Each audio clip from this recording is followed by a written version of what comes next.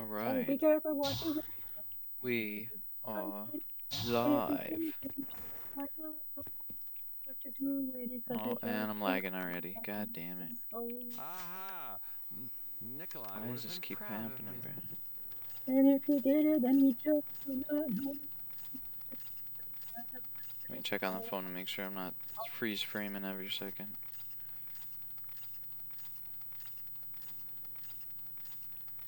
You know, I feel so much better going in here with a helmet and armor.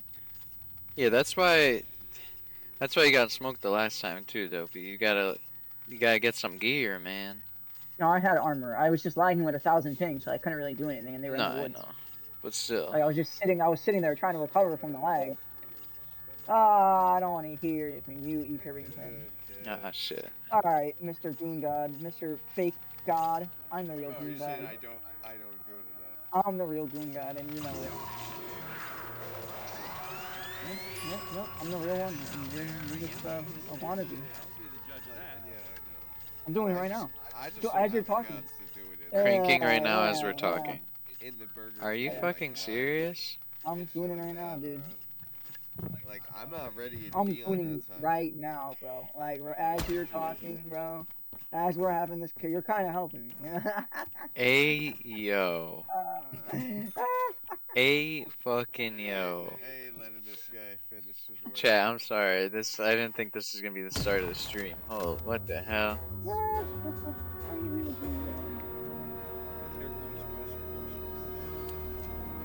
Schmoop's getting freaky. Doing some real clean shit. Real good shit.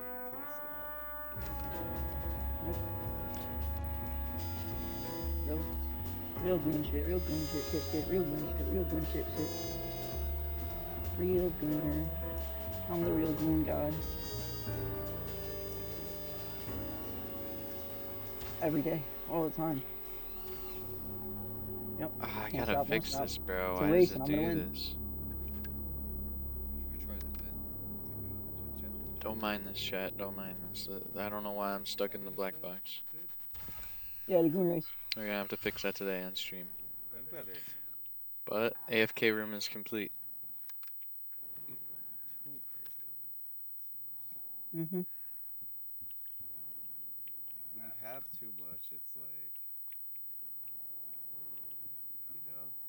you know. Mm-hmm. Oh, I have too much all the time. Fun that is. And then Yeah. then you're Alright. like, damn.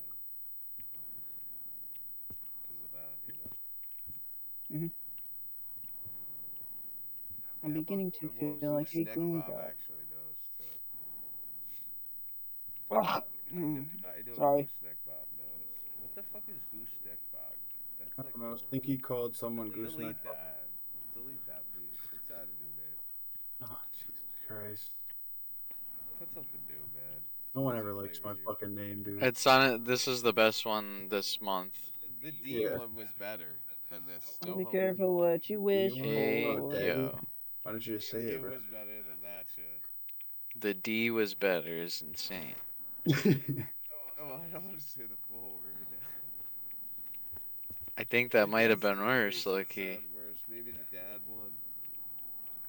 Egg pipes from Baghdad. Just go back to Gustavo, man. What happened to Gustavo? What happened to Dab Bongo? Yeah, what happens to that bongo is right, bro. Goose neck, Bob? You're throwing neck, dude. Yeah, you're bobbing What for the happens neck. to Gustavo, bro? Like Bobbing Where and weaving did on that he penis. go? Sorry, chat. This is a bad intro. Oh, God. I've been caught. We got a lot of progress done this morning. Now, we Oh my are. God, Brayden. As you can see, we're not getting booted back out of the What do you have? AFK room. What, you still need building Be in materials? here for an hour if I need wanted to. 3 more. And you hop in the elevator, 3 press the more. button, you return to the horde. Interchange. As a As a scab? scab. I gotta fix that though. I don't think I can You get shouldn't the be task pointing done this like way. this. Yes, you can. As long you can obtain certain items, so like a game like building materials, you can get that as a scab because that's just nails, screws, tape, shit like that. But if you had to go in there and get like that That's all patch we've that you done, picked though. up, you can't pick that up as a scab. You're a gooner. Initiate the link. I have Good. 80,000 rupal on me. You want it? Elevator Rupal? up to the AFK room. I'm gonna Yeah, show you you my want it? rupal. You want the Oh 8K? god, my stream's already lagging. To be honest, I'm kind You of wanna see what it is? discombobulated right now. Because you're gooning and playing StarCraft, isn't it? I need time to refresh myself. I need to go drink some water. Hold on, I got this body armor. It's a Flash IV body armor right here. You know this shit. Totally not Came out sponsored. pretty By the way. good, man. Came Yeah, out pretty definitely not good. sponsored. Let me take a sip. Hold on. Should put some stuff on this table, but that's about it. Maybe. What the fuck is going on, bro? I gotta fix this too. That shouldn't be happening while I'm looking out Body the armor. door. Flash IV. Strawberry Kiwi Edition. Just gotta put an Rapid Umbra target rehydration. on that. Yeah. Not sponsored. By the Add way. some Not decals on sponsored. here. So I'm let gonna me be shout straight. out everyone that supported throughout it. Shout Put out body AFK armor. room on the top. Yeah, man. Shout out Flash IV body armor. Let's just get Strawberry right Kiwi. into it. I've showed enough. Pipes from Baghdad. You know, I wanted to make a Twitch, but then I remembered that I couldn't play music, and I was like, yeah, Yeah, I'm you not. can. Yeah, no. What are you talking You play about? music on Twitch? I play music every day. Maybe it was a YouTube that I did. I don't know. Oh no, yeah, it was a YouTube. You know why? Because You can get I could never. copyright straight, but you can I can just never. mute those sections with those, like, Yeah. you can Yeah. auto mute it. It lets you No, when I you I try to remember upload. it wasn't Twitch. It was YouTube because YouTube fucking YouTube is the only thing I can get to work. My Twitch wasn't working, and then I had recently just like logged back into my Twitch. Brother, you can do both though and play music. It just after it's over, you just mute it. I would change my picture. I do it literally every single day. I'm gonna change my picture. I gotta do it for yesterday actually.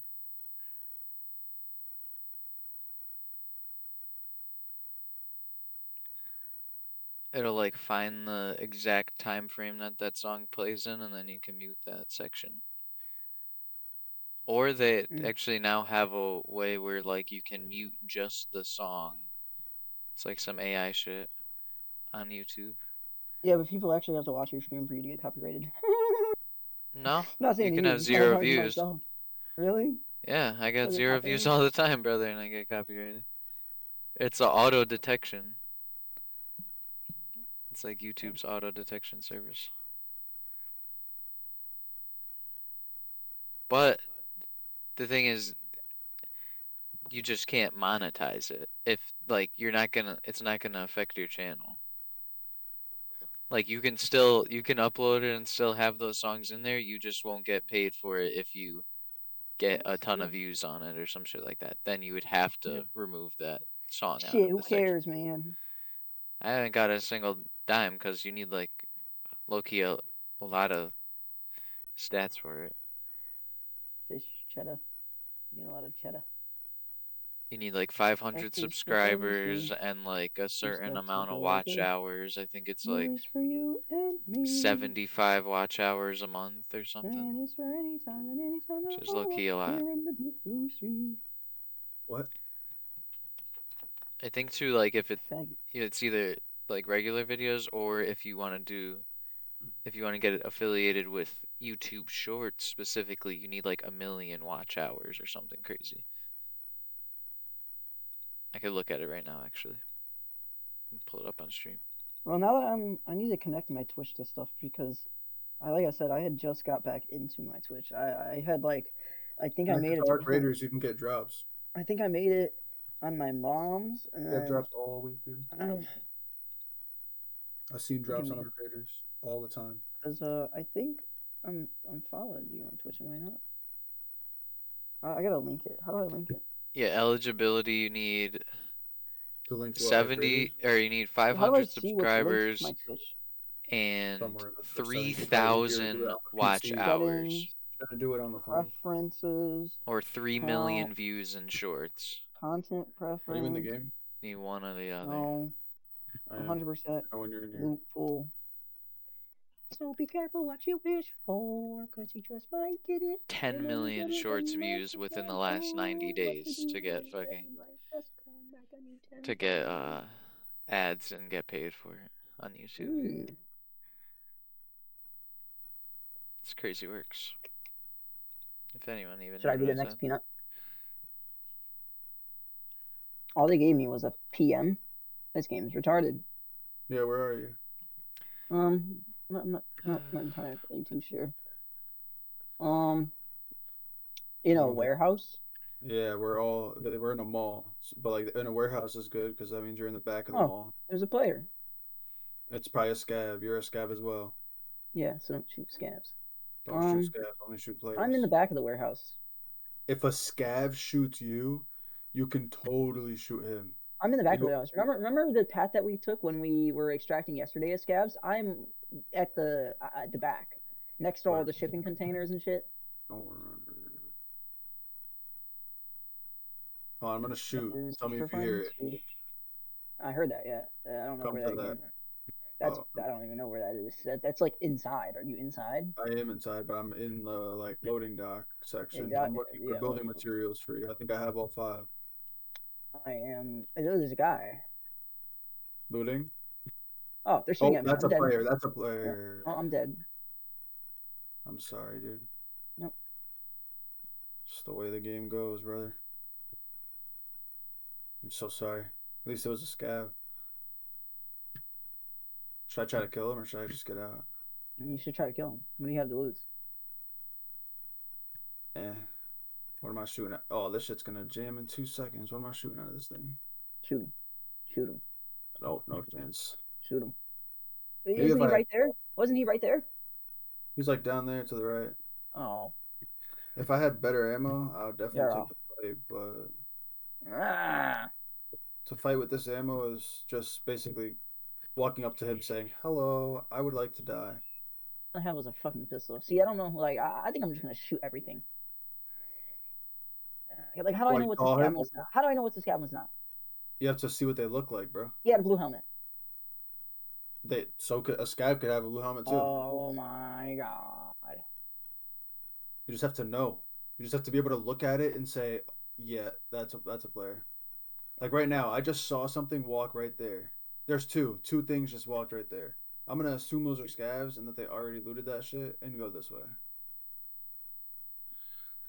Because there's only 17 minutes. Like that kid that just killed you is going to extract. Just so happened to be your unlucky day where you run into him at the same time.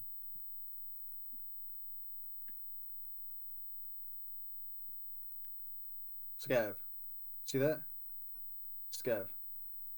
He looks poor, you know? That's why it's sketchy when you come in as a scav and you get juiced, because then you look like a player and other scavs are going to shoot you. Not AI scavs, other player scavs.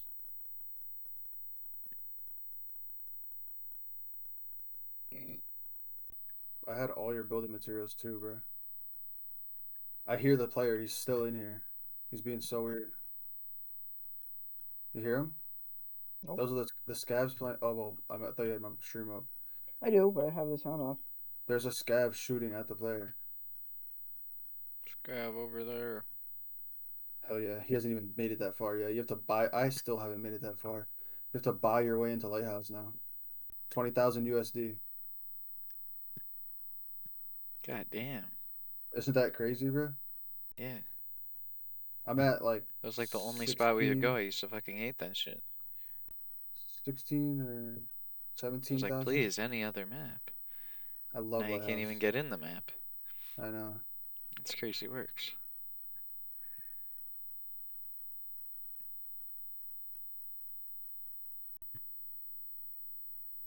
Dude, there's a lot happening out there. I don't know what the fuck. Ooh, cigarettes. I don't know what's going. Oh, look at Jordan. Little sneaker. There's a lot of people fighting out there. I don't really know. Sipping on gin and I'm juice. 6 likes away from Laid 600 back. likes, On my man. money, on my money, on my mind. Let's go. Oh, the map finally loaded up. Rolling down the street, smoking Indo, sipping on gin and juice. Sipping on Laid Dude, gin back. and dude, there's Joey's On my money, on my money, on my Joed mind. much back. fighting happening out here. I gotta go join.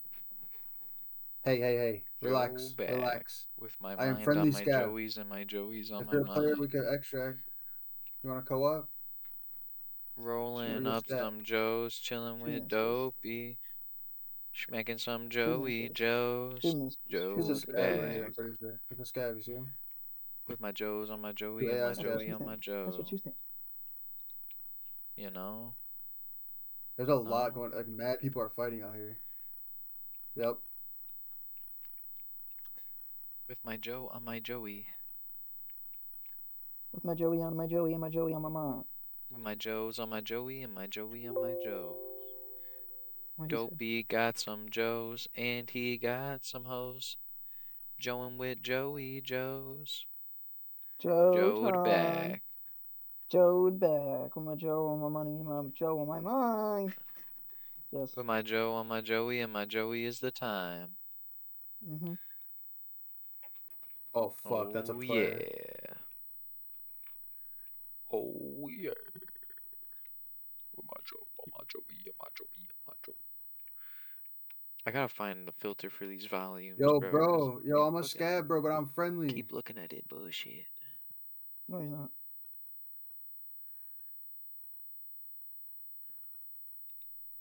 Yo, boys. Yo, boys. Sipping on Yo, Joey you guys juice. want to extract? You want to co-op? You want to co-op? Joe'd back. With my Joe Yo, on yo, my yo. You want to co-op? mind, You want to my co-op? You want to Joe. co-op?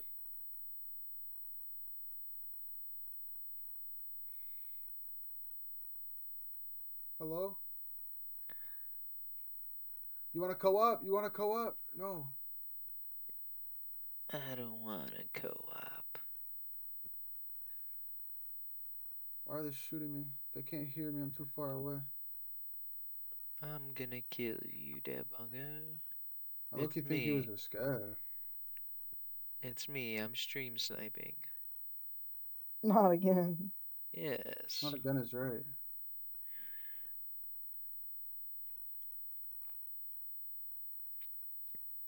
You ever seen that scary movie scene? And it's like the Yo, guy. I think it's Marlon Wayans or like his brother. You kind The of guy, look the like same Marlon people Wayne. that played in, the same people that played in White Chicks. But he's like getting fucked by the clown. Like the clown's about to kill him, Oh, and then he gets like dragged under the bed, and then he's like, get your finger out of there. And he says, "Here comes Ray." Hey, yo. My neighbor. It's That's a breezy. really well-known scene. You should probably know it by now. yo, bro. Are you a player? Are you a player? Hey, yo. My neighbor. You want to That's extract together, breezy. buddy? Shot in the face, dead. You want to extract together? I'm a scab. I'm about to remove this, Yeah, let's line go. out Let's of my go. Let's script. do it. Let's do it. Let's do it. Let's do it. Yo, there's two players or two scabs or something over there. Just be careful. I'm gonna lead the way. I'm gonna lead the way. So I die first. Come on, let's do this. Yo, you get crazy reward for extracting with a player as a scab. Let's fucking do this, brother. There's two people up here like running towards railway. I'm not too sure where they were. Over near that white van. That's where they were last. Yo, the green container. Green container. Green container. Green container. He's on the green container. You got to do it, bro. We could head tap him. You could head tap him. He's not there anymore. He's red container. Red container. Ow! Green fish. Your teammate is shooting you. What a piece of shit.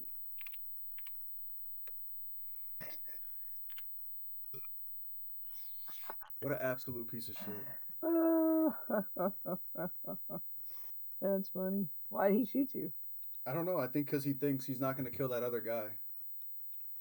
You should have just shot him in the face.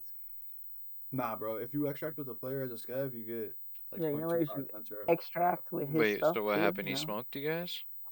He he smoked smoked Bingo. just me, yeah. Wow. Bingo was like, let's be friends, and obviously, He took out his Yeah, knife and hit the pole, see, and he was like, yes. And I was like, let's go. That's proof right there, Dobie. Can't trust It's worth no the one. risk.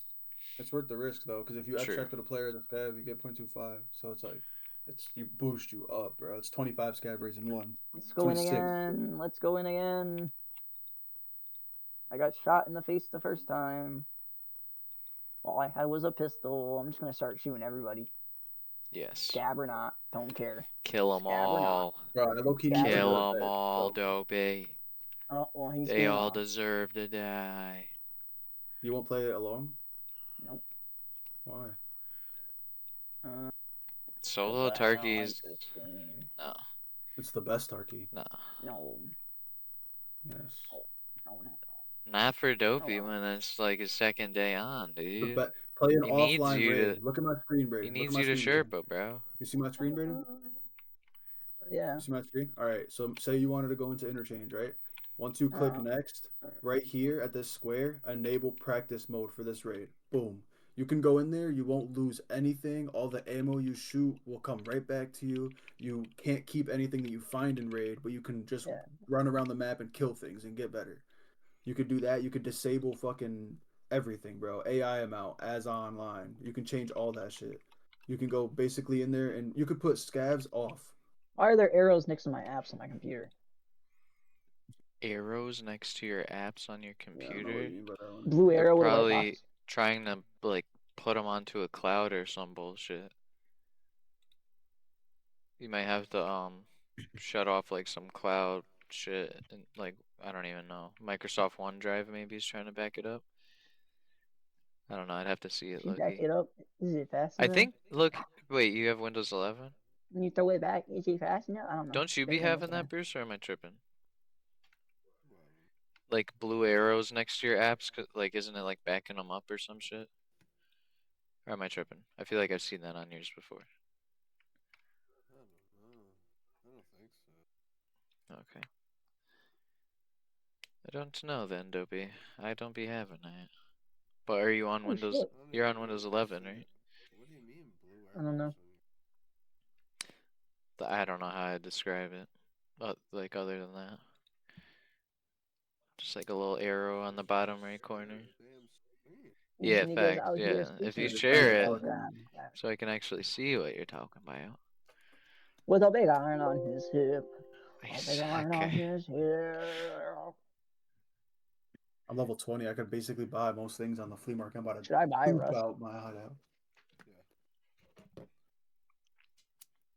A big iron on his hip. A big iron on his hip. 4 items in my wish list. One of them is Black Ops 3, $20 at 6-7% Yes, off. yes, yes, yes, yes, yes, yes, yes, yes. But if I download Bingo's version, am I gonna have to delete it and download this version? No. No. No. I'll just have the license You'll for it just now? both be able to play it at the same exact time. Huge payment. It'll like tell you, would you like to play as your edition or Dabongo's edition before you like launch it type shit. Type But you won't have to re-download, definitely not. Type shit. Yes, do it, do it, do it. Oh, I bought it.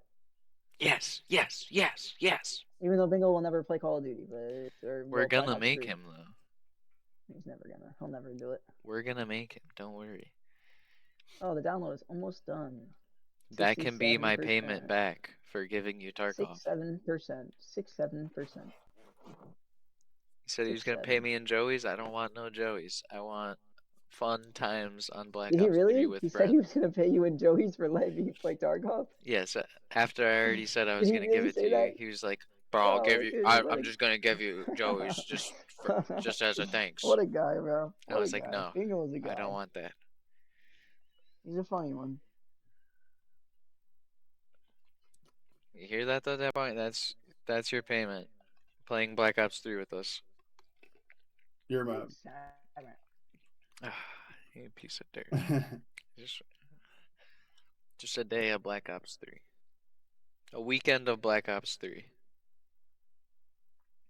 Is that too much to ask? Bro? A weekend? You got like too much to ask. 2 run-throughs. Wow.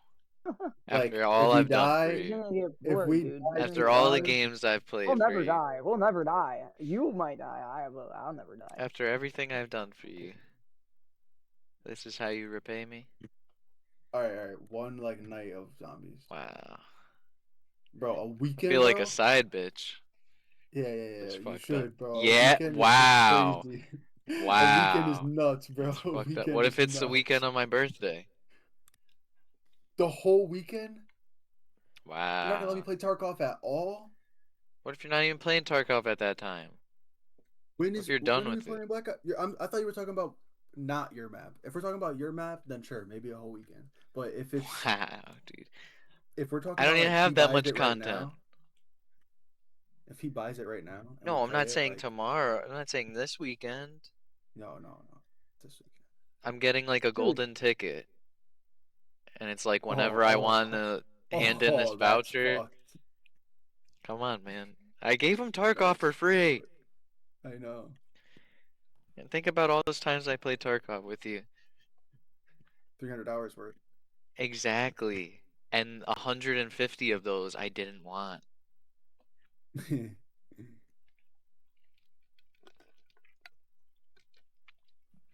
I might just buy The Outer Worlds 2 on console because on PlayStation Bruh. it's on sale for 50. It's at 55 and it's $80.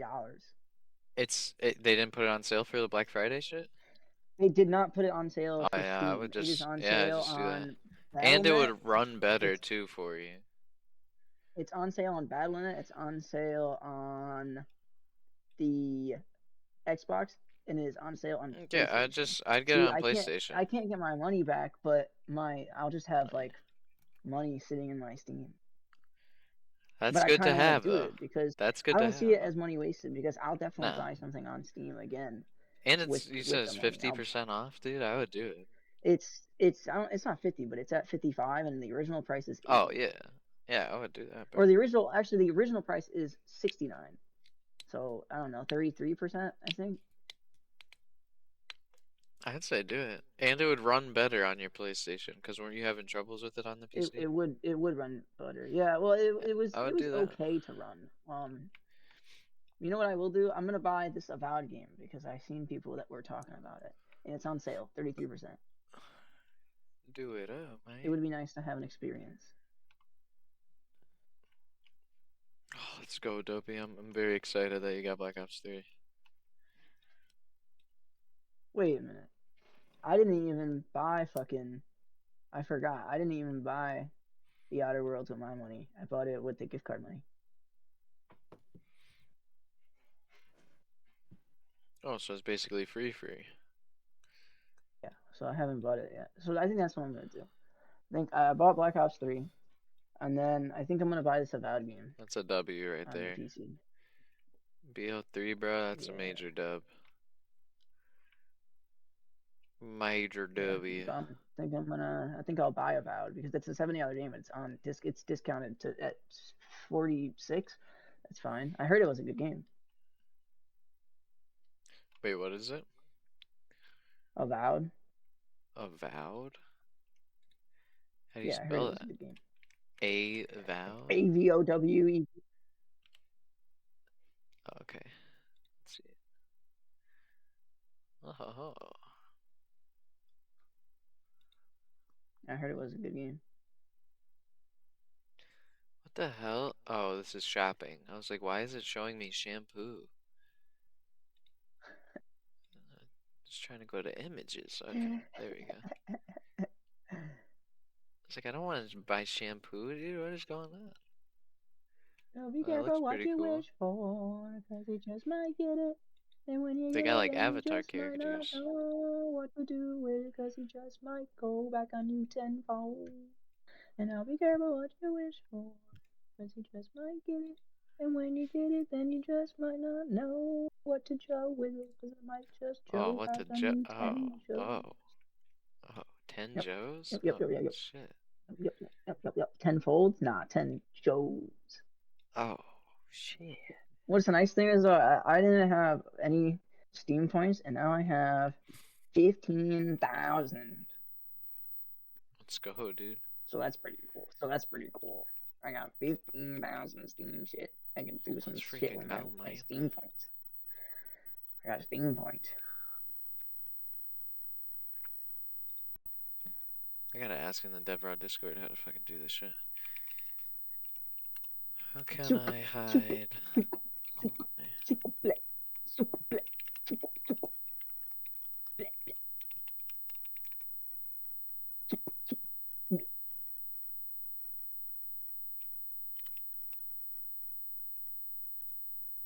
Bingo, you're still here? Still on fucking this game? I'm on Tarkov. I'm not playing. I'm about to open these Twitch drops. You want to watch? Yeah.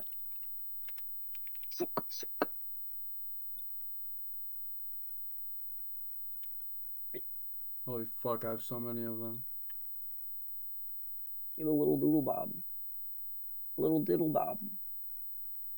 A litty itty bitty ditty bob.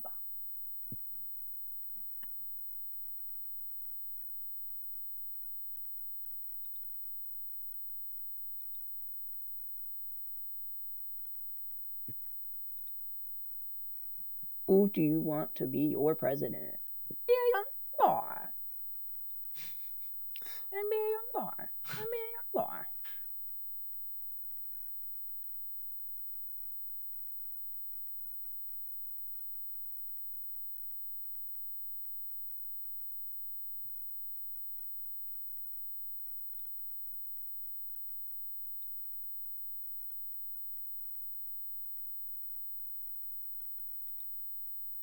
Alrighty. Let's see what we get out the Twitch drops. We got common Twitch drop. Unpack. Oh my god, that's so much dog shit. Put the duct tape away. Awful lot of Duke. Put the WD-40 away. Yeah. Awful lot of Duke from that one. All the common ones are probably gonna be pretty shit, but I need USD, so sell all this shit to Peacekeeper. The rest of it goes wherever the fuck it can go. Bada bing, bada boom. Look him up here. Car. Ooh, we keep cars. I gotta set up all these volumes, man. This All right. be rough. Oh, what is this? A common? Another one? Open it up. Take the tape. We take all this. We take tools. We take task items.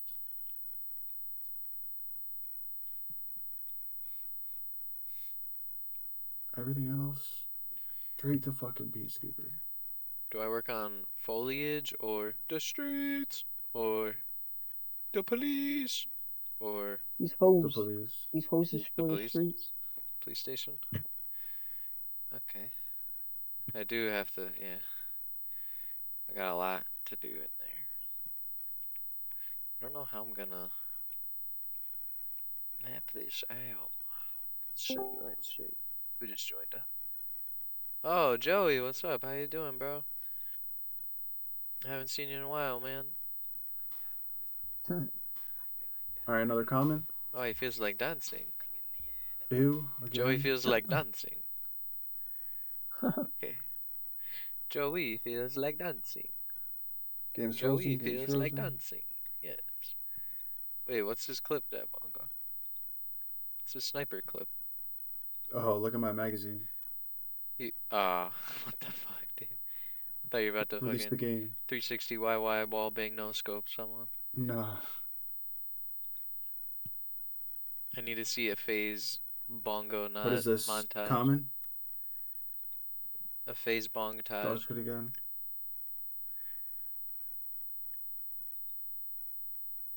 Craft this up real quick. Not even gonna be It'll be today. Oh. Ugh.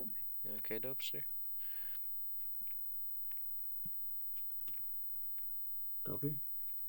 Don't think so.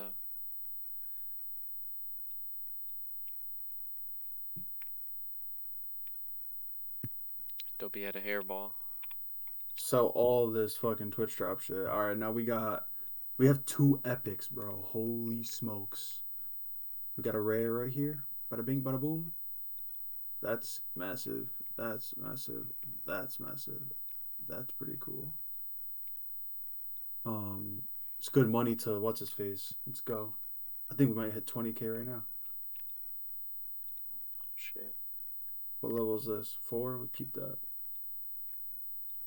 Dude, fuck it. I don't care.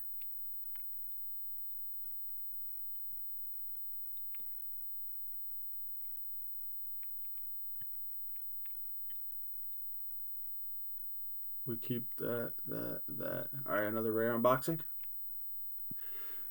Ooh, look at that. We got a task item. Keep that. Keep that. Oh, I got a magazine for that gun that I need. That's sick. Unpack that. Here, we keep this just to be that guy. Everything else, you keep the sugar. Everything else, get some fucking American dollars for that shit.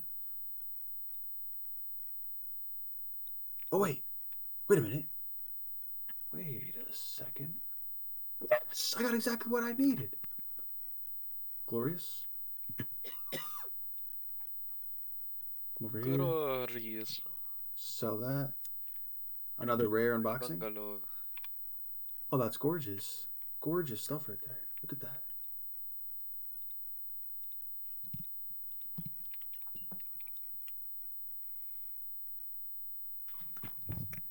Jesus Christ.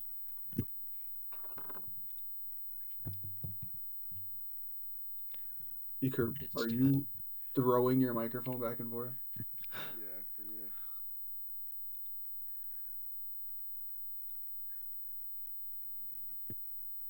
That bongo never wants to talk to me unless it's something I did wrong.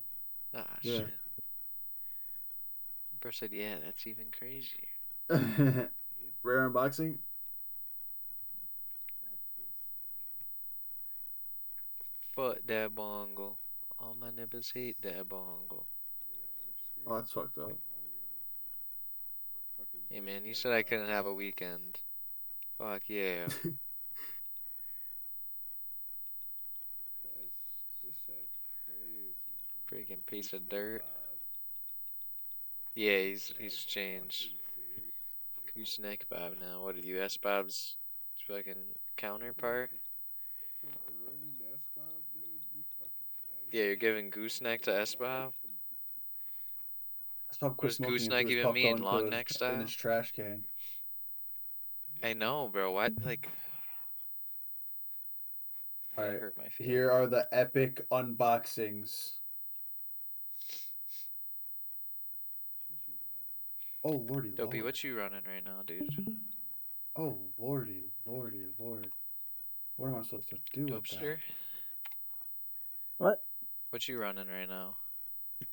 Bro, Chacho? Nothing. I'm fucking watching Bingles fucking open these Oh, hell boxes. yeah. Not, just looking at all the goop he has. I just got Hell so yeah. much goop from that, bro. I just got so much goop from that. I'm glad you witnessed that. I have one more box to open, but I need to see you open it. I need to lock this. I need to do this and Oh, sell man, that dude. I'm fucking and beat. that and that and that and that like that. Then I need to do this. It's not even gonna let me. Yes, it is. Then do this. Do this. Look how ugly this backpack is, bro. Look at the inside of it. Yeah, I don't even know what that is. It's just so long. It's I long, but Can't fit has anything kinda, in there. I yeah. kinda You fuck can't put with like a it. gun in there. It's only like helmets and headsets here. I kinda fuck with Not a it. big gun. Oh, it's Selling that that one? shit. That one looks like drip, too. Wow. The mechanism. Yeah, it looks This is fire. some drip. The blackjack, No. What's drip about that? bro. What? It's massive. Yeah, but that's not drip. That's just large storage compartments. Drip is swag. There's no swag in that. Drip is swag, and there is no swag in that. I agree. Yeah. Sorry. Like the Sorry to be pilgrim, a right? hater. That's the purple one. Last epic. Yup. Is The the the purple's big black one pilgrim? looks better. That's swag. I just opened the best crates that I. Oh, I got a fucking dude. Let's go, Like bro. your bubble coat? That's swag. Hell yeah. Let's fucking go. That striped helmet? That's swag. No, the other one. Well, I guess they're the same It's the thing. same thing, yeah. Closed down though, that's tough. Oh, you can what? That's crazy. It's the marijuana. All right, I officially have too much shit.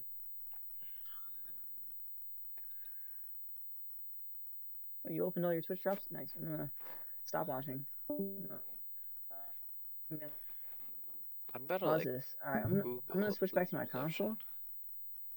I'll be right back. Black Ops 3 better be downloaded.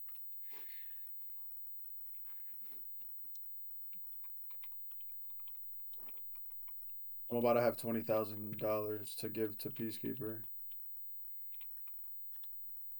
And he's gonna show me where Lighthouse is. Apparently. That's what they say. That's the word on the street. Oh shit. I have 20,000. Dude, that took so long. I finally have 20,000. And I also have almost 3 million rubles. I feel rich as fuck. Nobody can stop me. Um, is this a real thing?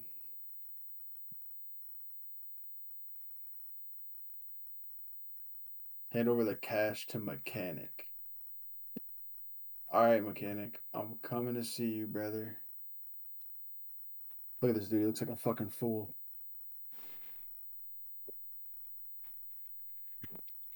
But I can't. Oh, he looks like you, dude.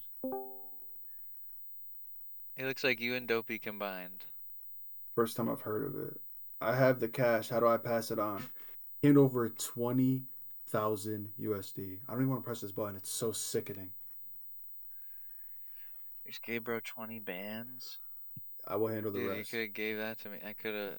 That's I could it. have flipped that I'll hit. motherfucker. That's it. He said, just don't leave it up to me. I'll handle the rest. Tell me I can go into Lighthouse right now. Oh my God, I can. Oh my God, I can buy Lighthouse. I'm so excited. I'm so excited. This weekend's going to be amazing. No, I'm handing them my voucher. Fuck you. Fuck you. I'm handing him my voucher. No, dude, this weekend's going to be fucking the best. Oh, Dude, I just God. unlocked Lighthouse, bro. You paid real money to unlock that? 20,000 USD.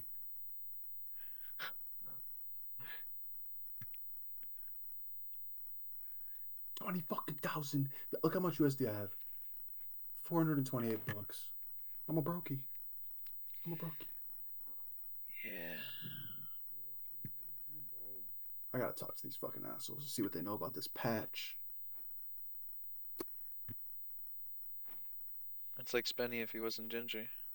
Ask someone else. Yeah, he is. He was just He got listening the to same something cut. on here. They got the same shape up.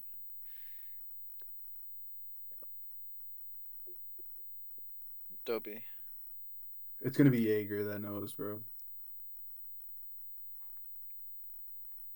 Skier, what up? You know anything about this fucking patch, bro? I'm not getting into that mess. Okay. Whatever you say, buddy. Who else we got? We already asked Mechanic. Can I talk to Peacekeeper? No, he still doesn't want to fuck with me. We talked to Mechanic. Ragnan, he don't know shit.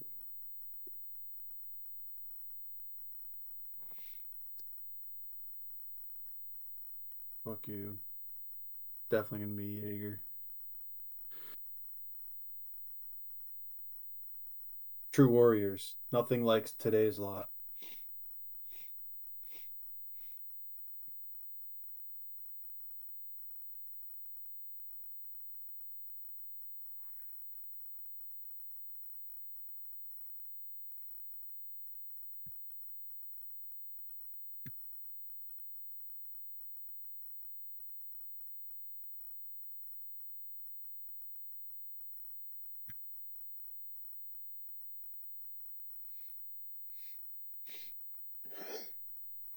Dopey. Yes, sir. Look for the camp in the Is rocks BO3 across downloading? the road No, it's not downloading from right now. USAC It's at camp. 70%. Oh my God. Talking supplies. I'm gonna have it download when I watch my show. And it won't be Dopey. affecting anything. I'm gonna give you a knuckle sandwich. Wow, bro. That was fucking fire. I'm so geeked out on this game right now, dude. Good job, Dad Bongo. Let's You fucking did go, good. brother. You did good. I need to ensure access to the lab and access their secret terror group facility. That is tomorrow's quest. Yes, I'm I'm rich. I'm rich. I have White House. Do I just scab it? Do I just scab it just to scab it? It's 12:30. I can't. This is my scab for tomorrow. Ooh. I cannot wait. I cannot wait. Work's gonna go by so slow because I'm gonna be sitting there thinking about, oh, I can't wait to kill a rogue. Oh, I can't wait to kill a rogue. I gotta stop playing. I gotta stop. Nah, I got off Thursday and Friday. Fuck it, call out tomorrow too. I don't think I'll get paid for Thursday and Friday if I call out tomorrow. But Okay, man. Tell him it's for Tarkov. no. Don't understand. But bro, can't wait to kill a rogue. I have to leave all my friends behind. It's time. It's time. I'm leaving all my friends behind. Playing solo from here on out. I'm going insane. So basically, you're saying Smooth sucks at bullshit. No, not Smooth. Smooth is level 4. Okay, like this dude literally can't do anything. But like everyone else, they're so far behind. Blue Slip solo mission. Crazy I'll catch you guys later. I'm GG's, out of here. brother. GG's. Brandon, play some Tarkov alone, bro. Trust me, it's a great game. Don't do it, Dopey. Don't suffer. It's not fun alone, man. I don't even play Arc Raiders alone, dude. I'd be queuing with people. Or I'd be waiting for Stinky. Like, I want to play a game, I want to play Arc Raiders, but, like, I don't want to play Arc Raiders because I know that if I go in there alone, I'm just gonna fucking, like, lose shit. Like, if I go in there with, like, randoms, I'm just gonna lose shit. But if Stinky was here and I can go in with Stinky, oh, Yeah. oh, nice, very nice, very nice. Alright, well, objective complete, boys, you know. Black Ops 3 acquired. Yes. That's a very big W. Custom zombies inbound. Yes. You gotta download the Wanted map. Yes. Trust, bro. That one's so fire. I might play some skate. I don't know Damn. yet, cat. Ooh, low-key. A nice game I like to play by myself is skate. Yeah. I'll play skate by myself because I love skating, but I can't play like Arc Raiders. Arc Raiders is like a hit or miss, but like I could never play Tarkov by myself, dude, because I only play that game. Fuck that shit, bro. I only play that game. Fuck that shit, dude. I wouldn't play that bullshit either alone. It's agony, dude. But Arc Raiders is different, bro. Arc Raiders, you like the That shit's a community in pain in solo the is a ass, lot I'm not nicer. gonna lie. Tarkov's a big pain in the ass. I tell you what. I played too many hours of that shit. I know. That's why I can confirm, like, that is just not my game, man. No, hell no. I understand, dude. I mean, I like it. It's like okay, but I'm just playing with my friends. If I were to play like a game that I thought was better, I would play Arc Raiders. Because Arc Raiders is not. It's not better. I understand why people like it. It's like they don't like it because it's not. You know, it's not It's first person. I get it. yeah, it's completely two different games. But Arc Raiders is like a good game to play. Like it's a good game, and it's good right now, and so that means it's gonna be good later. And I understand that like Tarkov is a good game. Like I'm not saying it's not. I'm not saying it's not. It's a pretty cool game. It's just like I can't be lagging, dude. You know, when I play it. Yeah, And even unfortunately, without the lag, watch my though, friends.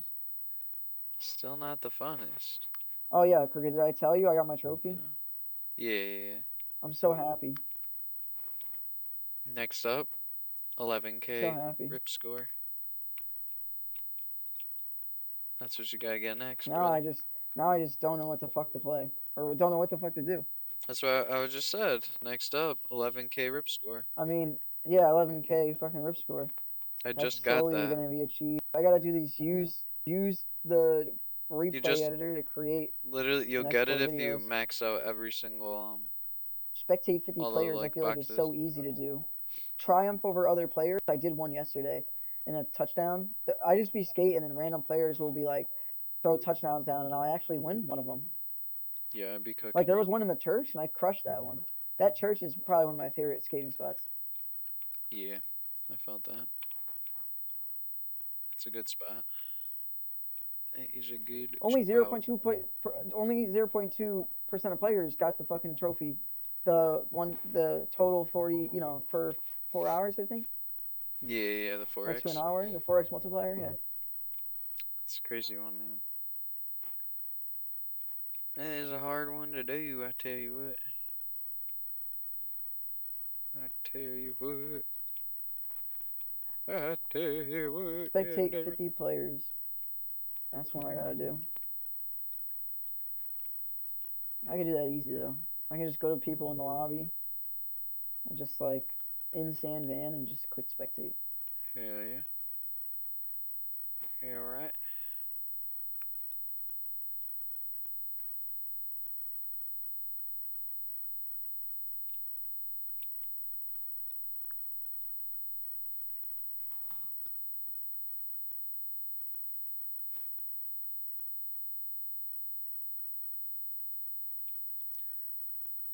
Dun, dun, dun, dun. Dun, dun, dun, dun. Dun, dun, dun, dun, dun, dun, dun, dun, dun, dun, dun, dun, dun, dun. I'm gonna do something like the bank for the reception section. I could quite literally use exactly the same thing. This one guy's just dropping his skateboard on the ramp. Watch. Watch, bro.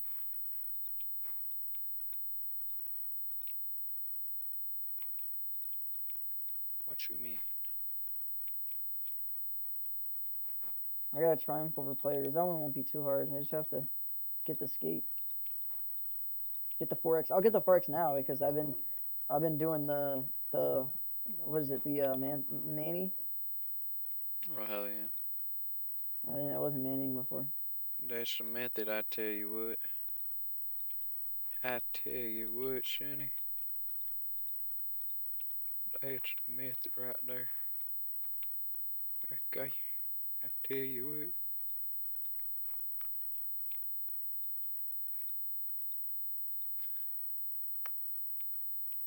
Bro, you gotta look up that wanted map I'm telling you about. That shit is fire. Might be my favorite custom zombie map. I ain't even gonna lie to you. I tell you what.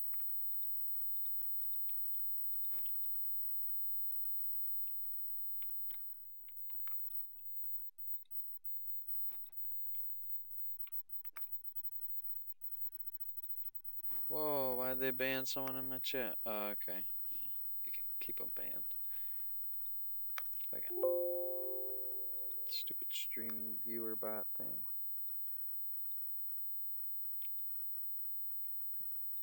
Screw those guys. What am I missing on this piece? Ugh.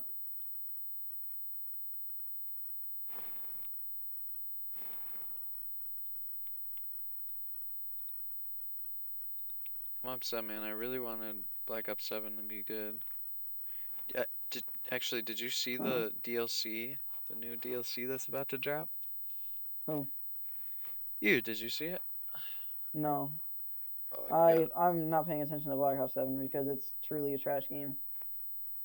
the When I saw that zombies, sniper though. that shoots through fucking walls, No, the yeah, zombies is kind of multiplayer AIDS, is. dude. To be honest, it just looks the same as Black Ops 6.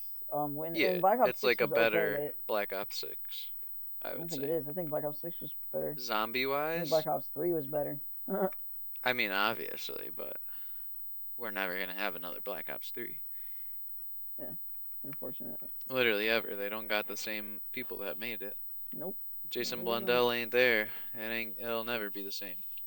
But There was a guy at Destiny at the Bungie, the main executive of Bungie is gone now, which he was like AIDS. Like he's the one that made he fucked Destiny all the shit up. 2. He was the one that made the new Halos, and to be honest, nobody really. I mean, some people liked it, but it wasn't as better as like Dude. old Halos. Like it wasn't like what people wanted. Halo 3 was peak. It's always the third in the Halo trilogy. Reach was peak, dude. Halo Nah, Reach bro. was fucking mint. Halo 3 There's was no the better one. than Halo Reach. Reach Halo was 3 fire. was the one, brother.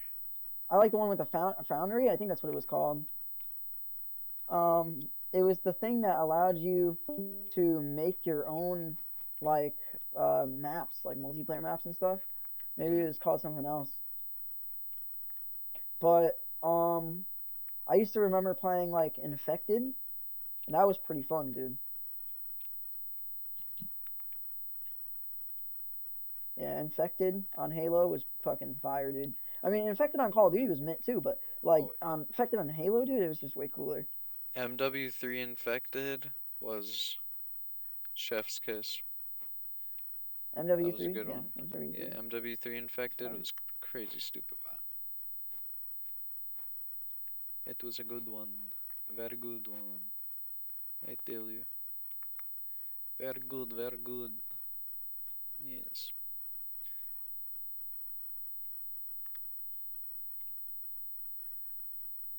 But now you gotta look up the trailer for the new DLC on Black Ops 7, bro. It looks insane, I'm not gonna lie. They're like in space and it's like I don't even know how to describe it, bro. The new boss guy looks so crazy though, bro. I hope someone rips him and puts him into Black Ops 3 so I can use him on my Oh map, my bro. god, dude, I I just did need a him. one. Oh my god. Dude, I am disgusting at fucking skate for some reason. I'm skating some crazy shit right now. Yes.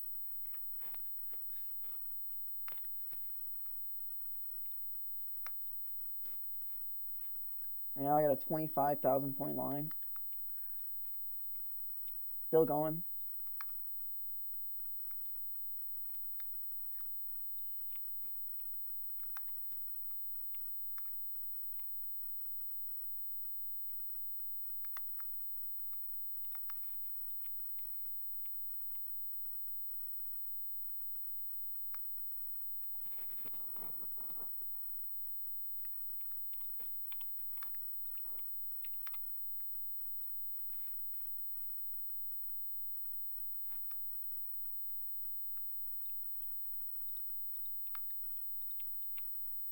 Oh my god, 38,000 point line. This is crazy.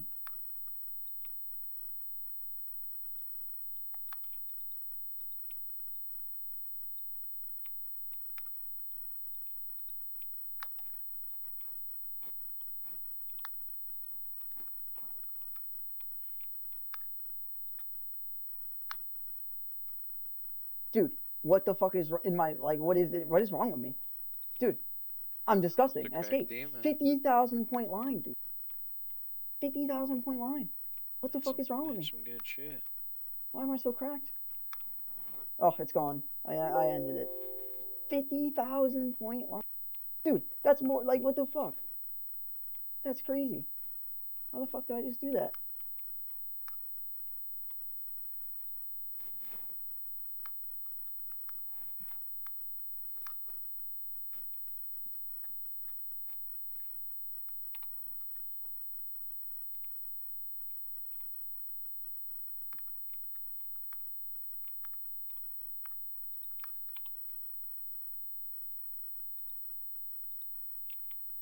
You know what else I've been fucking with in skate? Nollies. Like, instead of, like, ollieing, I've been trying to nollie more because I realized that nollieing can get you into a lot of places that ollieing cannot. Hell yeah, brother. Like, I've been, like, nollieing over some shit, and it's just crazy. Like, I mean, like, I don't know. Because I've been doing the same shit in skate, so now I'm just doing new shit.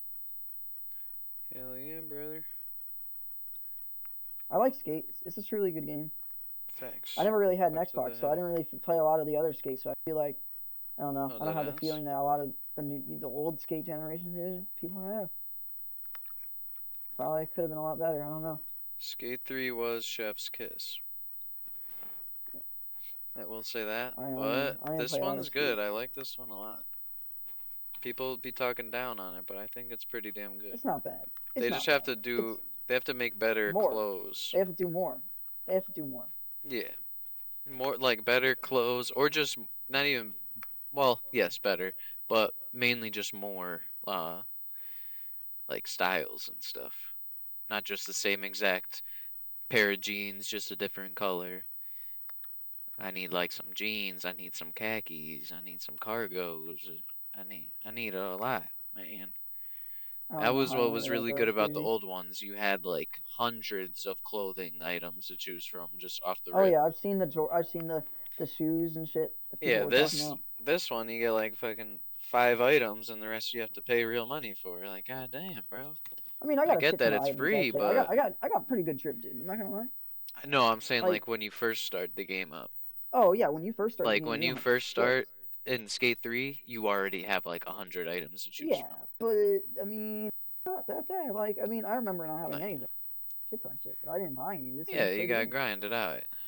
Yeah, you gotta play the game. They make it so you have to Yeah. play the game to get some shit, and then you can also buy shit. But how are they gonna And make it's money? free You to know? play, so like And they it's gotta free to make play. some And it's money. free Yeah. to play. Yeah, yeah. So they gotta make some money. So They they gotta make make it so you get something some off free it, so drip, I and then they're like, understand. we're gonna release some drip. And people do buy the drip. Like, I mean, people buy the battle pass. The battle pass was a bit much, I Yeah. guess. The free stuff in the battle pass is pretty good too. So I'm not complaining. No, So yeah. like, I don't think I'm ever gonna buy the skate pass. Maybe next They season need a if they better give me more. pass if Maybe I'm next gonna season buy it because again. I have 800 of the goose books. Cause this one was really bad. I'm not gonna lie. I got 800 goose books. Hey, dude, these 777 pants are pretty fucking lit, dude. I'm not gonna lie. Yeah, Oh, but these are the ones you get from the pass. Pretty cool. I that's mean, the just fresh one green item striped though. polo. You know, Yeah, no, a lot of the items are, but I mean, they need to I cook to be up some honest, more for me yeah, to buy maybe they again. will. I think they will. I think they A lot of realized what like they did these wrong and they're Shade gonna Tech fix it pouch this time pants are around. probably fire. This board looks fire. The Tough Luck punch board, pretty cool. These Shade Runner mid tops are pretty alright. Oh, yeah, it's not the worst. This I just know colored polo, just black from the old polo, games this they is could do alright. so much better. Oh yeah, no, they could do better. Which I think they I mean, realize these and are fucking fixing it Camden now. boots are pretty fucking lit. They should add some Tims into the game. That would be fire. Exactly. I do have the Doc Martens from the Battle Pass, which is Yeah, the Camden those boots. are cool. Yeah. The boots are fire. The boots are Those fire. are cool. Boots are fire. I think they should actually be Tims though, but they're not. But they look like Tims. Yeah. They Like give these more of like black a Doc mesh Marten baggy type short. of vibe. These baggy jorts are alright. Like, well, I would like these. I would like these, but see, I wouldn't buy the pass. Yeah. No, the pass is not worth it. This At alien least one's pretty not right cool. now. I wish I didn't buy it, to be honest. But what is Leather cool jacket. is Leather jacket is kind of fucking mid. you can keep like buying stuff after the battle pass is over, so that's cool. Yeah, but you see, the thing is, you don't even have to buy the actual like battle pass to get the battle pass. Like, I can like next season, like I can get some goose bucks from the pass, and then I'll be able to Yeah, buy the buy battle it. pass. Isn't it Yeah, like true. 1100? I don't remember, to be honest. That was crazy. Oh, let me check. I can actually check because I'm here. Yeah. Skate premium, go premium. It's 1,000, and I have 800, and I didn't buy any. I got them free. I don't even know how, but I mean, They some of gave them were from. they gave 500 for free because it's just like they're like, we're sorry for all the like the hiccups throughout. Here's 500 Yeah. free. Okay, well, see, that's mint, because then I can get a fucking pass at least. Maybe if I No, see a hell pass yeah. is fire, I'll be like, oh shit, let me get this shit. Fingers crossed. I think December 2nd is the new update. Hopefully it goes crazy, man. I'm pretty sure December 2nd 2 Dark Slides will be in the game. I don't know. Well, no, that's Dark season Slide? 2. Yeah, I've seen. Season No. I think 3 Dark is Slide is Dark being added. Slides. I'm pretty sure it's season 3 that Dark Slides come out. I think they need to add something fast because the game is getting bland with the same old shit. Yeah. I mean, yeah, there's like these new spots that you can skate, but like, I don't know. I feel like same old tricks over and over and over and over. Yeah. They definitely need to upgrade. And I think they should add like some of the tricks that are already out but aren't in the trick log into the trick log, like no comply. Yeah, facts. Like, boy, oh boy, I would love to know how to no comply, but like, look at it. Someone's trying to explain it to me. I can't do it. But if I looked at it, I could do it. True. They got a lot of work, but I would say they're doing good for what they got so far.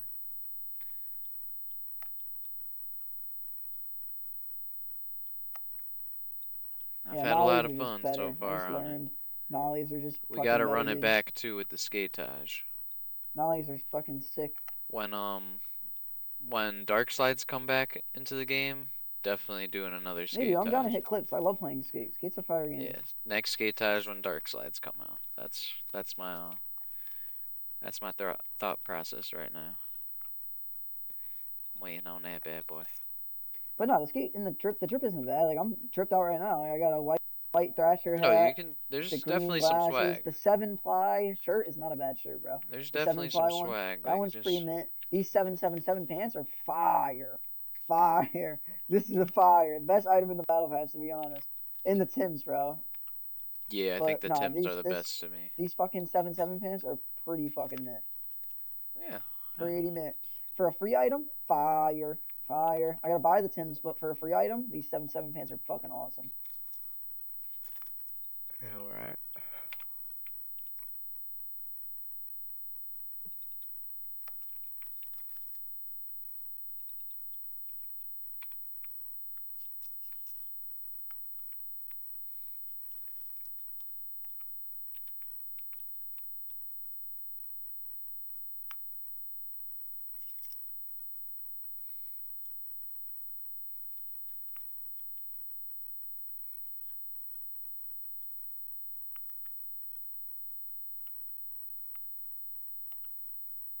Ooh, inward hard heel flip. Fakey inward heel flip. Nice.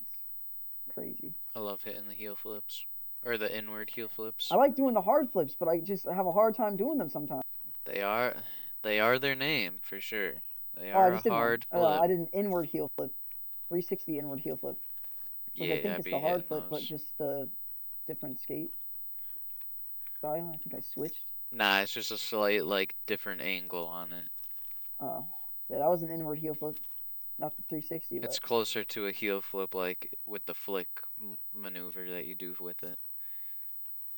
oh, that was a switch 360 flip.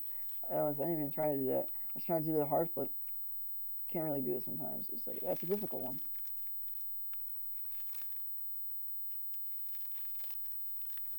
That was a heel flip again.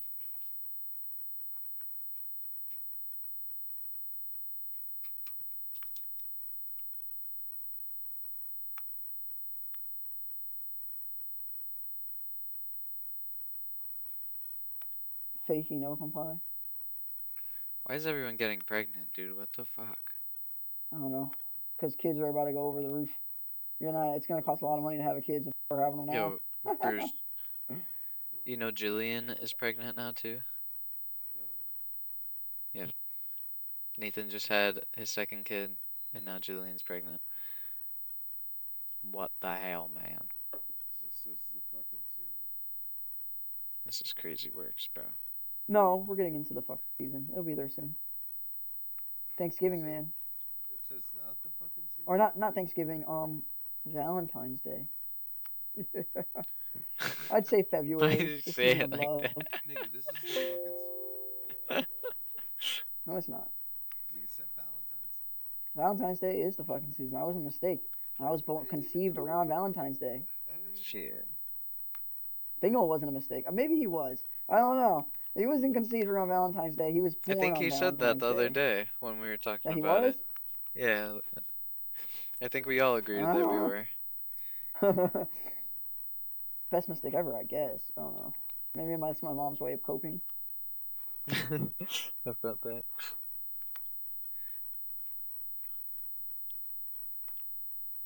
It's okay, man.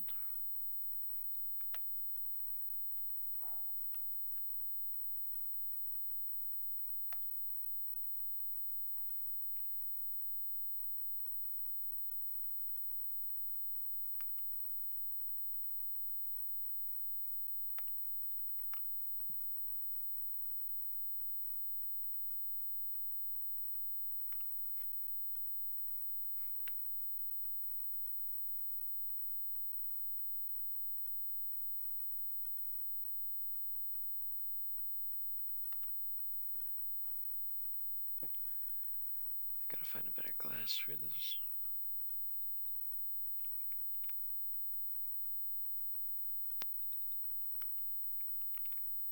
Fuck. Oh.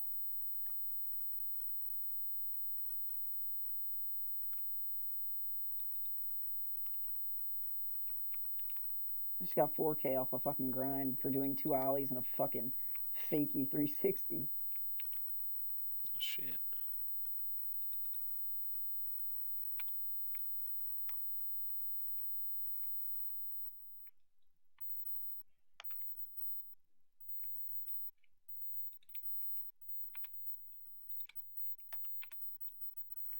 Oh, that's not good. I can't. That No, one I hurt. can't use that. God damn it! I can't find a good glass texture.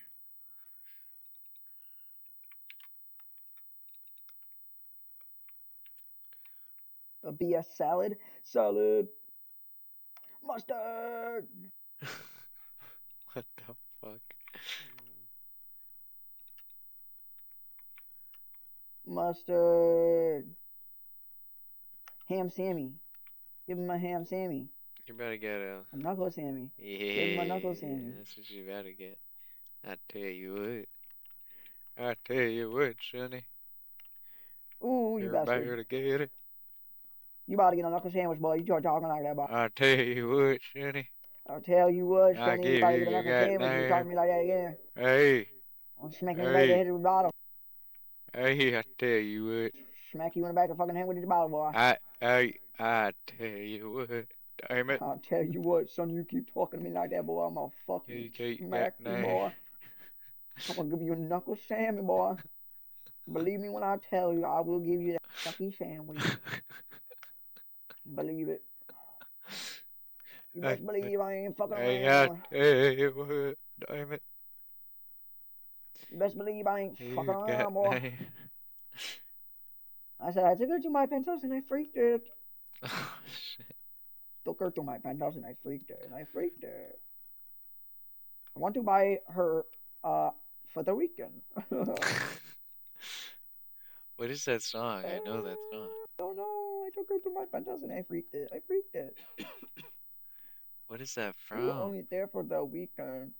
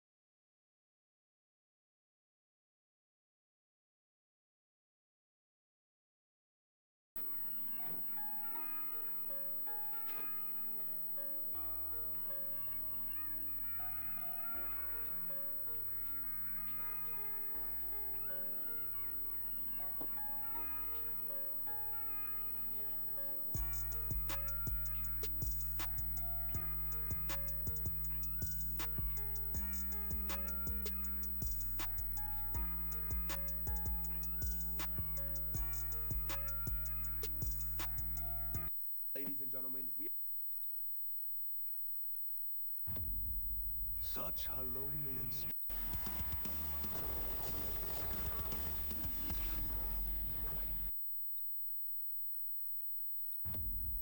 such a lonely and strangely beautiful place to die.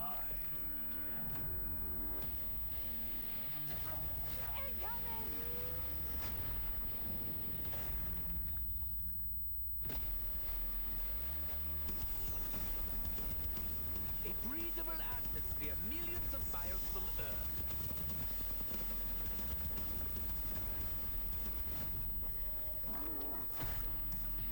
Goodbye, Hell Pig!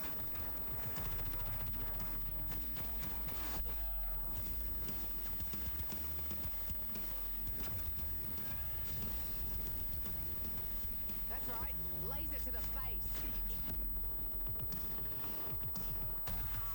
Well, there goes the last of my hearing.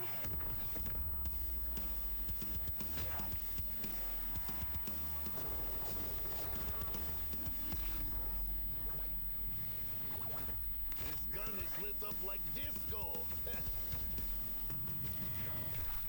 3 guns. That's twice as many.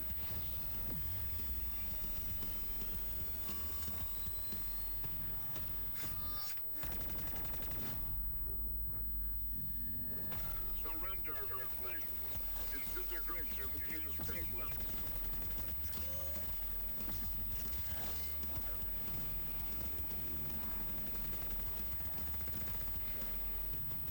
When your enemies are stupid, outsmart them with violence.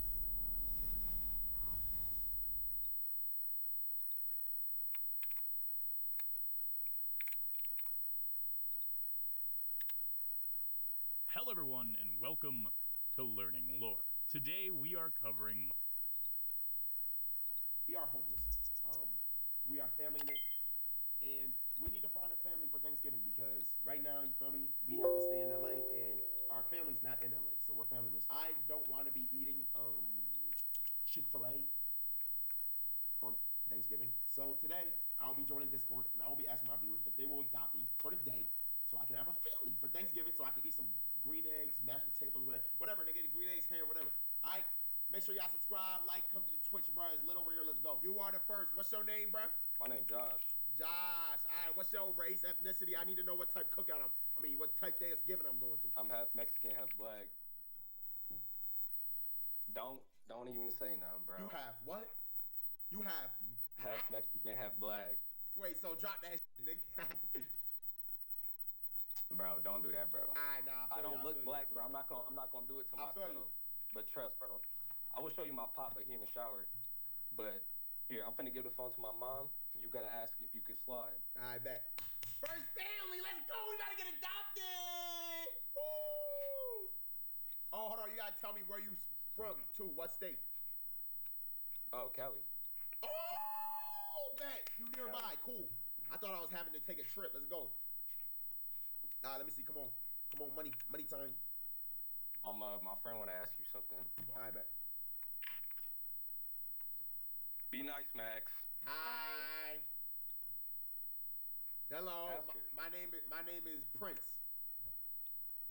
Oh, it's not. It's Max. It says Max right there. His name is Max. Hello. Nice to meet you. My name is Max. My name is Max. So I'm currently, I'm in Los Angeles, but unfortunately my family, is on the other coast. So I don't have a Thanksgiving meal this Thursday. And I was wondering if you guys were willing to adopt me for today. Sure. Oh, is that easy? I bet.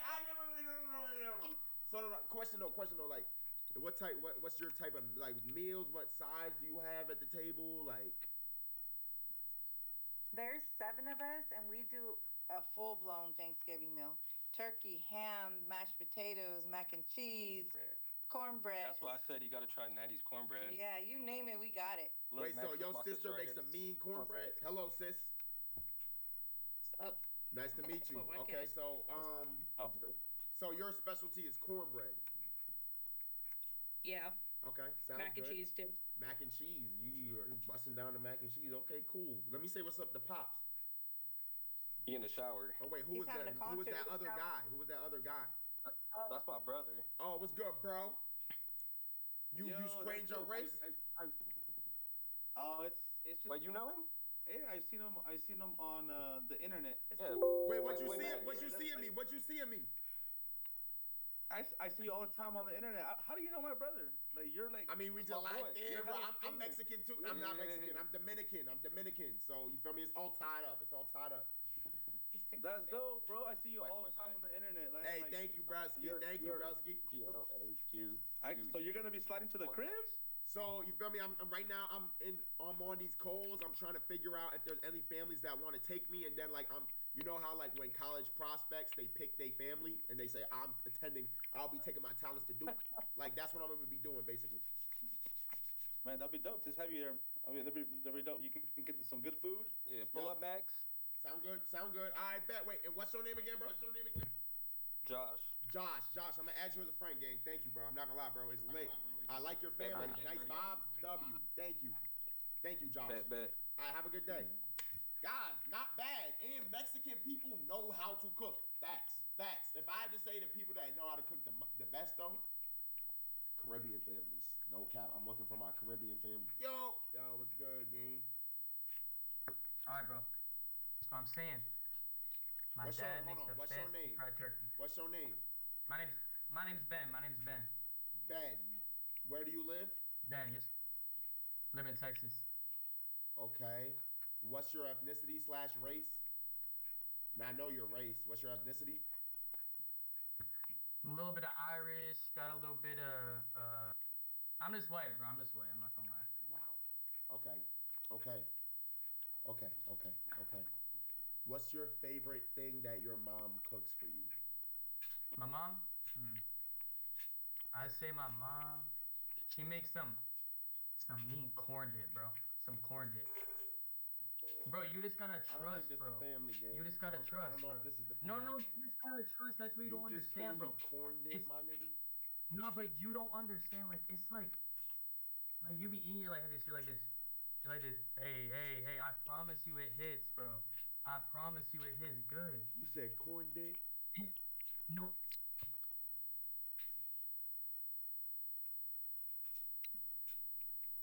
You think I said that, bro?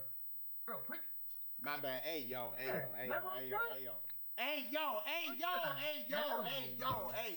look. Come on, bro. All right, look. Hey yo. All right, look, bro. So look. What is your eats at the Thanksgiving? Like you got turkey or like what you got in that bitch? All right, so I'll give you like a little rundown of the day, right? All right. So we wake up. Yeah, right? what does a white Thanksgiving look like? Like that's what I'm saying. All right. So you wake up, right? You wake up, and this is what we do. So my dad's usually on the front porch. He got this little metal bowl, right? Oh hell no! Wait, hold on. It's not a bowl. It's not a bowl. Not like a pot, right? A big ass pot. Big ass pot. With what flag, Connor? What flag is on that front porch? No flag. We don't got a flag. Why would we have a flag, bro? What? All right, keep going. All right, chill with that, bro. Chill with that, bro. Keep going. All right, so we get the pot, right? We get the pot, and then you get the turkey. You got the oil and shit. You know, you're ready. You put the turkey in there and you deep frying it, right? And you're deep frying it, you know, watching some football, doing something, right? And it's hitting. Trust, you just gotta hit it. It's gonna hit. Deep fried turkey. Yeah. Or maybe is it deep fried? What is it called, bro?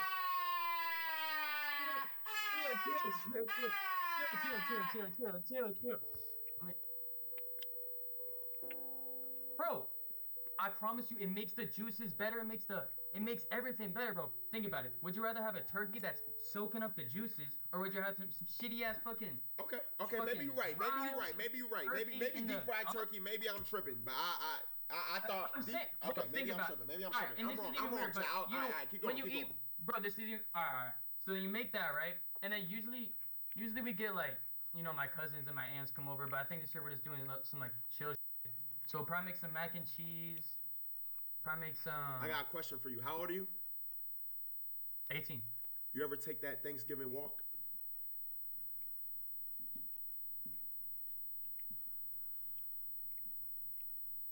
Keep going. All right, I like your family. I like your family. Keep going. Keep going. Keep going. Keep going. Keep going. All right, so then we cook up the food, you know, bring everything in the kitchen. We got everything going. Get some rolls going. You know, can't forget the rolls, bro. The rolls be hitting too. And then sometimes we got like a big ass table where everyone just sits there and munches. What's up? What's up? How many cartons, like how many things of milk do you got at your Thanksgiving? Milk? Okay, trick question. All right, you pass. Some niggas be having milk with their turkey. I had to make sure. Okay, look. All right, so look. What sides do you have? That's all I care about. Everybody knows Thanksgiving. We don't give a damn about the turkey. Nobody gives a True. Ham is cool. True. What sides do you have? True. Bro? Oh, we usually got some honey ham. We usually got some ham. I'd be pretty mad at that. All right. So the sides, we got the mac and cheese. We don't got some like, you know, crazy, like it's not some crazy, you know, passed down bloodline. You know, it's just some chill mac and cheese. Got the rolls. Got some green beans every now and then. You know what I'm saying? Got some stuffing. You know, just the basics, bro. You know? Okay. All right. You got collard greens.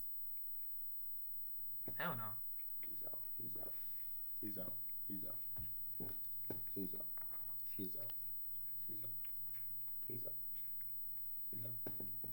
What's good, brother? Oh yeah! I know your family know how I cook, nigga.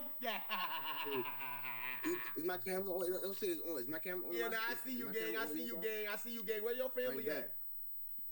My family, let me go. I'm not Dukes. I don't know where they at, low key. I'm gonna keep it a buck. I think they in the room or something. Damn, so it's just you? Nah, you wanna go get my Dukes? Yeah, could I? Yeah. Bet. Wait, I'm very back. Alright, I'm gonna wait 1 second. Oh, we got the pink gamer chair. No cat. Yo, guys, back in Jersey, my friends was so big back would have their Thanksgiving with their family and then go Thanksgiving hunting. We would go around to our friends' family's house and get plates of food. That ass, like seven houses. 2 of them was fat too. So like, I don't know why I was hanging with them. Low key, I should have cut them off. Nah. All right, brother. I'm taking her the phone, bro. What the? Hold on, wait. Are y'all wait? Is this the same? Oh, you took your bonnet off. Yeah. Keep going. Yeah. Holy shit, that just threw me off. All right, bro. I'm about to take her the phone, gang. All right. Question: do you put stuffing in the turkey ass? Just answer that real quick. No. All right, thank you. Yo, that's some weird shit. If y'all put stuffing in the turkey ass, y'all got it, bro. Not gonna lie, bro. So let me help you. So basically, he's kind of homeless. He's kind of homeless, and he needs somewhere to go for Thanksgiving. He has no food. You know, he has 2 houses, and he doesn't drop music. He's homeless. Yeah. But he got 2 houses. Yeah, he doesn't. He doesn't drop music. But yeah. He talk to him, Maxwell. I can't see. So look, I'm gonna be honest. Everything he said, especially the homeless part, is true. I'm gonna be honest. Like chat say hi, my dukes. I don't have a family this Thanksgiving, and I'm really trying to get a plate. And I was wondering if I am your son's biggest bro, and I was wondering if I could come and, I'm a little bit funny sometimes. I'm gonna have everybody laughing at the Thanksgiving. I was just wondering if I could come and eat Thanksgiving with you guys. Tell me not to drop music if you want to come. Oh, you gotta drop some music if you want to come. Bro, I can hear you, bro. Okay. All right. What song do you want, bro? Huh? You said, huh? What song you want? Drop What You Doing, bro. Just send me the untitled link, gang. Nah, he asking for too much. Have a good night. God damn. Nobody want me to come to their cookout. Nobody want me to come to their cookout. No, I'm not giving you no title link. Next, Nora, come on. Yo, what's good, gang? What's good? What's good? What's good? It was probably Platboy turned to the max like Platboy bitch on a Plat man. What's happening, my nigga? He don't got no family. He don't got no family. I don't think I'm gonna find a house. I'm not gonna lie. He don't got no family. I'm gonna come over. It's gonna be a whole lot of. He gonna have straight Popeyes on the table. Now we gotta fight. Bring the next family. Yo, what's good, gang? Yo, if let me call my daddy real quick. Adopt me, join Drat. Let me call my dad. Daddy! Daddy! Alright, I'm about to give up. I'm done. I'm not gonna lie, bro. I'm gonna give this a couple more tries. Nora, can you low-key drag that back? But, gang, you got a white Christmas tree up from Walmart before Thanksgiving. You have your Christmas tree up before Thanksgiving. I know your Thanksgiving. And you're calling your pops daddy at your grown age?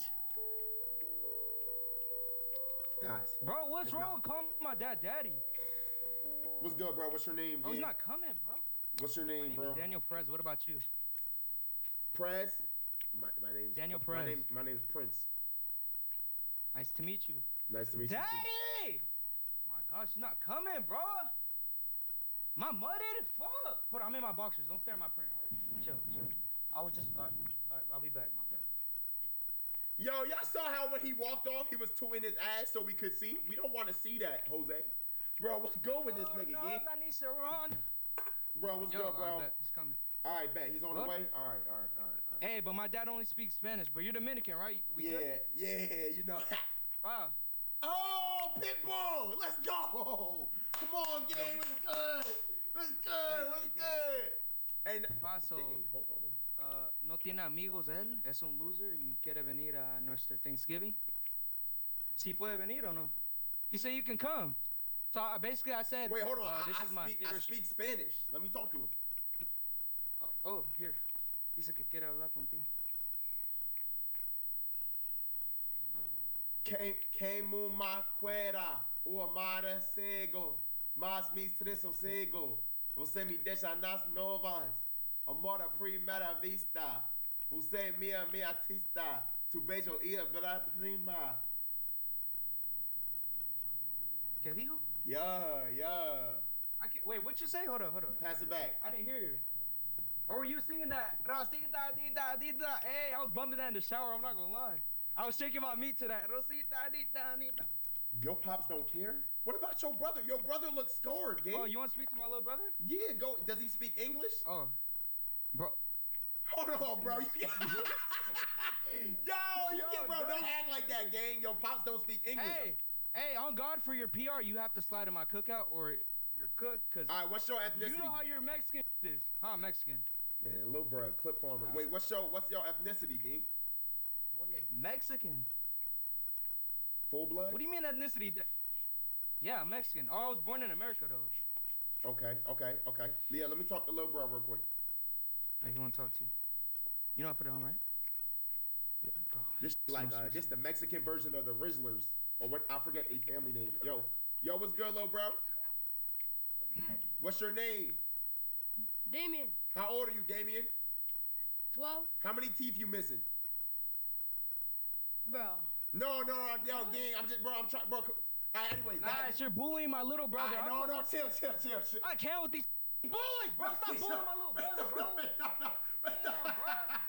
Yo, apologize. Hey, send him 5 bands right now. All right, Damien, I apologize. Damien, chill. Okay, yo, Damien, what is y'all best? What size do y'all have at the Thanksgiving cookout?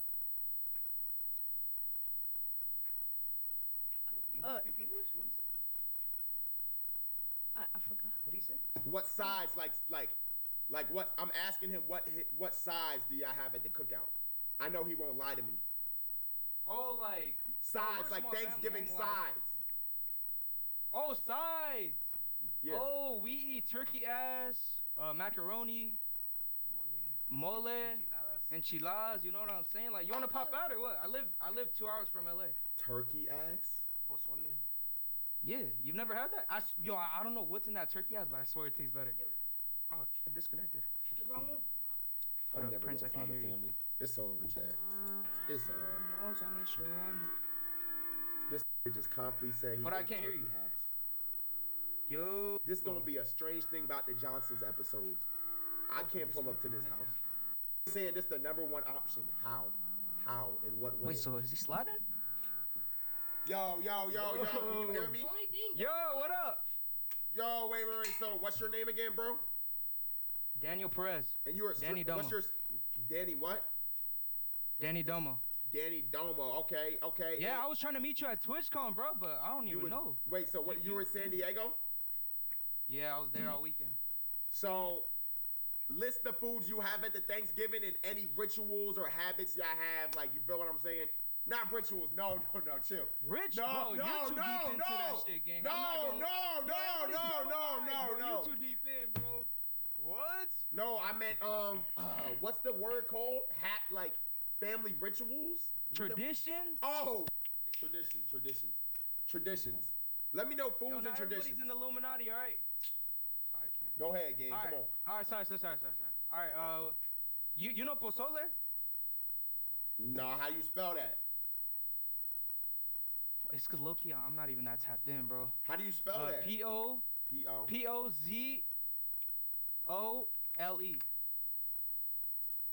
The Be did I honest, just does that spell? shit look nasty?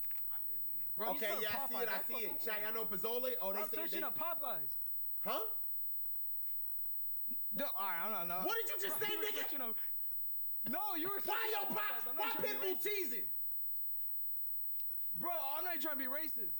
I'm not you, bro. You're the racist one. All right, bro. What about Pozzoli, bro? What about Pozzoli?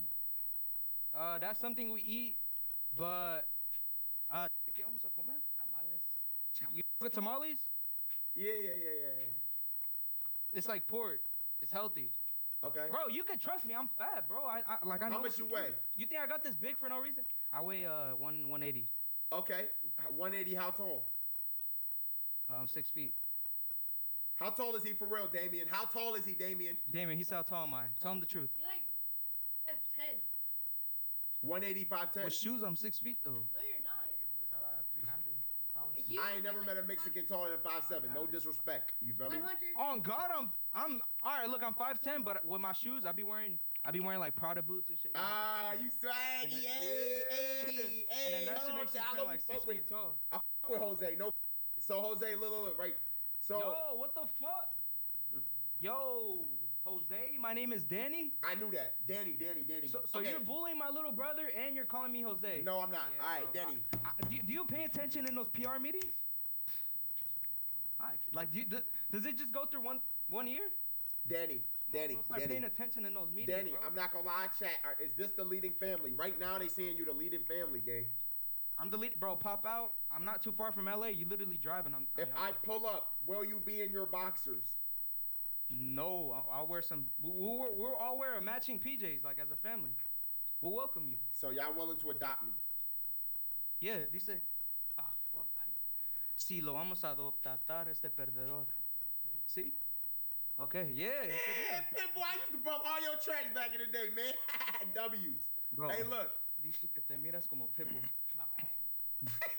Alright, so look, right. Alright, No, not look like Pitbull. Wait, so who else is missing? Who else is missing in the family that I will have to you want to meet my mom? I mean, shoot. Bro, you better not try getting at my mom, bro. Like, gang, what are you talking about? Sorry, bro. It's cause like, why would I do that, bro? You know how people are with moms and shit. Like, people be weird. I'm not gonna flirt with your I've mom. never shown my mom on stream, so like. Okay, I'm not gonna flirt with your mom. 5-star, bro. Y'all got it, bro. I got you, bro. Mommy. Yeah, my mom's sliding, bro. Yeah. Yeah. You please not cook, cause your cooking is mad bad, bro. I tried his cooking, bro. No, that's me. Damien, why you cooking him, bro? Oh, he almost made me die, bro. He made me a brownie. It was horrible. Damien, yo, Max, be honest. Him, while my mom comes, I gotta tell you something. He be my cameraman. Do you think that's up? Do you think they're gonna like think that's child abuse? Keep it a buck. What are you asking me? Yo, how much do you pay him? Wait, he said how much do you get paid? You get paid good, right? Yeah. How much? 50. 50 a day? Like 50 a week, you know? We got that 360, huh? Yep. You signed that? Remember I gave you that 20 for the year? Yep. Oh yeah, we got you in that Black Boy Max deal. Oh yeah. Wait. Sorry. No, I pay him good. Yo, where your mom's at? No weird shit. No. On me, I'm not. Come on. Hey, perdón. Mama. Ay. Sorry. Yo, YR, thanks for the sub. Okay, anyways. Oh, family, hold on. Family of 5, say cheese. You want to speak to her? Yeah. Does she speak You only English? speak Spanish though, so lock in, all right? All right, hold on, watch.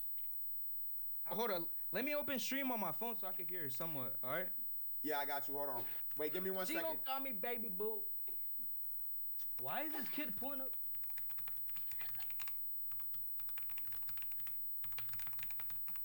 What the? Alright, Okay, hey, hello. So, tu hijo ha sido un chico malo, castigalo, está diciendo locuras ante la cámara. Que has sido un chico malo, dice, que te castigue. Yo, do you want to come eat or not? Alright, hold on, give me 1 second. Hold on. Bro, I'm not that fat. What the fuck? Yo, Max, be honest, bro. Hold on, bro. Am I big, bro? Be honest. You know you are, bro. Puedo ir a ocasión de gracias. Hold on. Say it again. Puedo ir a ocasión de gracias. ¿Sí? Let's go! Let me talk. Can you give it back to Chico? She said pull up to Fresno. Oh, that's where y'all live? Okay, all right, bet. All right, look, this is what I'm gonna do. I'm gonna add you as a friend. You might be my winning family right now, bro. You my winning family. You said what, buddy? I said you my winning family right now, bro. All right, bet. I'll see you in 2 days. All right, pop out. We can watch the Ravens game. You know, see my King Lamar throw that ball. You know? Wait, you like Lamar? Yeah, I like Lamar. Yeah. Okay. All right, bet, bro. Let me know if you're gonna pop out. All right, buddy. I'm gonna see you again. Hey, and we'll fix all your PR. All right. It'll be no more. Oh, Max doesn't like Mexicans. I'm about Fuck to break that. everything in my room. Max loves the Mexicans. All right. We need to stop for this. Sorry, there was some weird noises. Okay, keep going. Okay, you gonna fix my PR? Thank you, gang. Hey, Damien, Jose, Pitbull, shout out to moms. Y'all have a good night. Add me back as a friend, bro. I'm gonna message you, bro. All right, chat. I'm not gonna lie. I think they deleted family, bro. The only family that's better, there isn't. Maybe the first family, but this family, like, I don't know, bro. All right. Yo, Nora, drag like a couple more. Yep. My fam is here. Also, can you stop saying I scam? You know I don't scam. Did you scam? Imagine Snoop Dogg waking up and saying, yo, can you stop saying I smoke weed? No, because I don't. Yo, hello? Yo. Look, hold on. Nah, he dragged me. Hold on. I gotta explain to my mom what's going on. Yeah. Hey, bro. Hold on. Oh, shit. What's good, bro? Damn, chat, we got all different ethnicities in it, but wait, my camera not turning on? Yeah, we see you, gang. You can see me? I can't see myself. Bro, y'all nigga, why y'all spamming NMS, bro? It's on. We just can't see you. NMS. Why y'all spamming NMS, bro? Yo, can you turn your cam back on again?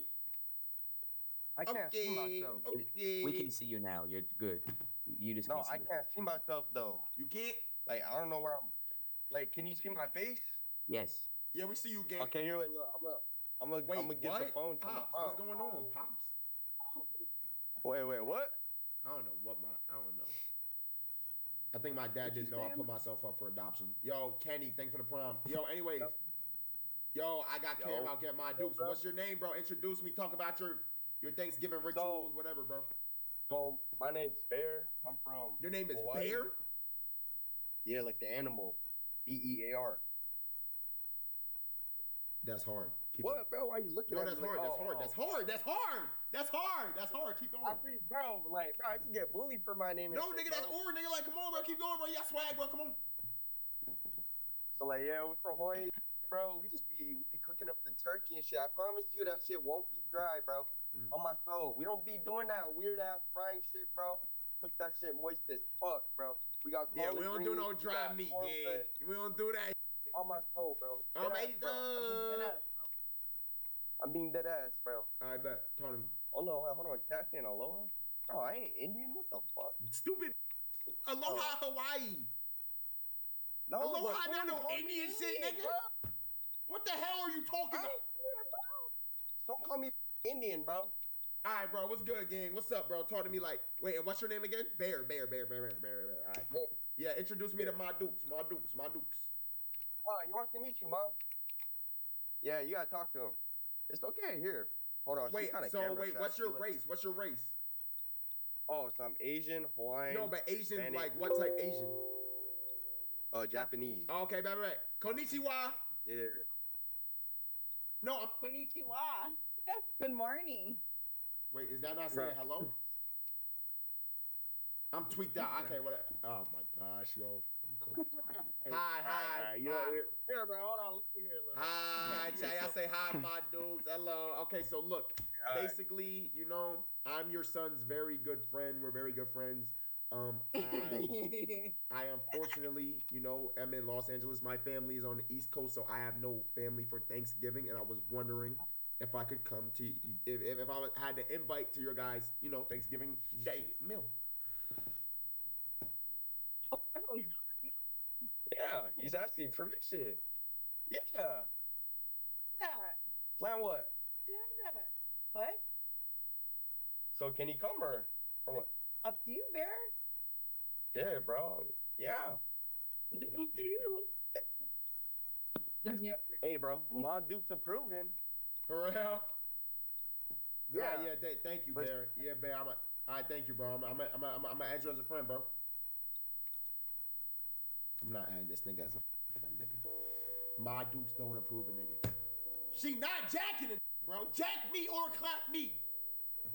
This shit nuts, bro. She wasn't with me. Y'all couldn't tell? Cam, Australian family. Yo. Hey, what's good, man? Why, you can hear me? You can hear me? Yeah. Yeah, what's good, bro? I bet. This nigga expect me to fly to Australia to eat kangaroo for Thanksgiving. No! Come on, turn your camera on, bro. We gonna get this over with. Yo, Bison, thanks for the 5 gifted, bro. All right, come on, let's go. I bet, bro. Wait, where the is the? Oh wait, there we go. Where the fuck is that? Where the fuck my blunt? Where the fuck my cup? Where the fuck? Yo, what's good, gang? What's good, Max? What's good, bro? What's good? Wait, you want to see my family? Is that what you want to see? Yeah, bro. Yeah, show me. Yeah. Bro, let's go. I bet. He in Australia, by the way. Just to let you know. They got WWE belts. It's cooked, guys. Oh my gosh. I didn't even pee. You're an NF fan. Be quiet. I'm a WWE fan too. I'm a PBM fan too. What? Bro, I ruined my chance, bro. It's good, my gang. only chance, I ruined it, bro. My family, my Hold on, wait. Show me your haircut. Turn to the side. Take off your headset. You're done. Oh, okay. He got the taper. That shit saved. Hold on. Is it clean? Is it clean? Is it clean? What do the characters mean on your neck? Oh, it's from Naruto. It's you know, Gara. Oh, okay. Oh, hold on, wait, Nan here. Come here. I'm not gonna lie, chat. The bangs, I was about to remove him. Come here. He got a taper. He saved it. If he had the bald fade, I it's wish done. This is the best thing ever. Please go. I swear to God. Hey, this is my Nan right here. This is my Nan. Oh, hi Nan. Him to look at me. Wait. Alright, so this is PBM, right? This is the GOAT. He's gonna win a Grammy soon. He's gonna win Streamer of the Year. Yo, he's the best. I swear to God. Very lucky. Hey, he was also wondering if he's invited to our Thanksgiving. We don't celebrate Thanksgiving. This is Australia. I'm never gonna find no fucking family. Bro, this shit nuts, bro. Bro, why did this just do all that dick riding? What you do all that dick riding for? Man, I keep spamming this music. Man, I should just keep this rolling.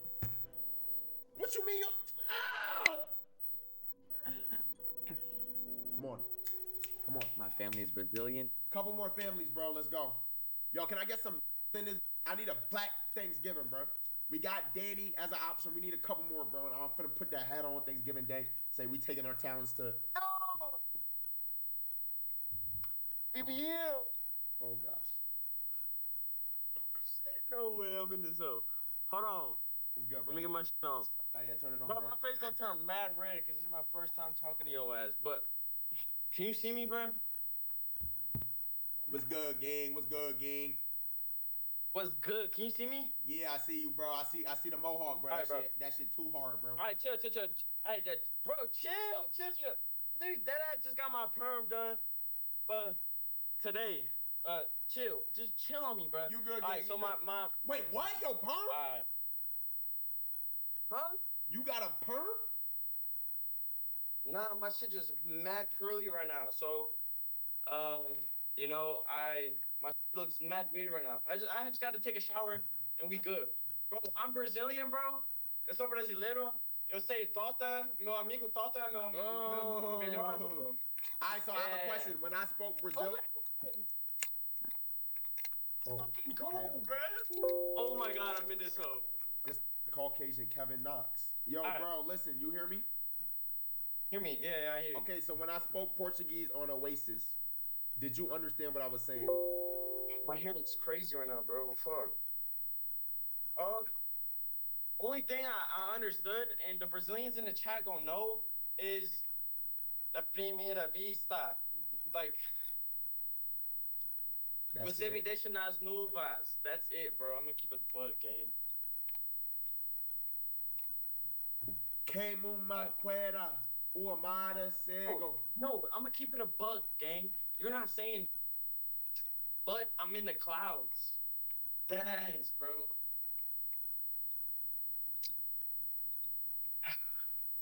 Mas me treso cego, você me deixa nas No. But I'm not gonna lie. Come to my Thanksgiving, bro. It's gonna be my Brazilian family plus a Mexican family combined. You ever had feijoada? You ever had pão de queijo? Oh my god, you're missing out, gang. The turkey, take me through, bro. Take me through your meals. Take me through your meals. All right, feijoada. I'm talking about. It's a mixture of like this flour, beans. Yo, hold on, wait. One question. Shit. Chat, do I got more Mexican supporters than black? Oh, it's big. So many of y'all is Mexican. How is that possible? I hated on y'all for years. How is this possible? But I love y'all. Shit, I love y'all. Shout out all my Mexicans. I love my black people though. Shout out all my Mexicans. I mean, nah, I think we just diverse. You know what I'm saying? Yo, where are y'all from? If you're Mexican, say you're Mexican. If you're black, say you're black, whatever, or Jamaican, whatever. Because Mexican is technically you're Hispanic. I love everybody. Look, I want Indians in my I want Koreans, I want Jewish, I want Arabic. I mean, God, Arabic. Arabic. You're chatting, gang. Let me tell you. I want Muslim niggas. I want everybody, bro. We gotta take over the world, guys. All right, keep going. You're chatting. Let me tell you about my Thanksgiving. My bad. You right. You dead right. You dead right. Come on. Like, oh my god. All right. I'm talking about pão de queijo. You ever had pão de queijo? You probably had it before. Nah. It's like a bread, cheese bread. It's like the translation. Gas. OD. Amazing. Yes, it's like a little bread, but if you know, you know. It's just buzz. It's buzz. You know. Chad, do y'all know what he's talking about? I don't. I'm not gonna lie. Let me know. Pão de queijo, bro. You had this. You know. Buzzy queijo. Mhm. Okay. All right. Another thing. Yeah. Like I said, we're gonna be mixed families. You know. Oh, I didn't tell you this, but I'm in Texas. DTX. Shout out Dallas. Yeah. You know. In a bit. And yeah, bro. The mixture of both Mexican and Brazilian is gonna be just a bust in your mouth, like. Yo, that's how you describe your food? Bust in the mouth. Where's your family at, gang? Like that. Huh? Where's your family at? Okay, I'm gonna keep it a real buck. I'm in my apartment right now. Oh, get I'm out going of to here, Get out, get out, get out, get out, get out, get out, get out, get out. He's scamming. I'm gonna pull up on this. I knock. He gonna be waiting in some lingerie with a rose in his mouth. Gang, I'm here for Thanksgiving.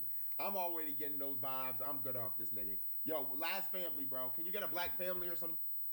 Come on, bro. Please. Please, bro. I need a family. Damn real guy. Yeah. Dillion, you a Dillion, why ain't you invite me to your Thanksgiving? Why not? Why? Why? Because you ordering the family bucket from KFC tomorrow. You ass.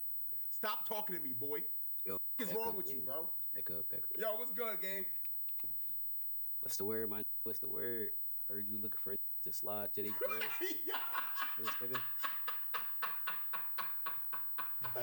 This nigga came in this bitch Shirley's talking about I'm looking for the slide. Yo, bro, lock in with me, gang. Please take me serious. I have no family for Thanksgiving, gang. Lock in, bro. Come on, please. All right. Peep. Let me talk. All right. So I'm homeless right now. I live by myself, bro. You ever had hot So you dog trying to tag along? Get your bitch ass on! Yo! Bro, what's good with y'all, bro? Bro, these niggas is trolling. Nora, come on, bro. Come on. One more. Please, plaque, I need this. Don't call me that. They doing like the please. Yo, you have to ask where they're from. How you gonna like try and pull up? Not even know where You're dead right. All right, come on. I need one more family. We have two options. We need one more option, Chad, and we good. Yo. What's good, Bresky? Hold on. What's good, Bresky? So I put my camera on. Hey, Mom, what we whooping up for Thanksgiving? Hold on. Let me turn my camera on. I'm on the phone. Hold on. Straight to the family business. Camera's on. What's your name and where you from, man? It's on. We can see you. It's on. Y'all can see me? I can't see myself, bitch. All right, y'all can see me, though? Yeah, it was good, gang. Yeah, What's good, gang? What's good? All right, so look. Hold on. I'm about to show you my dukes. Hold on. Where you from, though? I'm from Tampa. Man, your ass look like woo a little bit. Are you straight? You said woo? You talking about Silky ass? Yeah. Nah, I'm on Discord with a big streamer right now. Yeah, let them know what we whooping up though. Hello. Turkey. Hold on. Hi. What's up? Yeah, talk to me about the eats. Talk to me about the eats. All right, so we got turkey, we got ham, we got baked chicken for people that don't eat turkey. We got homemade dressing with cornbread. We got mac and cheese. We got mashed potatoes and great homemade gravy. We got greens with wings, turkey wings. We got sweet potato pies, 7-Up pound cakes, nakatumi cake, sugar cream pie, and homemade rolls. And I said yes. Yo, listen, where are you guys located? That sounds delectable. Like, okay. Hold on, let me put that on speaker. What'd you say? Hold on, one sec, twin. She just dropped the whole meal. Said, what you said? I don't want to talk to him no more. It's late. Hold on, wait. Where are you located, bro? You said Tampa. I'm in Tampa, but I go to school at FSU. Okay, I'm not gonna lie. That menu sounded so good. I know your mom about business. You feel me? She got straight to talk about the menu. I have that invitation. Yeah, you got the invitation. You good, twin. You good. Say that. Look, I'm gonna add you as a friend. What's your name, Gabe? NWB Gabe. NWB Gabe. What's NWB stand for? Oh, New Way Boys. It's my brand. Oh, I shout out to I got a big brand. tat, everything. All right, bet. All right, Brody. I appreciate you, Gabe. Thank you. Have a good night. I'm gonna hit you if I'm sliding. All right, bet. All right, bro. For sure.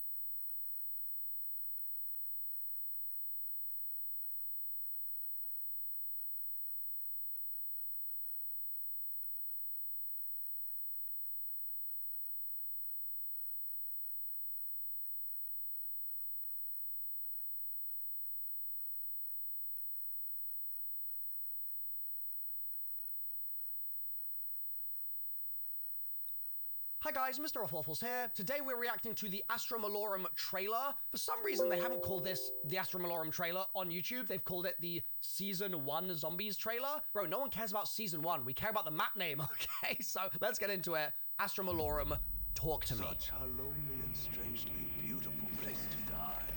Okay. I love the look of this map. Okay, we've seen this before. Yeah. Seen this before as well. Yeah. A breathable atmosphere, millions of miles from Earth. Wait, they've commented on it. Bro, I've seen people on Twitter clowning the fact that, like, oh, why can the characters breathe in space? Call of Duty Zombies is so dead. Bro, they've just acknowledged it. That's actually great.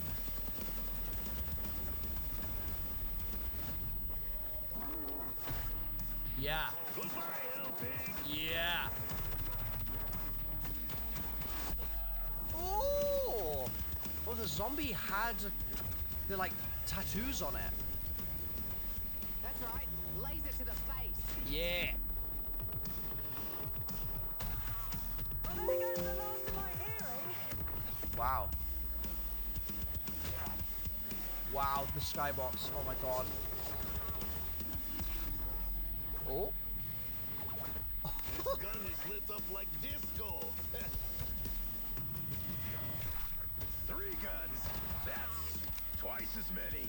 Yep, okay. Regular, standard, classic Pack-a-Punch.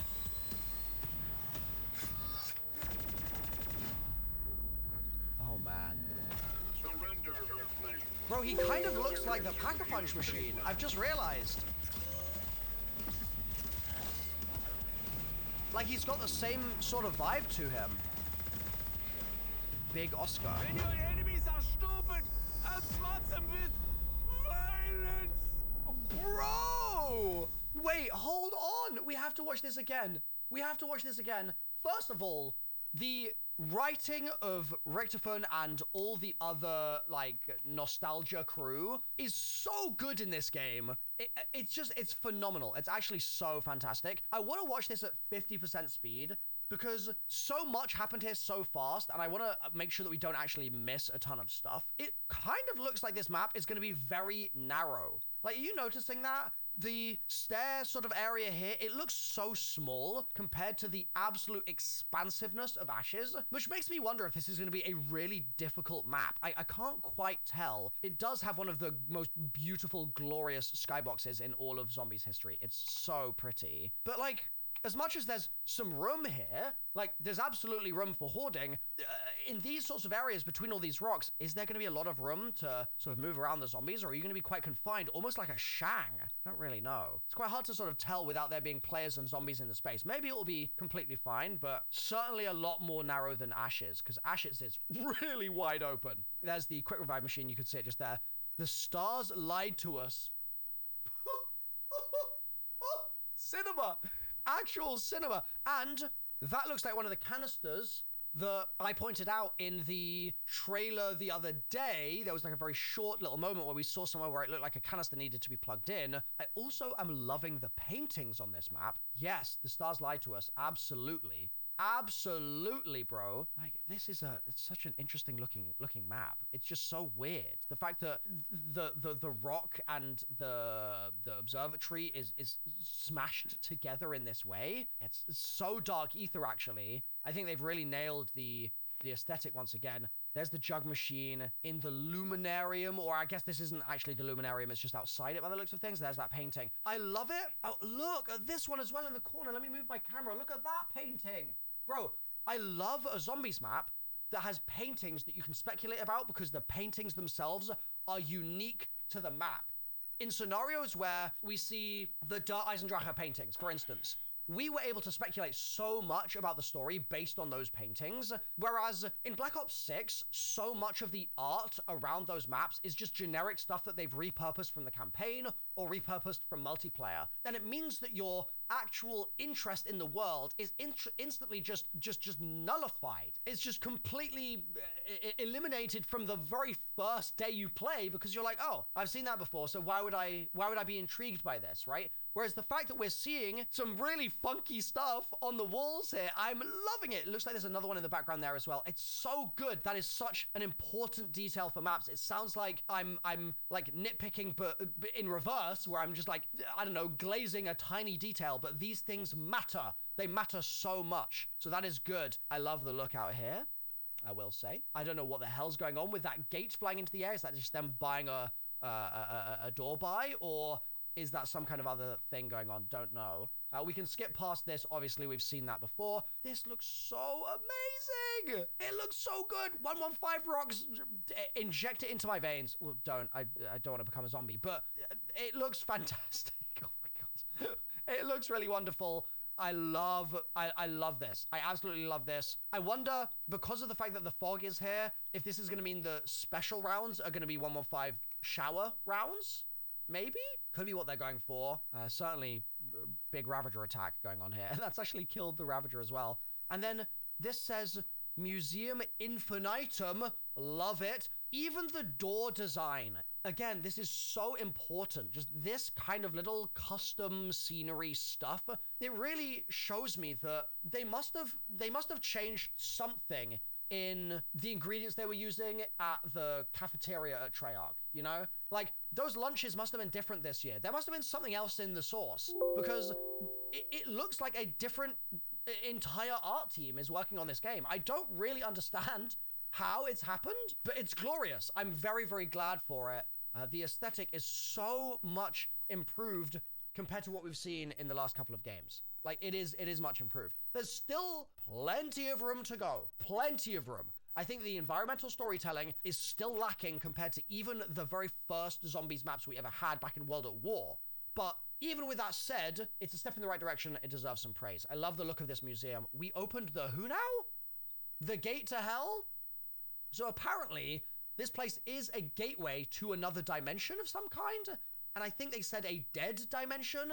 So I'm very curious to see what the hell that means. And I also... Wait.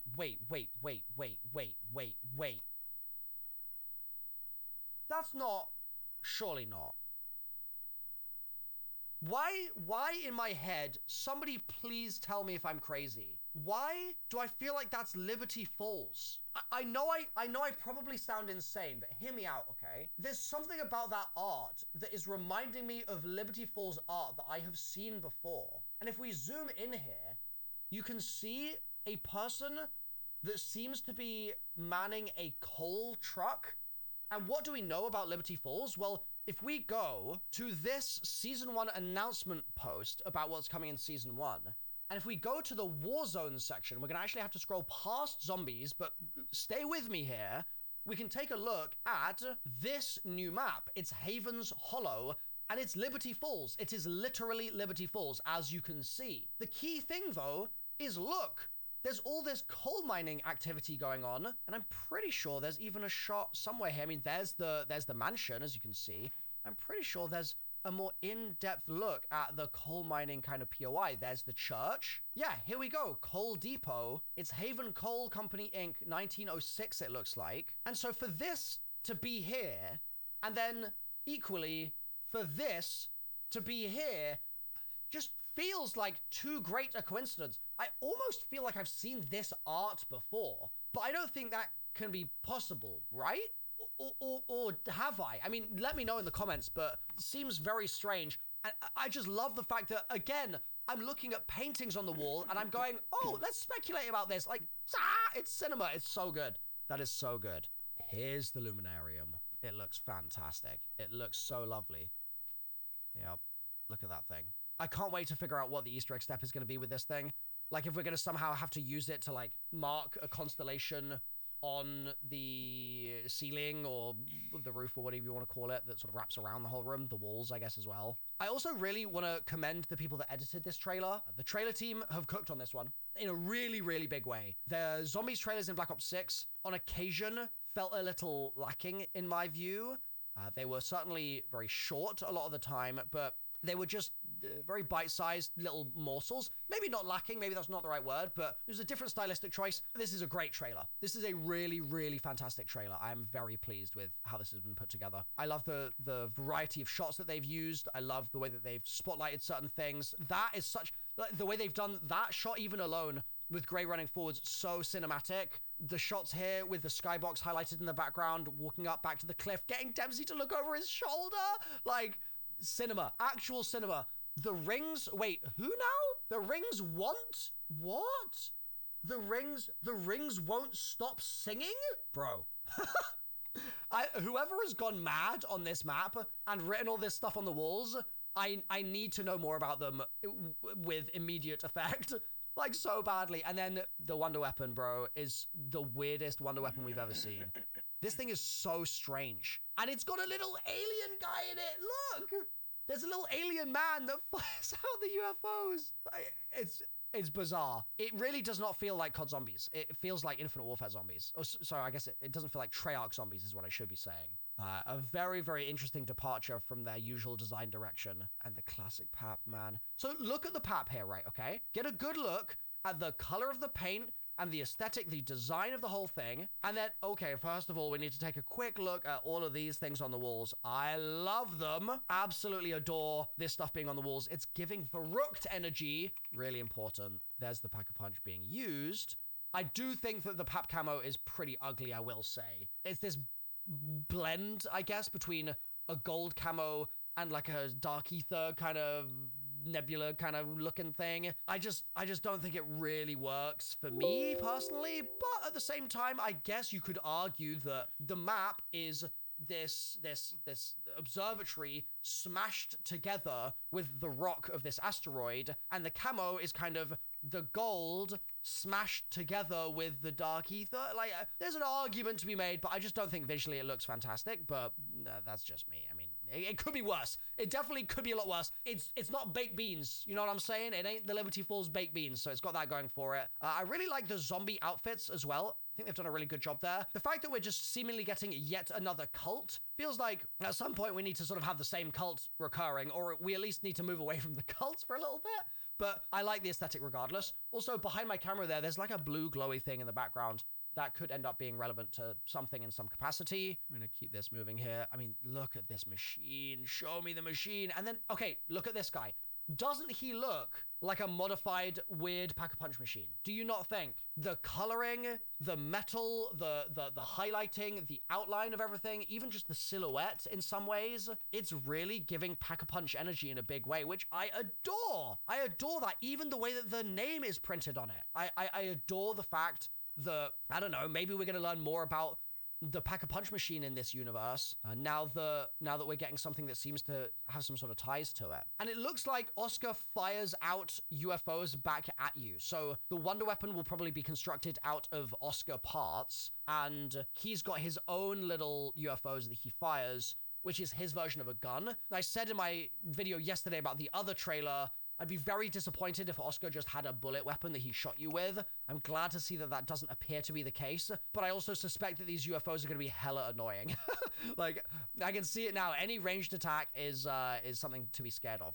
But ranged attacks are also something that we were sort of missing for a long time. So I'm kind of happy that it's got it, to be honest. I'm actually pleased that we're getting a lot more enemy variety, it seems like, with the Oscar. It seems like a great addition, even if it's going to be annoying. Sort of like the Xersa. It's annoying, but I respect it. I do respect it. And then finally, more of these symbols here. There were actually more on the wall here, and it says, I hear what inside my head? I hear something inside. Okay, well, we're going to have to just play the map and find out what that says exactly, I suppose. I really wonder what all of these symbols are meant to mean. Leave your suggestions and theories in the comments for sure. I want to just also say, I want to praise this shot. Treyarch, I don't know if you know how important I think it is to have shots like this in your trailers. This is just pure cinema, and it's also so zombies. And I think there are instances where we miss out on things like this, and it's a real shame because it's fine. You can do a good trailer without it, but there's something so beneficial to having this included. There have been so many iconic poses also over the years that we've seen on iconic maps. I would really encourage them to keep giving us these custom posed moments, whether it's 2 characters back to back facing off against zombies, whether it's the 4 of them aura farming like this. It really is a core zombies thing, and the fact that they're doing it here, it's good. It's good. It's one of those instances where there's absolutely a world right now where I'd be watching this trailer and criticizing it for not feeling like zombies, right? Like, you guys have been watching the videos that I've been posting for, at this point, some of you 10 plus years, some of you 15 plus years, right? You know how critical I can be when something doesn't feel like zombies or something doesn't feel quite right. Also, I've just noticed this is offset. It's not like level with the building, the tile here. Easter egg step? Maybe? But yeah. You know how critical I can be. You also know that when I see something that is zombies, I bite into it and I'm excited by it, and it really makes me happy, and this is just a small example of that. And there have been several small examples of that through this trailer, and that's why I've been able to be so positive about it. It's really a fantastic trailer, and I'm super excited for the map, and we do not have long to wait. It comes out in 7, 8, 9 days from now. Also, this is glorious with the animation as well. Like, hell yeah! We don't get that every day. Beautiful stuff. This stuff's whatever, though.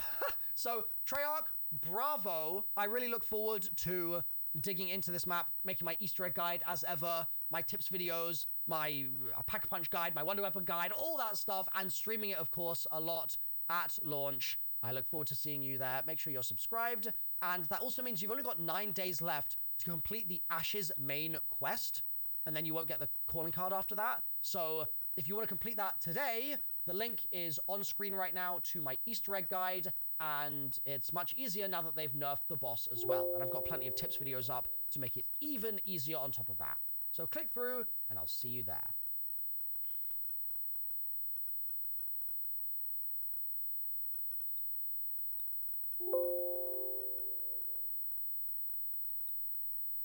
Mob of the Dead, the second DLC of Black Ops 2, and an entirely new dimension in the timeline for the very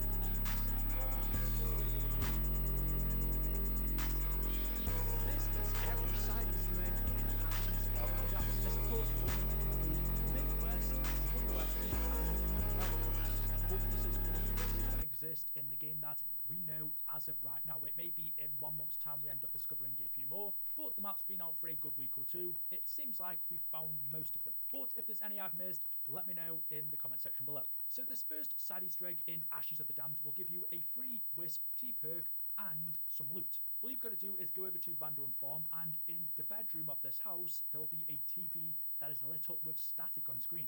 Basically, go up to it and keep pressing the interactive button until the channel changes, where you will see 2 girls standing together on screen. When you see this, you then want to carry on interacting with it, so keep changing the channel until eventually only one of the girls will be shown on screen. You may have to press the TV about 10 to 15 times to get this, but just keep changing the channel. When you see the one girl, then make your way beneath the barn house, where you will see that girl on the ground as a ghost. Just go up to her, she will then disappear, and once she's gone, go back into the bedroom, up to the TV, where you will see the 2 girls on the screen.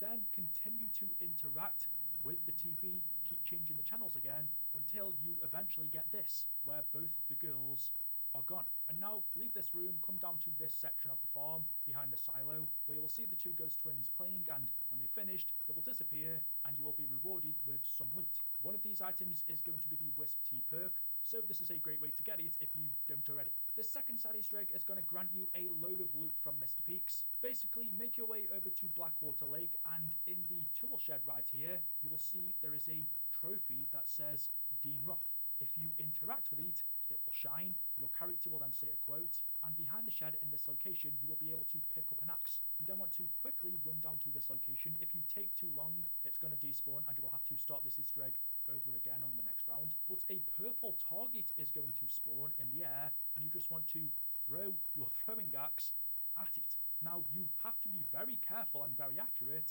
because if you miss the target, the axe is going to go out of bounds, leaving you with none, and before you can buy some more, this target is going to disappear. So what I would recommend you do is stocking up on a couple of throwing axes prior, but basically, you just want to hit the target with your throwing axe. When you hit it successfully, the axe will bounce back at you, so you can just keep picking the same one back up. Basically, just don't miss. If you do, you're just going to have to start it again on the next round. But when you've hit all of the targets with your throwing axe, and it's best to do this with just one zombie left, but when you've hit all of the targets, Mr. Peaks will then spawn, and he will drop you a bunch of loot.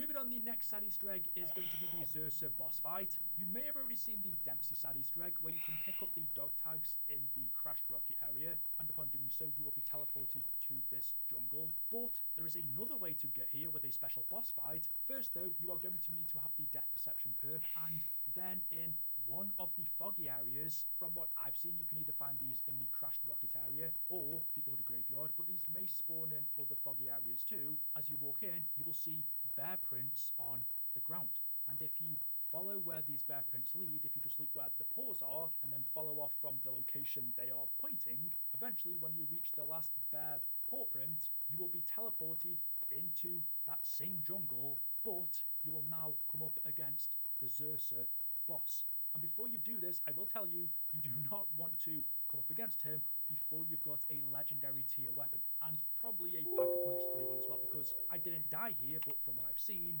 if he hits you once, you are dead. It is a one-shot kill from him. But as you can see from my gameplay, I had a fully upgraded weapon. I killed him within seconds. You've just got to make sure that you don't get hit. But if you do kill him successfully, his soul will go into this box, and in return, you are going to be granted with a bunch of loot. Some refined Ethereum crystals to upgrade your weapon further, score streaks, etc. The next side Easter egg can be found in the Lost Cabins, which is in the foggy area between Blackwater Lake and Ashwood. If you just come into this cabin right here upstairs, on this table you will see a briefcase, and then next to it is a RCXD controller. If you just interact with that, you will then have to race the RCXD around a mini course in the Cosmodrome. And I believe the faster you do it, the better loot you are going to get. The track is pretty obvious, although there are some sections which you can jump over to complete it quicker. And another tip is to make sure you are using the speed boost as much as possible. But you basically want to quickly complete this course, and when you do so, again Mr. Peaks is going to spawn in, a trophy will appear, and if you go up to it, you can get loot from it. So I got pretty rubbish stuff, to be honest, comparable to the round I was on, but I'm assuming if you do it fast enough, your rewards will be better than what I got. The next sad Easter eggs are all of the free power-ups. So let me show you. The free max armor power-up can be found in the grounded ship. In the fog, just come up to this container, look inside, you will see a little mini armor, shoot it, and then a real one is going to spawn for you to pick up. The next free power-up is insta-kill. In Van Dorn form, if you just look right up here, sitting on the open doorway, it's pretty easy to see. Just shoot right there, and you will get the free insta-kill. The free max ammo is in the spawn area, where you pick up Ted. The best way of finding this is just come over to Quick Revive, and then look left where I am, and up in between this gap, you will see it just sitting right there. Shoot it. The next free power-up is bonus points, which is in exit 115. Make your way onto the roof, and then where the broken bridge is, there is a car that is kind of flipped up. Just underneath it, shoot right here, and you will get the bonus points. The free full power can be found in the Cosmodrome. So in this little ramp section where you come down, you need to look in between the gap and in the door where I am looking. This one's difficult to see, but there is a mini full power. Just shoot right there, and that's how you get that. The free nuke can be found in Ashwood. Just go onto the bridge and then look at the church right where the bell is, if you shoot here, you can just about see this one. That's how you get the free nuke. And then the final one, which is the most difficult, what we're actually going to do, because the normal way of shooting this is you go into the fog, but it's very risky. There's an easier way. If you just get yourself a Semtex, and then on the ground right here is a spawn location where the zombies come out of. So I recommend doing this at the end of a round when there's only one zombie and no more are spawning in. Just come up to this zombie spawn point, stand on it, and then look up and throw your Semtex exactly where I am. So basically you want to line up the right hand side of the crosshair with that little blue open cloud section on the right. If you do this for yourself, you'll be able to see the exact same pattern in the sky that I am. Just line your crosshair in the same position mine is, throw the Semtex, and when it explodes, the free double points is going to spawn in. And then when you've collected all of them, and only then, a free fire sale is going to spawn in inside of the cabin. Just make your way in, look up, shoot right there, and that's how you get the final one. But you can only pick that one up once you've got all of the others before this. This next side Easter egg, or Easter eggs I should say, will show you how to get a free Juggernog, Stamina Up, Speed Cola, and Quick Revive. As far as I'm aware, you can only get one of these per game. However, if you're doing co-op, each player can get one. So beforehand, you want to decide which perk you want for free. Do you want Juggernog, Stamina Up, Speed Cola, or Quick Revive? And then whichever one you want, you need to collect 3 ingredients for it. And I will also say, do not mix and match these ingredients, because if you do so, it's not going to end up well for you. So do not pick up the wrong ingredients. So if you want Juggernog for free, and you can collect these in any order, it doesn't matter, but you want to pick up this plant off the ground right here, which is in the Janice Towers area, just go up to it, interact, and that is the first one. The second ingredient for Jug is in farm. Just come into the barn, look in between this crack, you want to pick that jar up. And then the final ingredient can be found in diner. Come into the back, there is a box of eggs on the shelf, interact with it to pick it up, and then when you've got all 3 ingredients, come over to the soda machine, interact with it, and it will make you a free Juggernog. Once it's done, you can collect it, and that's how you get that one. To get a free Stamina Up, the first ingredient, a box of lemons, can be found in farm in the cellar right here, in this box on the shelf. The second ingredient are beans, which can be found in Ashwood, inside of this little merchant shop. And then the third ingredient is a can of gasoline, funnily enough. So in exit 115, you will find it at the back right here, leant up against the wall. Pick it up, and then again, when you've got all 3, go into the diner, up to the soda machine, interact, and you will make a free Stamina Up that you can pick up. For a free Speed Cola, the first ingredient, which are peppers, again can be found in the merchant shop in Ashwood, right here in this crate. The second ingredient, berries, can be found in Ashwater Lake. Just make your way near to this back section where this truck is, go behind it, and on the ground they are there, just pick them up. And then the third ingredient is sugar. There is a packet of it on the counter in diner, so pick that up, and again, when you've got all 3, you can then make your drink at the soda fountain. And then the ingredients for the final free perk, Quick Revive. The first one, a bottle of toilet cleaner, is in the spawn room of Janice Towers, so right next to where you get the Ted head, it is on the desk. The second ingredient, a fish, can be found in Blackwater Lake, right at the back on this dock. You will see it sitting there, pick that up. And then the third ingredient, which I believe is like a stim. I actually accidentally picked this one a couple of seconds up before I recorded, but in the Cosmodrome, right on this shelf, you will see it right there. It's a white looking stim. Just go up to it, interact, pick it up, and when you've got all 3 ingredients, go up to the fountain machine, and you can make the free Quick Revive. Getting into the smaller ones now, there is a vending machine in the spawn area that you can punch, but first you are going to need melee macchiato. So once you've brought that, go to the exact point that you spawn, punch the machine, and in return you are going to get some loot. You can also get perma perks in Black Ops 7 Zombies. These are really simple to obtain. I did see someone try to change these, but I tried them and it seemed to work the same. But basically, once you've purchased every perk in the map, you can either do this by buying them or using the Gobblegum Perkaholic.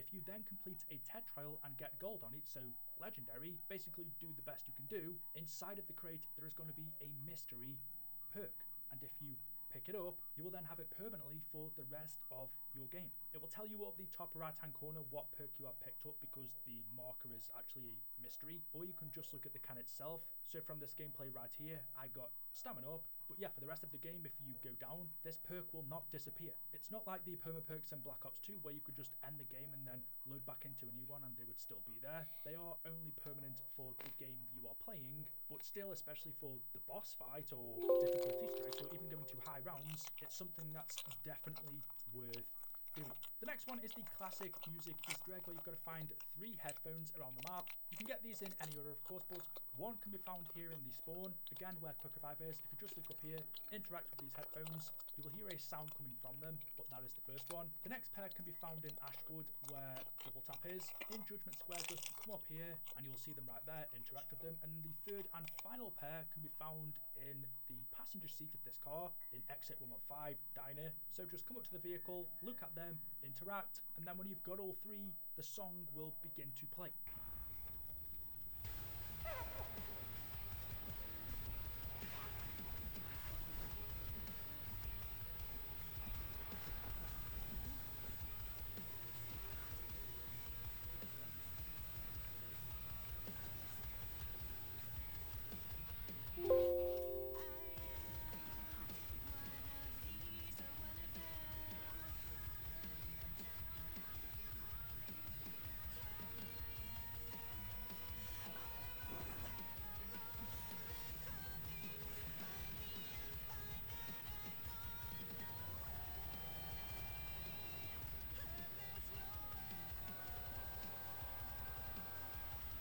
The next sad Easter egg, some people probably wouldn't call this one, but I'm gonna count it, because you can get some really good free loot from it. The first thing you are going to need to do is upgrade Tessie to have the Mogwai heads on the front. You do this by killing zombies in Diner, where eventually one of them is gonna drop this yellow set of keys.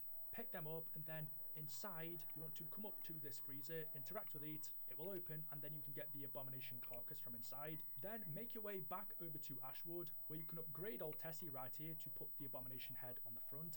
And now, if you drive the vehicle, you will have the ability to shoot a laser beam from the front of it. So when you're driving around in the foggy areas, you may have noticed these purple spores just lying around. And well, if you shoot the laser beams at them with the car, they will drop some really good loot. In this instance, as you can see, I got a flawless Ethereum crystal. I didn't need it because I was fully upgraded, but still this is an example of some really good loot you can get by doing this. And there are multiple of these purple spores that spawn in, so just keep driving in the foggy areas, and whenever you see one, just shoot it with the car. The next one is also probably one that a lot of people will know by now because it's a really good strategy to getting loot early rounds, is using toxic growth on the plants. So basically around the map you will see these kind of spray guns or whatever they are. There is one in the spawn area right here, there's also one in farm, but pick it up, and then in the green plants that you can find glowing around the map, you need to spray them, and then the best way to optimize this is using the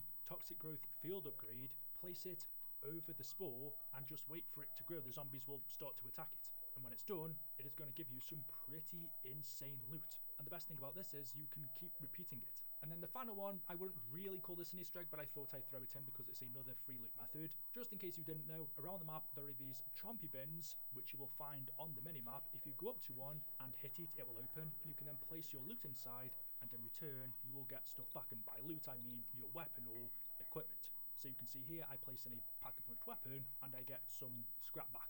But those are all of the side Easter eggs in Ashes of the Damned. There will probably be a few more solved, but for now, that's all I know. Let me know in the comment section below how many of these you have done for yourself. If you've enjoyed, drop a like rating, make sure you are subscribed, and I will see you in the next one. Until then, goodbye.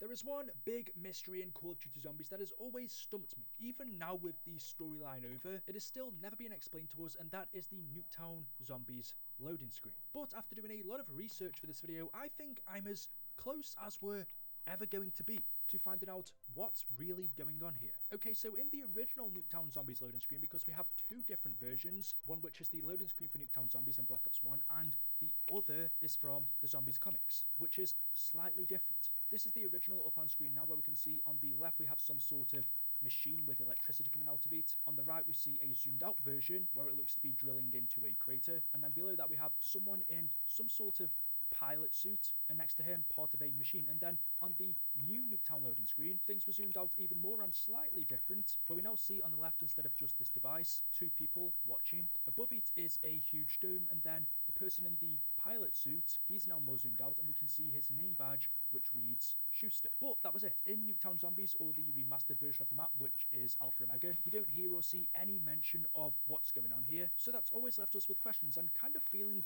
empty on this subject, almost like, well, what is going on here? Now, over in Garrett Crovey, there is a cipher that you can find in that map, which seems to go along with what we see happening in Nuketown, because when you decode it, it reads, "Finally, the lab is almost complete. Security measures have been put in place, so the chance of detection by the Americans is very unlikely. We also have several agents embedded with the staff as insurance. We will keep the individuals on stasis, on ice to speak, and continue the specimen rotation once we finish drawing more power from the drill. Oh, I almost forgot. The sequencing for the current blood samples is as follows. SSMJABR.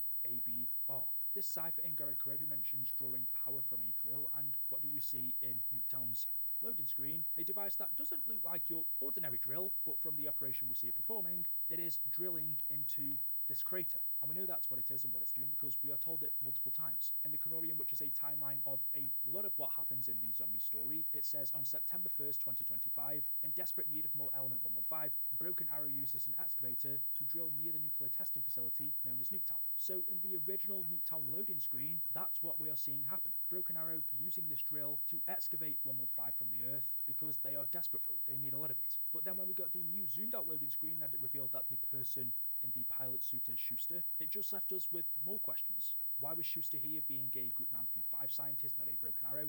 Why did Broken Arrow need so much 115? Going back to that Garrett Crovey cipher, what link does that have to it? Because it also mentions in there a laboratory, specimen rotation, blood samples, the initials SSMJABR, which are our transit characters, Samuel Strulinger, Malton Johnson, Abigail Brighton, and Russman. What is their connection to the drilling going on in Nuketown? So let me take this back to the very beginning, because in the map Origins on the walls, you can actually find a schematic of a drill that looks very similar to the one we see in Nuketown. But because, well, there's two things here. One, Origins was a Group 935 site which had nothing to do with Broken Arrow, and two, Origins takes place in a totally different dimension to the original Nuketown. Not to mention Origins is in 1918, the drilling at Nuketown took place in 2025. Now we know Origins was one of the main dig sites for 115, that was one of the reasons why Group 935 started operating here, so we can see, obviously, Group 935 made this 115 extraction drill, as they call it, to extract the rock from the ground. Group 935 used this drill to extract the element back in 1918, and then in 2025, Broken Arrow used a similar looking drill to extract 115 in Nevada. In the original timeline, that's about as simple as the story gets. In the aftermath of the multiple zombie outbreaks that had occurred around the world thanks to what Group 935 were doing at Doris, which was a German company funded by the Nazis, the Americans decided to fund their own program with the primary intention of preventing another undead outbreak. But that wasn't Broken Arrow's only focus. The program was to create its own wonder weapons, its own versions of Group 935's teleporters, and its own zombies. But in order to do all of this, they needed Element 115. And because Groom Lake had a lot of it, but they had no way to extract it, they created this drill for that exact purpose. However, as we know, about a month and a half later, as a result of Broken Arrow's drilling in Nuketown, it ended up triggering a nuclear bomb which exploded and destroyed everything. And that's where Nuketown Zombies kicks in. That's where we see the CIA and the CDC operatives are sent to the facility,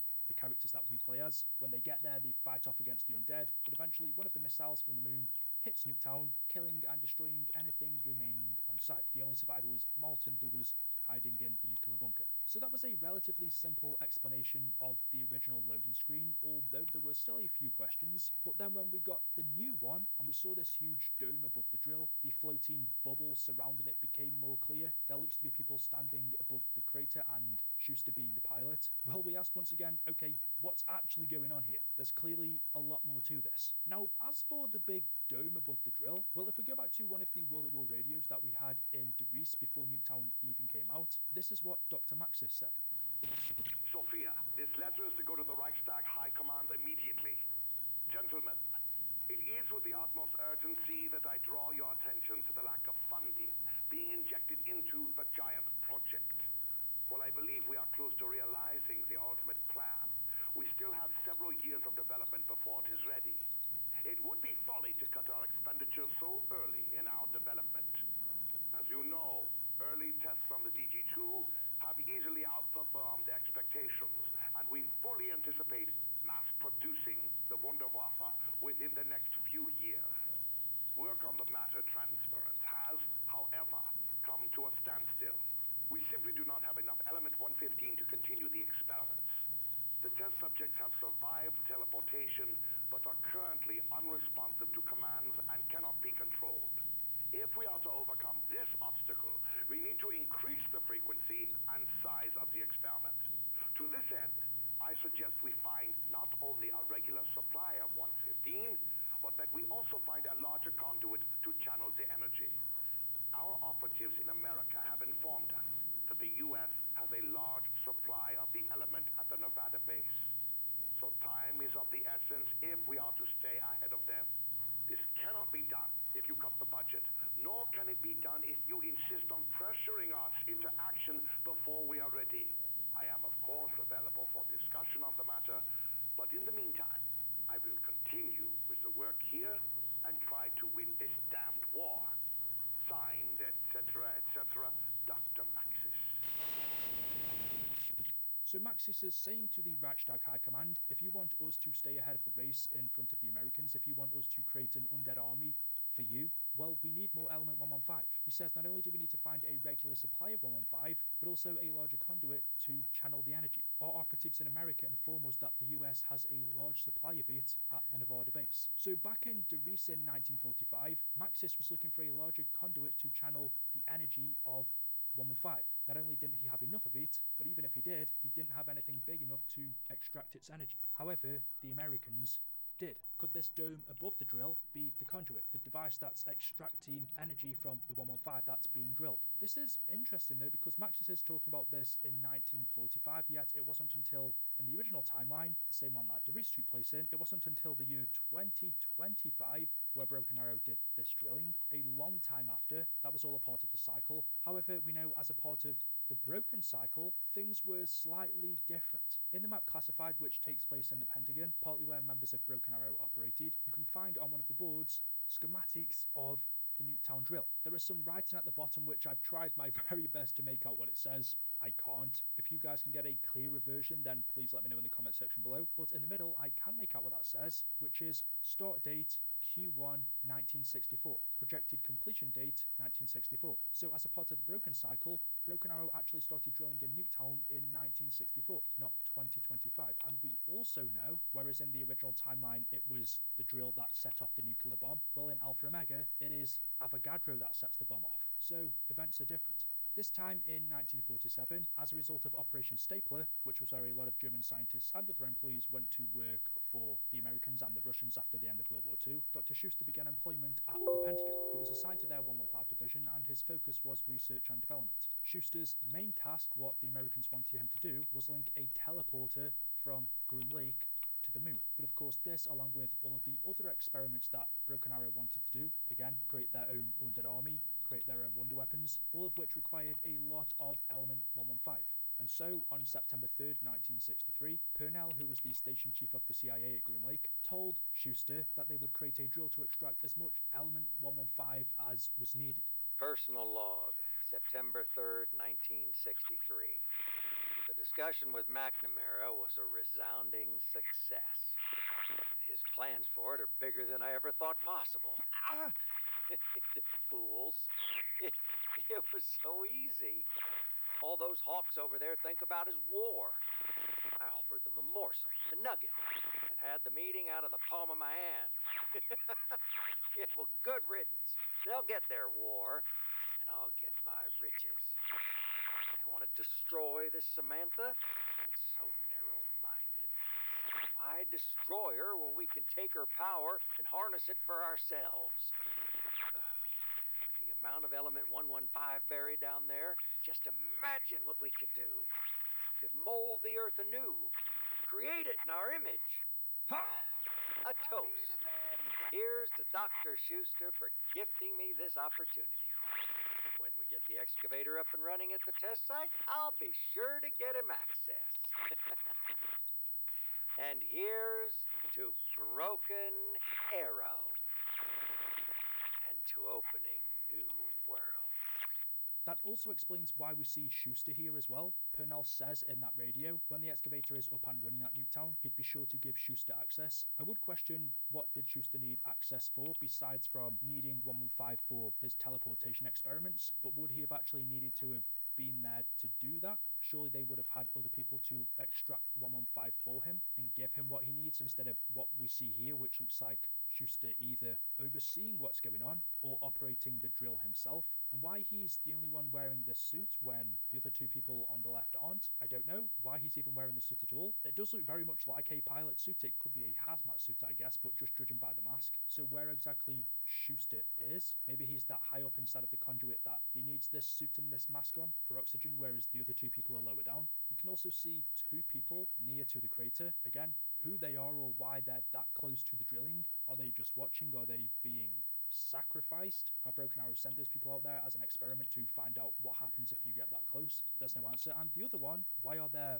bubbles or small circles surrounding the drill? Initially, when I first saw this a long time ago, I thought, well, this looks like it's underwater, but that can't be the case. We know 100% this is one of the craters in Nuketown that is being drilled. It's not underwater, so what these bubbles are, they could be floating balls of 115 as we've seen in multiple zombies maps, but they're usually rocks, not smooth circles like this. It could just be a representation of energy coming off the drill. We don't know. And I would also question, well, there was an excuse for us not seeing the drill in the original Nuketown because it would have been destroyed by the nuclear bomb, but in Alpha Omega, which takes place on the same date as Nuketown, October 13th 2025, but as a part of the Broken Cycle, in this map the nuclear bomb gets set off by Avogadro. So since we don't see the drill in Alpha Omega, what happened to it? It was used in this timeline in the 60s, so that leaves plenty of time for them to dismantle it. Maybe it was just long removed by the time we got there. But that brings me all the way back to the beginning with this cipher, which still leaves a lot unexplained. And if you're familiar with the zombie storyline, this cipher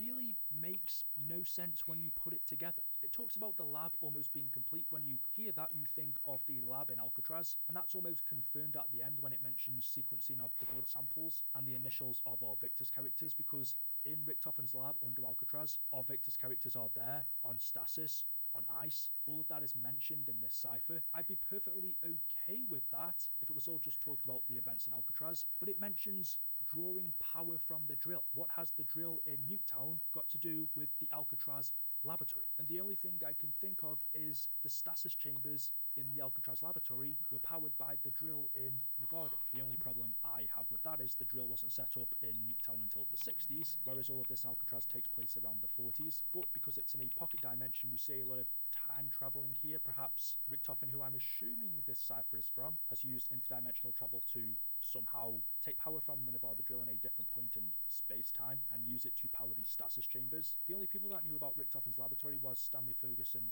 and the Illuminati, but you can tell by the wording it's definitely not Stanley, being that he's an American himself. I don't feel like he would say the chance of detection by the Americans is very unlikely. That sounds like something Richtofen would say, but the Canorium does mention Stanley Ferguson waiting to put the Victor's characters in stasis, which is what is being talked about here. That's not too important, but what is the fact that it seems like the Alcatraz laboratory, or maybe just the stasis chambers there, is being powered by the drill in Nevada. At one point I did think, is the laboratory possibly referring to Zero Base, which is also referred to as a lab in the Zombies comics. Also in Zero Base we have these machines where the Victor's characters sit on and their blood is extracted, but I wouldn't say the characters here were kept on stasis or ice, which makes me think it must be referring to the Alcatraz lab. So a lot is answered here, but it still leaves a few unanswered questions. Group 935's excavation drill that they used in 1918 Origins, how did Broken Arrow manage to create a drill similar to that all those years later? We know this drill is excavating 115 from Nuketown, but is that dome above it a conduit to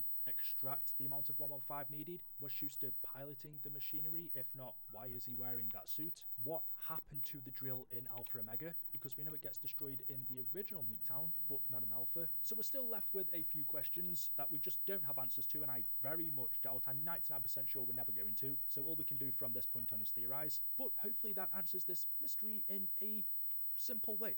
This drill was drilling 115 from Nuketown to power Broken Arrow's experiments, and it looks like Richtofen also used it to power the Alcatraz laboratory. So there we go. Let me know your thoughts in the comment section below. As always, hopefully you've enjoyed the video today. If you have, drop a like rating. Make sure you are subscribed to stay up to date with the latest content on the channel. Thank you all for watching, and I will see you in the next one. Until then, goodbye.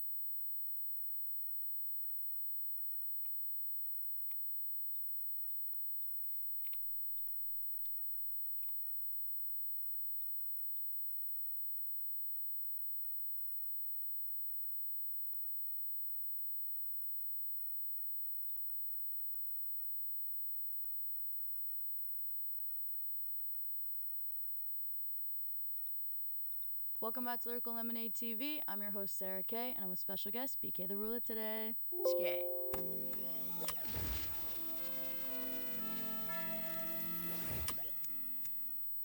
What's up, BK? How you been? Man, pretty good, man. On the road, you know, thugging it, having a good time. Just came back from Ohio, right? Yes, yes. How was that? It was pretty good, actually. Just extremely cold. It was snow. I mean, there's snow here too, but it was the first little winter day we've experienced on tour, so. Right. Yeah.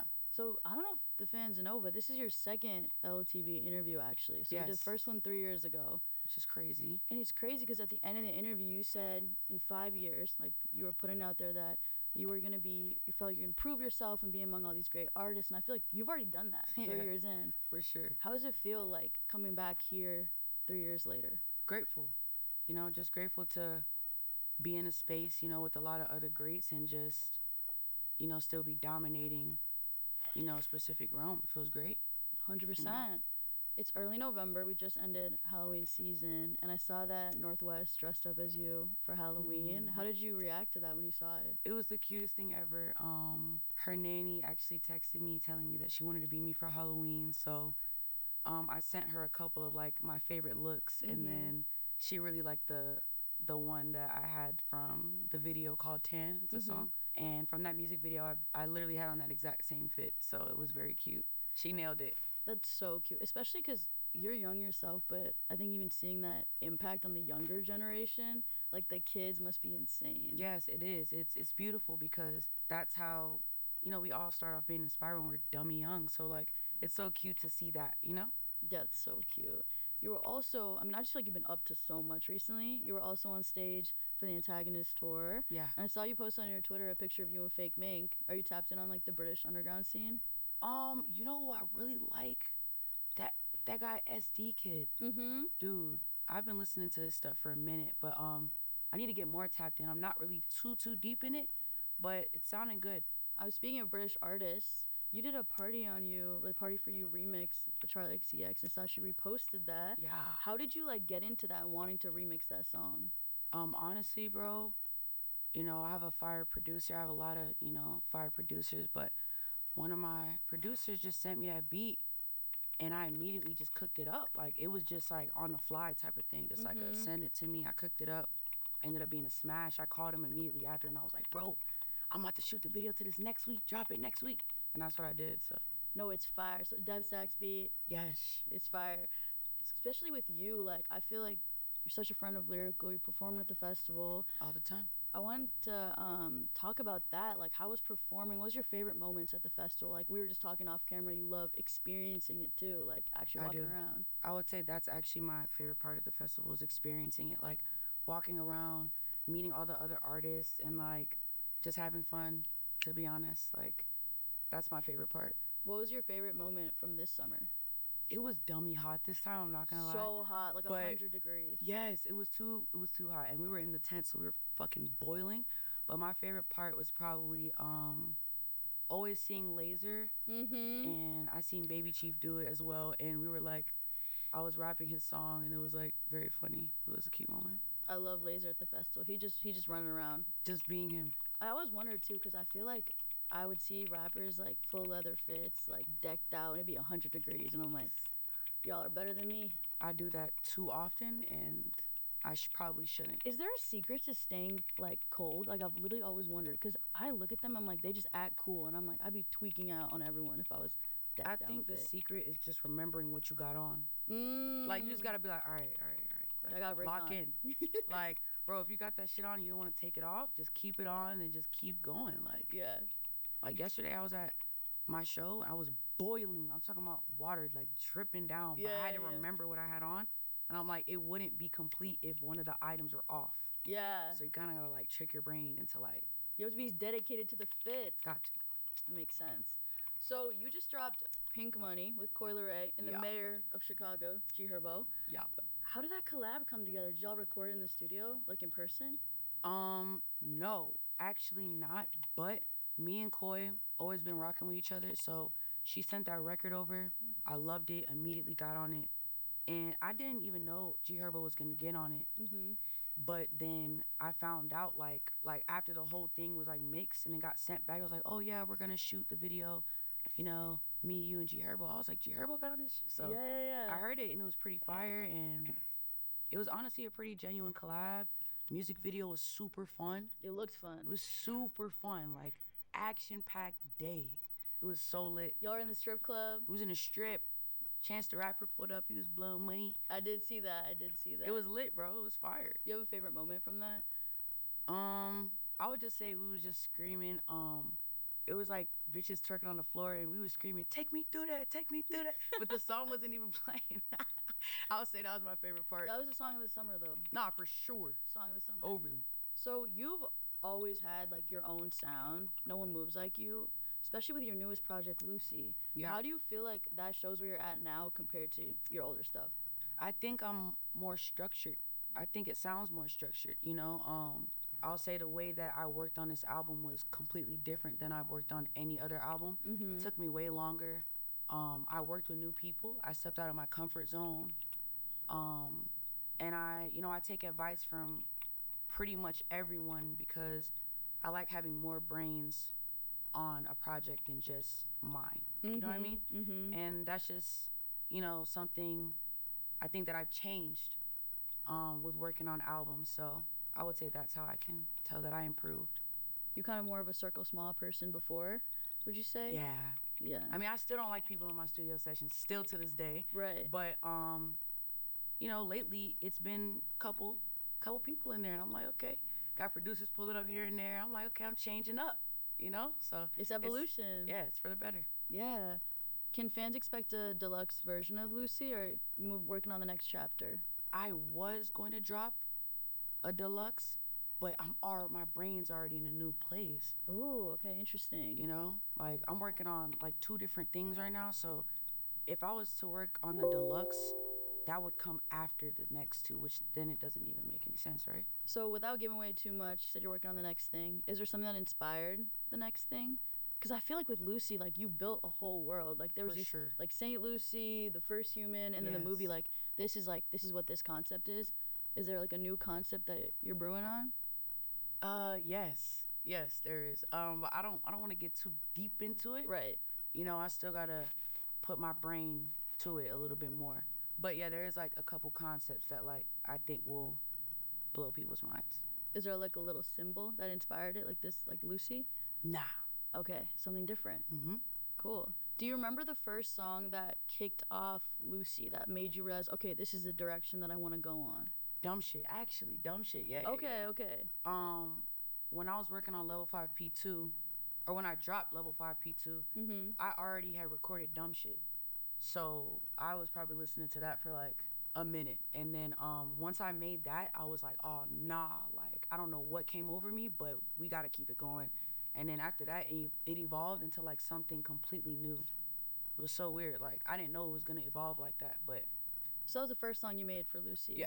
That's interesting because I feel like where it is in the album is like a bit like lower in terms of like how you stack the tracks. Yeah. So was Dumb Shit like kind of something that you built the entire concept around? Like, I want the beginning to come before dumb shit. Nah, like that honestly came like way later, but I just made the song. That's just kind of, I just made the song. I was like, this is a hard song. Then I made a couple more like it, and then I completely changed it up. But it was all a part of the concept, though. You know? Cool. Yeah. I love the skits that you added in Lucy. I think it was I Feel Like and I Know. Yeah. What's the importance of having like interludes like that in a project? I think it's dummy important, like especially now. Back then I didn't really, I mean, I enjoyed listening to it when it was other artists, but I didn't really see the importance in it for myself. But after I did that for Lucy, which actually just, I think was the day before I turned it in. No, the night I turned it in, those two came about. Yeah. Those weren't gonna be on the album. But I think it pieced it together and it made it a story, which is the whole point of the concept. Like, that was the whole point of the album anyway. Who were you talking to in the interludes? Well, I was talking to like the whole gang. Like, you know, making this album was tougher than any other album I think I've like made. It was tough because it's not just, you know, the music, it's clearing, it's just a lot. It's getting in the same rooms together, it's agreeing on something, you know what I mean? So there was so many times where I was gonna drop. I think I was gonna drop November, I think I was gonna drop January, and then I was gonna drop February. And then I just ended up not dropping because more work had to be done. So it really felt like a journey and a battle. You know what I mean? So it was the I feel. And then at the end, it was like, no, I know. And then that was the day that I turned in the album, the night that I turned in the album. It definitely is, like, puts a bow on the piece for sure. I see that. So what would you describe the difference in energy with Lucy versus, like, Level 5 Part 2? I think I'm more mature now than I've ever been. Level 5 P2, I was a little bit more of a rebel. I'm still a rebel, though, I'm not gonna lie. But on a different level. You know what I mean? Yeah. So I think I'm just more structured, like, within my music and also just within myself. How would you describe Level 5 in, like, 3 words? Chaotic, unseen, and fun. Do you and your friends still use that term? Like, for sure, it'll never die. That's fire. Level 5 till I die. No, you really made like a movement, I feel. For sure. With that. With Lucy too specifically, like the songs, like Adult Swim and Love Sex Dreams, you're flipping like a sample in those. Yeah. What pulled you to take those classics and rework them? Like, were you bumping those for a while, or did you come across them? As far as, you know, LSD goes, come on, I mean, I'm a huge fan of A$AP Rocky. Like, I'm pretty sure everyone knows that, you know, that song and that iconic music video. Me and Skywater were actually working on that, and I was just like, nah, this is like one of my favorite songs. Let's just flip it real quick. Let's get to it. So we did that. And as far as Adult Swim, that's also, you know, like where one of my favorite shows comes from, you know, Robot Chicken. So it was basically just like that nostalgia, but it was like personal to me though. Right. It wasn't just like, oh, this is nostalgic to everyone. Let's just flip it so it can go viral. It's more so just like those were very personal to me, so I just decided to flip it and make it my own, you know, while paying homage. So, which I think I did pretty good. You did Rocky, amazing. You know, Rocky knows what it is. Yeah. You know, the Robot Chicken team also knows what it is as well. They rock with me, and I love them. So shout out to them. What was Rocky's reaction to the song? He liked the song. He really likes the song. He cleared the song for me. Yep. He posted the song. Yep. You know what I mean? He know what it is. Like that's like older brother vibes. You know, I met him a long time ago. Right. When I was working on Donda, and we clicked. We always click. You know what I'm saying? Yeah. So, yeah. With Skywater, I know you guys went on tour together, and then you're working on Lucy. How did that relationship happen on like the production aspect? I think we just decided to like open up the computer, because you know how it is with artists. Like artists, they don't like, they're so close, but they never made music together. Like, I don't know why it's always like that, but yeah. We decided to open up the computer and get to it, and so we did that. Have you ever made a bunch of music with your friends that's just never come out? 1000%. Or do you typically, like, you're with your collaborators, are they usually friends first, or are they people that you just shout out and think, okay, friends you're cool? first. Friends first. I feel like that's how all my collaborations happen. I think it's better that way, and I think the music is better. That way you're able to actually communicate too with each other. Yeah. What was your best memory with Sky on tour? I would have to say it's whenever he like decked the nigga in his shit in the crowd because he tried to pull his chain, and he was like, it was the funniest shit ever, bro. It was a video, and then we edited the video and put it in a recap. It was hilarious, and we were just talking about it, and that was honestly probably one of my faves. Or like us in the club, we were fucking lit in the club, bro. That was our thing, like every night just in the club, like getting superly fucking lit. You guys had energy after? That's crazy. Oh yeah, I don't know how. What's the best song to come on in the club? I feel like I have a specific. Take Me Through There. Probably Take Me Through There. Probably Take Me Through There, cause you know. I feel like the state of clubbing today, people always talk about it like nobody parties anymore. Like no one dances anymore. No, definitely not. Not sure why though, because it's pretty fun to do when you actually let go of your ego. You know? That's interesting, ego. I feel like maybe it's iPhones. I don't know. It's the fact that we recorded. Yeah. I think it has something to do with how people feel like how people think they look. That's what I think. Because it's like, you go into like a white club and motherfuckers just doing anything in that bitch. But you get around some fly ass niggas and we just kind of want to stand there a little bit. I'm a victim to this shit. Sometimes I just be wanting to sit there and look cool, but it's like, bro, come on. It gets to a point, bro. It gets to a point. You guys gotta let loose. We got to.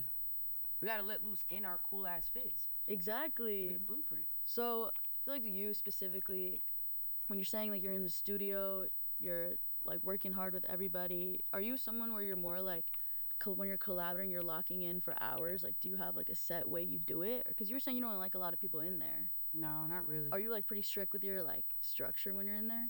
Kinda, but I think it's just because I move too fast. So it's like, I engineer myself. I don't have, I have an engineer that mixed my vocals. Shout out Crease. He's the hardest in the game. Been working with me since I was 15. But I like engineer myself in the booth. So I will rent out a studio just for the space. Like just for the speakers, just for the space, hook up my computer to all the stuff and do it myself. So it's not really like you know like how some people make studio sessions like an event or like a hangout. Like this is not a hangout.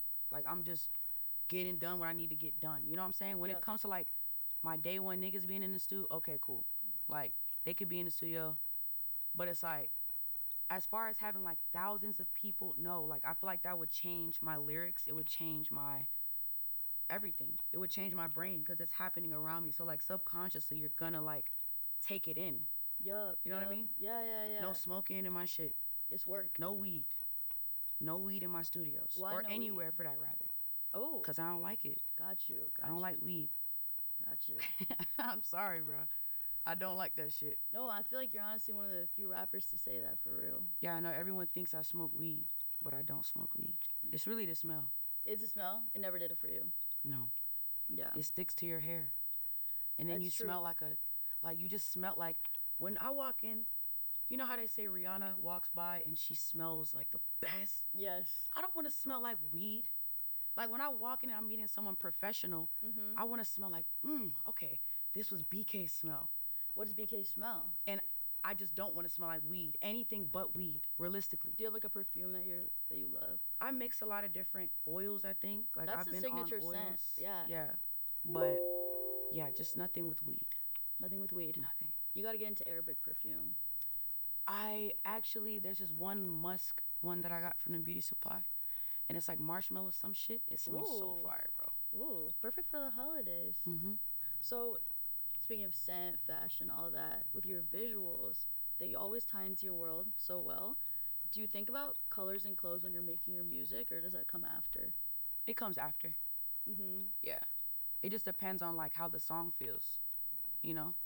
Like Level 5 P1 felt teal to me. Yep. Like, and so did Level 5 P2. As far as Lucy, it's more like earth tones, you know? Like olive greens, beige, tan. Right now, I don't know my next color. I feel like you've been wearing a lot of black recently. Yeah, I always wear black though. Very grungy. Yeah. Yeah. I don't know. Maybe I'll fall in love with a new color, like purple or some shit. You never know. That's crazy. Yeah, I know there's artists that talk about like attaching color and music together. It works. Yeah. It's like, I don't know. It's called like synthnesia or something. I've never heard of that word. But it's like different sounds have different colors, which I think is interesting that you say that. It works the same way with like connecting a concept, you know? Mm-hmm. Think about how many artists like really thrive from creating concepts and attaching different things and colors to their work.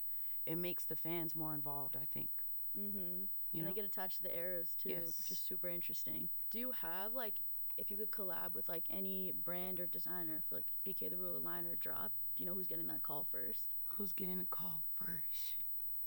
Doc Martens, to be honest. Ooh. Doc getting that call first. Those will go. I need a shoe. Hard. I need a shoe. Doc Martens. I need a shoe.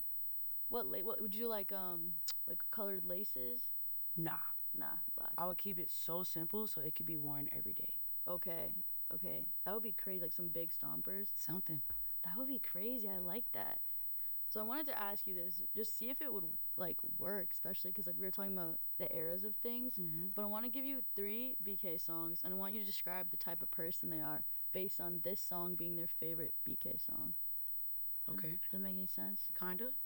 Like, describe the person who I Love You Back is their favorite song. Oh, like if I was to guess like what type of person would listen to it? Yes. I Love You Back. Oh, that's kind of hard because I feel like anyone could listen to I Love You Back. But what type of, I don't know, what type of person? Maybe a joyful one? Yeah. It's a joyful. Like, maybe this concept doesn't work. Maybe a joyful one. It's a romantic person. Maybe. Yeah. Someone with joy and love, you know? But I was going to ask you, if you could find 3 artists to be the main lineup for your own festival, dead or alive, who would you choose? Charlie XCX. Fire. Sabrina Carpenter. And Michael Jackson. Oh. Okay, I see what vibe you're on. Right. Like dance party, literally dancing. Yeah. What's your favorite Charlie XCX, Sabrina Carpenter, and Michael Jackson song? Off the new album for Charlie, I do really like 360. Not on no corny shit, but I really do like that one. Sabrina Carpenter. What's the one that goes, please, please, please? That one. What is it called? Please, please, please. Is it really? Yeah, it's pretty on the nose. Wow. I really like that song by her. It's a great song. Like, I think Sabrina is like up there with like one of my favorite people in the industry right now. Haven't met her yet, but really love her style. Overly love her style right now. Like, I think I talk about this every day, not gonna lie. She got that whole baby doll, like cute. It's just cute. It's cute. You know what I mean? It's very cute. It's cute, and it's like it's structured. It's there. It's like in everyone's face. It's like Sabrina Carpenter, glitter, blonde, curls. You get it, right? Right. You see her and you know who she is. Yeah. Just like Charlie XCX, she got her own swag too. She's got her swag. Yeah. So just like Michael Jack. Yep. I like that. That's what drew you in. That's They have their own swag. Yep. So I wanted to ask, like, especially people don't know that you have a lyrical music video, Still in the Paint. Do you have any standout memories from when you shot that music video with Laser and Denzel? Yeah. So basically at the top of the little subway thing, they were like, BK, you should do something with that. And I was like, you know what? I want to hang off that shit. So I had these big ass fucking Balenci boots on, and I put my legs through there, and I just went back, and like they shot it, but like once I looked at it, I was like, oh, this definitely going to be like the best shot like ever. And it was my favorite thing, and it was very fun. And another moment I would say, whenever we were throwing like newspaper and shit like that in the bus, and it was like super lit, and we had that mosh pit like scene. Yeah, that was actually really fun. I think everyone was actually moshing. Like it was wasn't it like even 100 degrees in there? Dude, it had to be, right? 101 probably. Wow. But we had fans, but the fans could only be used when we weren't shooting. But we were shooting like majority of the time, so it was pretty hot. But look, like I said, you gotta psych yourself out, anything for that shot. Yeah, that's hot true. or not. That's true. Okay. And the video came out crazy. Came out insane. It came out crazy. Shout out Lyrical. So I want to ask, what's the last random thing in your camera roll right now? I got you. Last random thing? Probably this video. It says, Lord, hear my prayers and take this big belly away. And it's this guy going like crazy on his That shit had me weak, bruh. That's real though. Yeah, it is. Especially with this holiday season coming up. Dude. Are you excited for Thanksgiving? You a big Thanksgiving person? Come on. Of course I'm excited for Thanksgiving. Do you cook? But look, I can actually make some shit, but I just don't really like cooking. Okay, what can you make? I can do a little steak. Okay, a little mashed potato. Yeah. You know, a little rice and bean. But like when it comes to like, no. Are you doing the mashed potato at Thanksgiving? Nah. For Thanksgiving, I'm gonna let my family take it away. Yep. But no, I'm not cooking. I'll make a dessert maybe. I'll bring some, you know. Okay. I'll bring a little something. You know. A little razzle dazzle. Little sprinkle. We won't know till we get there. You know? Yeah. It's we a got surprise. some time. We get a little surprise. So I always like to ask this question at the end, as you know. But where do you see yourself in 5 years? What would you like to accomplish? In 5 years, bro, I see myself in the best state known to man. I feel like I'm going to accomplish everything that I want to accomplish within the next 5 years. Because in the next 10, I see myself ducked off. So it's like I got to get these goals out the way now. Do you have a goal that... Right now? Yeah. I want a Grammy. I really do. Like, I just want a Grammy. I'm pretty sure everybody wants a Grammy. I want a Grammy. You know? I want a little Grammy. I want to sell out an arena. And I want to, like, be the biggest, you know? You know, I am the biggest, but it's like, I want to be the biggest times 3. You know? And that takes a lot of work. So in the next 5 years, you'll see me working my ass off. And I'm going to get the Grammy. Grind it. Make it happen. Easy. Thank you so much, VK. Thank ya.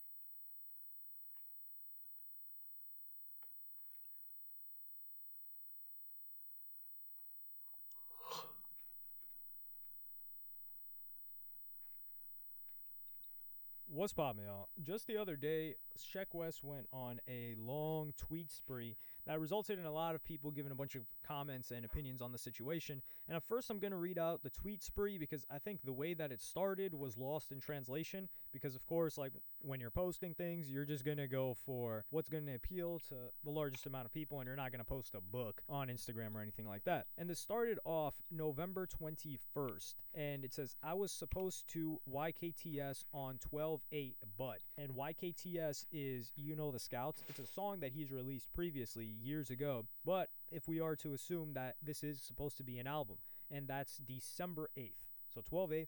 And he says, I'm actually a one-man show. I literally have no team. For real, for real. I got one guy who's just a great guy and helps. So this ish gonna take me forever. But it's just me, gang. I do everything alone. Alhamdulillah, my brother Biz helped me. But it's still just me. I'm not complaining, but it's just facts. The ish I stomach, stay silent, and sit through a lot of people will never. The problem is I'm too confident. People hate that, but I don't know. I'm like Michael Jackson, gang. Ain't my fault you look like a bug. So if I go and work. You want me to pay you and you didn't work or come to work? That's extortion. How you going mind F on mind effort? He says, I F with Chrome Hearts, but that's shirt, gang. Now, just a little bit of context here.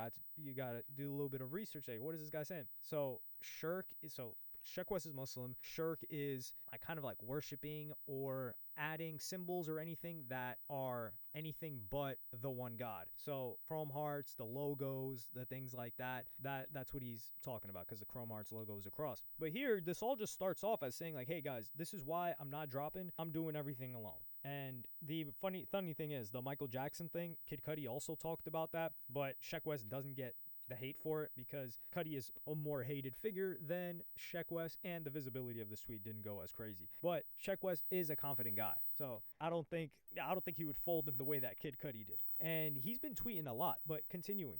He says, it take me 8 years to drop this ish, but no panic, I'm very confident and patient. I had recouped my record deal, and then everybody left me, lol. They say I'm this and that. People hate me because I'm handsome, and they know. Who the F recoups a deal? If you had or have a stylist, you're not fly. This is a fact right here. Like, people getting style talking about they fly. Come on, man. That's like getting lyrics written for you and saying you're a writer. Let's be real here. Or getting, the majority of your hits written for you. Now, if you have some help with writing, but you're also penning hits yourself, and there's a mix here and there, that's a different story. And also, for some people that say I'm switching up, no, I'm not switching up. That's different than being judged just by a rapper, the rapper category. Like, there, you got to be pure with your writing if you want to be in the top conversation of that. Rap artist is a little bit different. And he says, I'm on the plane, going 2 blood, whole plane, dank one, want to turn on his lights.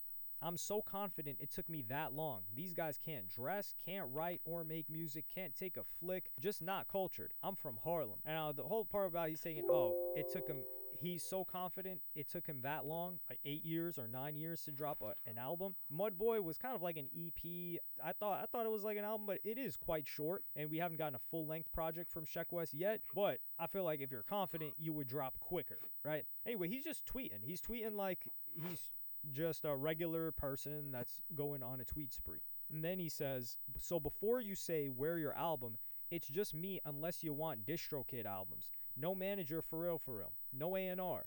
No marketing team. No assistants. No friends. I live solo, do shows solo. Yes, when I was very young, successful, jealousy and envy met me at the front door. I take accountability for allowing people in my life.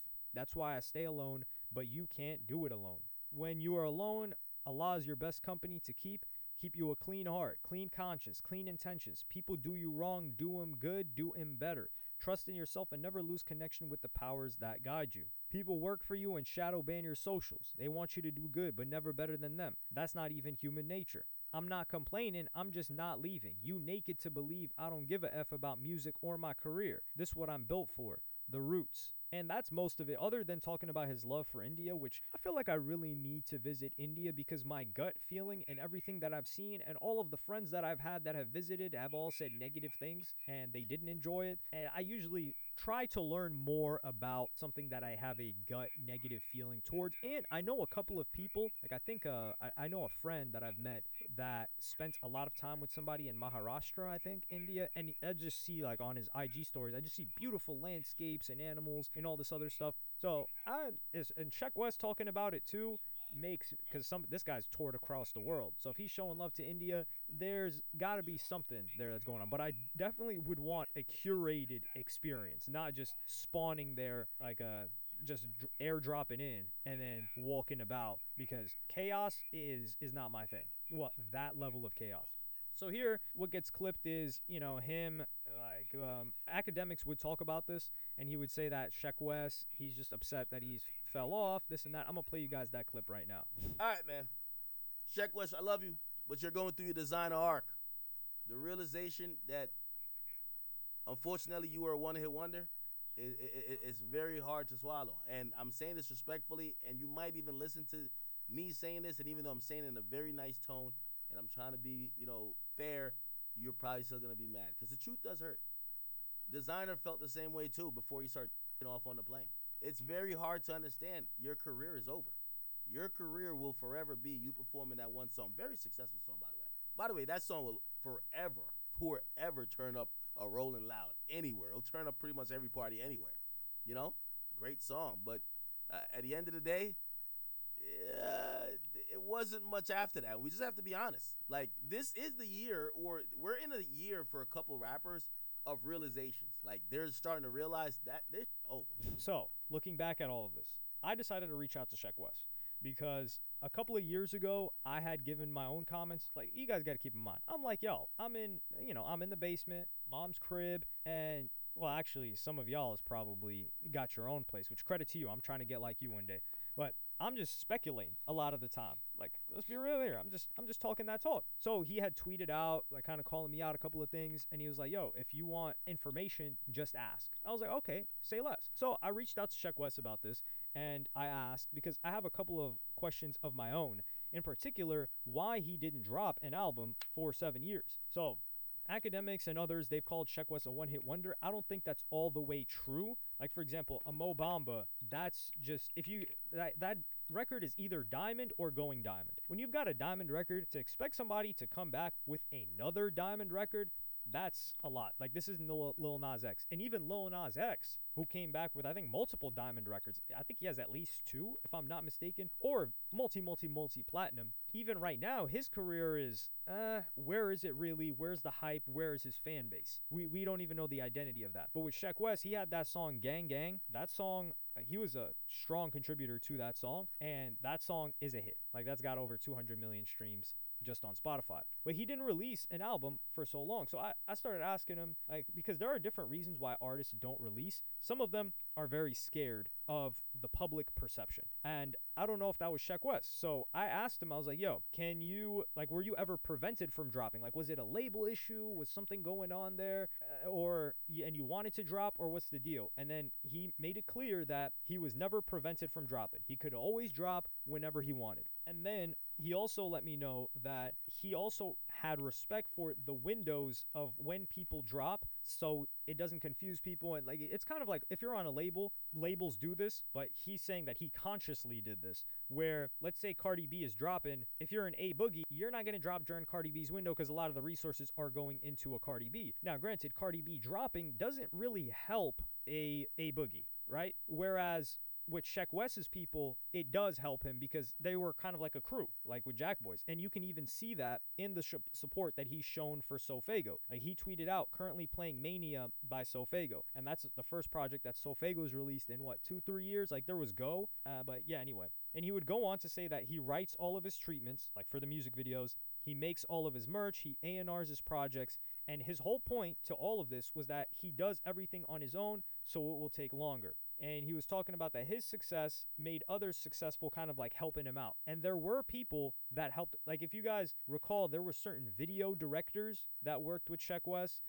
He didn't say these names specifically, but I'm just saying this myself because I don't want to, like, create some maybe conflict or whatever. I'm saying this myself. He didn't give me any names of anything, but there were video directors. There were people around Sheck West creatively, and he's saying that he was the vision. So these people maybe assisted, maybe got more opportunities, and then left. And that may be not a sign of frustration, but I would be frustrated if that happened, especially when you're lit and you're trying to help other people out. I think a lot of people took that to mean that it was artists hating on him, and I don't really think that's the case. And it could also be like A&Rs and people like that as well. He also made it known that he's recorded 3 projects since 2020. So he's actually working. And that's the thing that I wanted to know. Like, is this guy recording? Did he take a break? Because we've seen people take extended breaks from music, and that's not good. So what happened? He played basketball. Well, actually, let's take a look at first the release schedules of other people in Cactus Jack.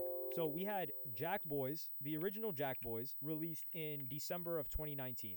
Mudboy released in 2018, October of 2018 to be specific. So he's riding the wave of Mudboy. You got to think, like, there were while there weren't massive hits on it, you had, like, Live Sheck West already was out, but you had songs like Chippy Chippy. That one was, like, it had its own, like, wave, WESPN. So he was going off of 2018. Keep in mind, Astroworld also released that year, so he was touring with Travis Scott. And then you get Jack Boys. So then Jack Boys comes. It makes sense. Gang Gang is going crazy. You've got a song on Jack Boys he could drop at that time, but he doesn't. And it kind of makes sense why. But then 2020, you've got Heaven or Hell, which is Don Toliver. So, and we're going to talk about a buffer of, we should say, like 4 months, especially during then. Like now the buffer is probably a lot shorter because people move on quick, but the buffer there would be like 4 months or so. And Sheck West was also on Heaven or Hell by Don Toliver. He was on the song Spaceship. So they're collaborating.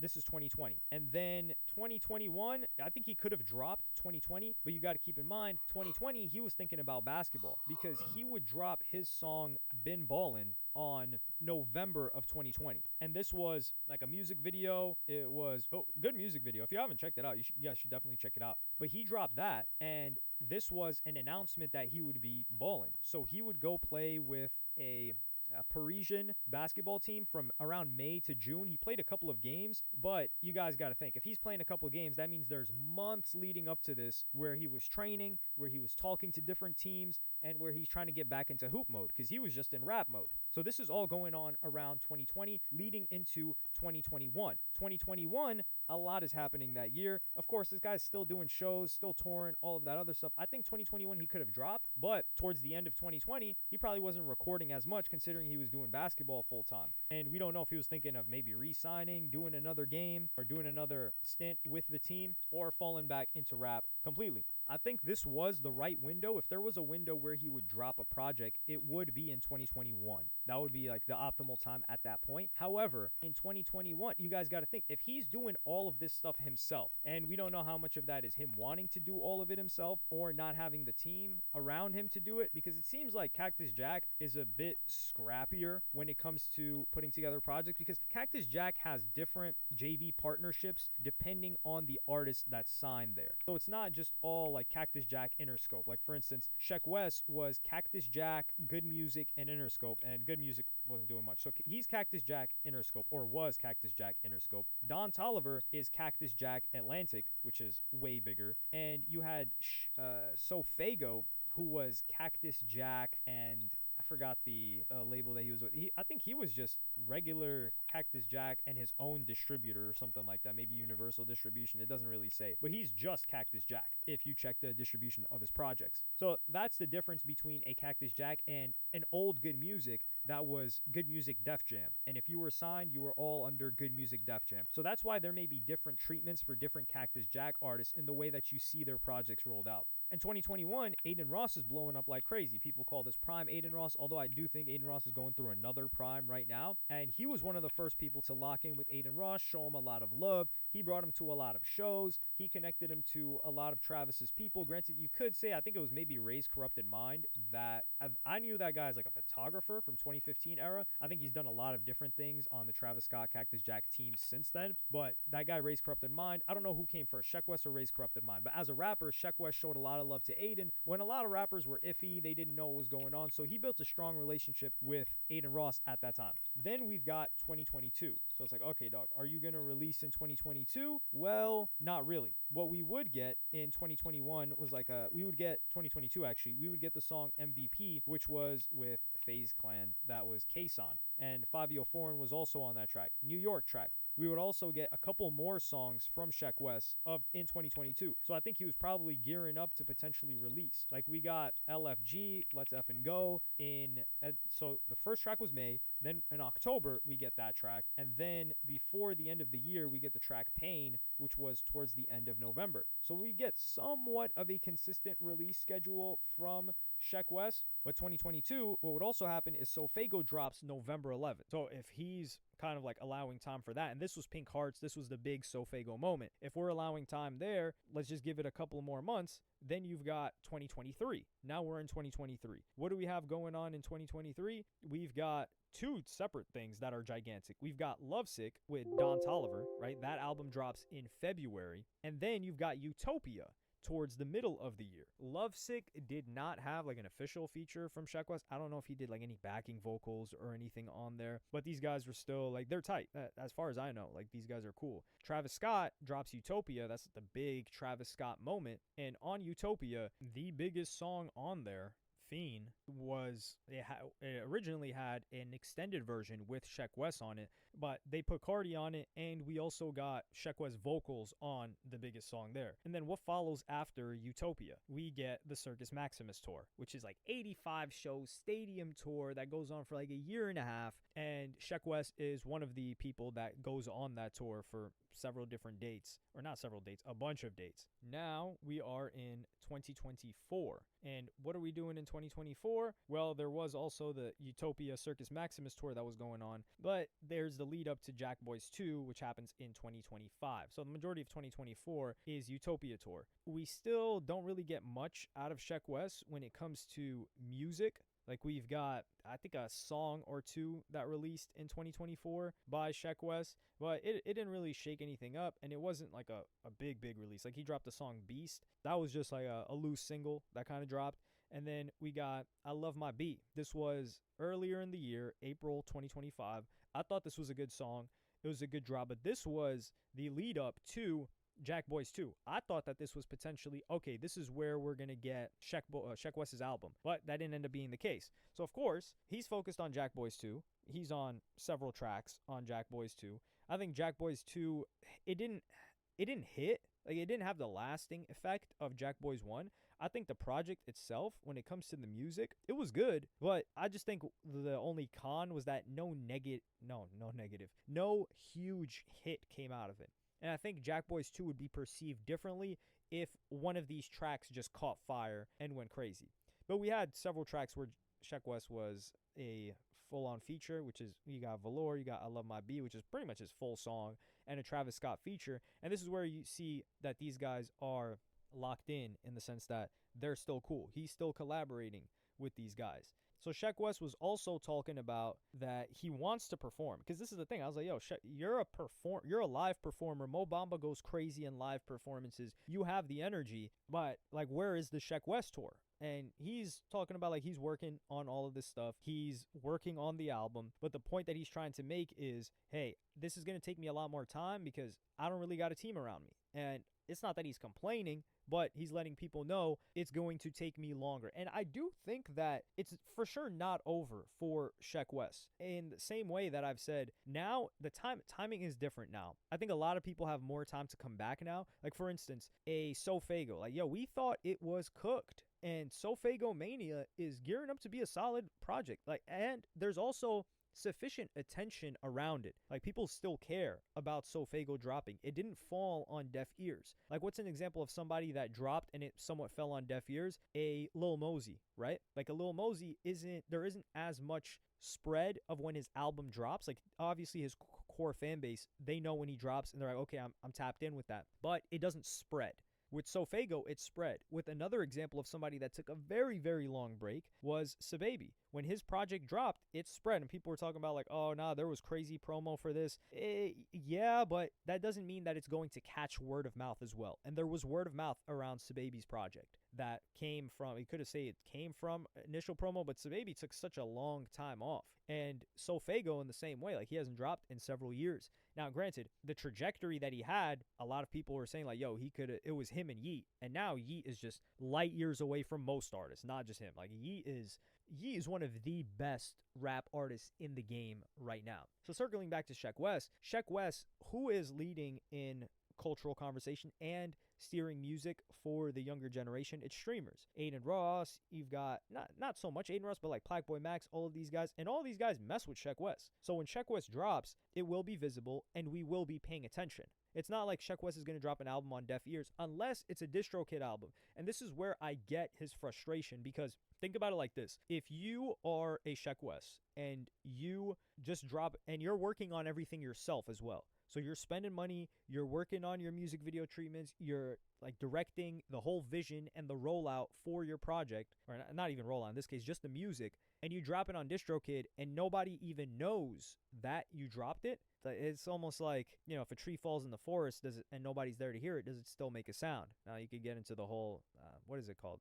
Theoretical physics? no, it's like some not nuclear physics. Oh my god, I forgot. Quantum physics. Yeah, like the whole quantum physics explanation of that. But nobody's there listening to it. It's discouraging, and it's also like, oh, all of this lead up just to drop it on DistroKid, and a couple of people hear it. So he's trying to make sure that it gets the release that it deserves, and there's enough people that listen to it. So I think right now it's just about the quality of the project, because if SoFago drops and we care, we're going to care when Sheck West drops. Granted that there's a sufficient harnessing of attention and anticipation prior to the drop, which is not something we've seen Sheck West work on for quite a while. We just need, it's like sometimes he'll just drop a single here and there. I just hope that he's, or someone on his team, well, he says he's Dolo. I just hope that he's got the vision of, you can't just drop it like you did a Mud Boy. And by drop it, I mean just like put it out there without, I would say like, yo, there needs to be anticipation now. Like a lot of people were saying like, yo, there's just the drop method, which is like, oh, the person just drops it right away that night.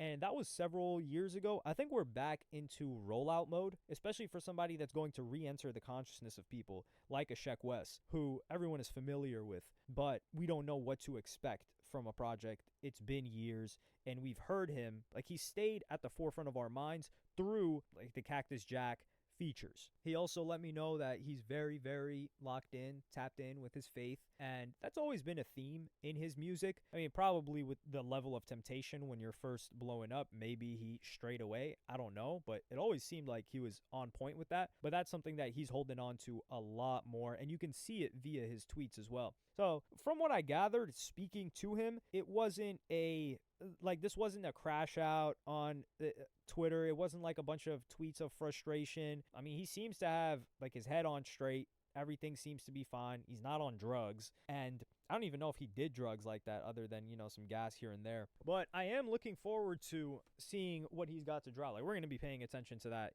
here for sure. Regardless, we would have been paying attention to it just because, like, I've watched everything pan out with Sheck West in real time, and I've actually covered it real time. Like, I watch everything happen with Young Thug too, but I wasn't posting stuff back in 2015. Well, I should have, but that's the game. So like from 2018 onward, like especially for those of you that have been here, which is like, it's crazy that there are some people that have been here for that long, you've seen the coverage on it, and it's never too late. That's what I will say right now, because I think the things that are mattering less and less right now is age, as well as just like the idea of falling off, because everything's a little bit more spread out and less centralized. So age, not for an artist to blow up for the first time or have their debut. Like, to be 45 and blow up, I don't know. I really don't know. But if an artist had already blown up and had already entered everybody's mind to a sufficient level, and they're like in their 30s now, or even late 30s, or even early 40s, I don't think people care like they used to. Like Future's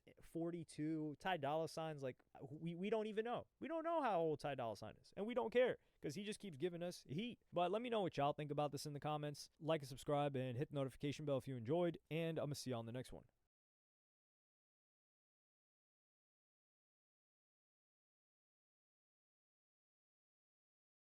My first music video, I wasn't on no opium type of aesthetic. Like, that wasn't my vibe. I was making like drill music. Like, my music video.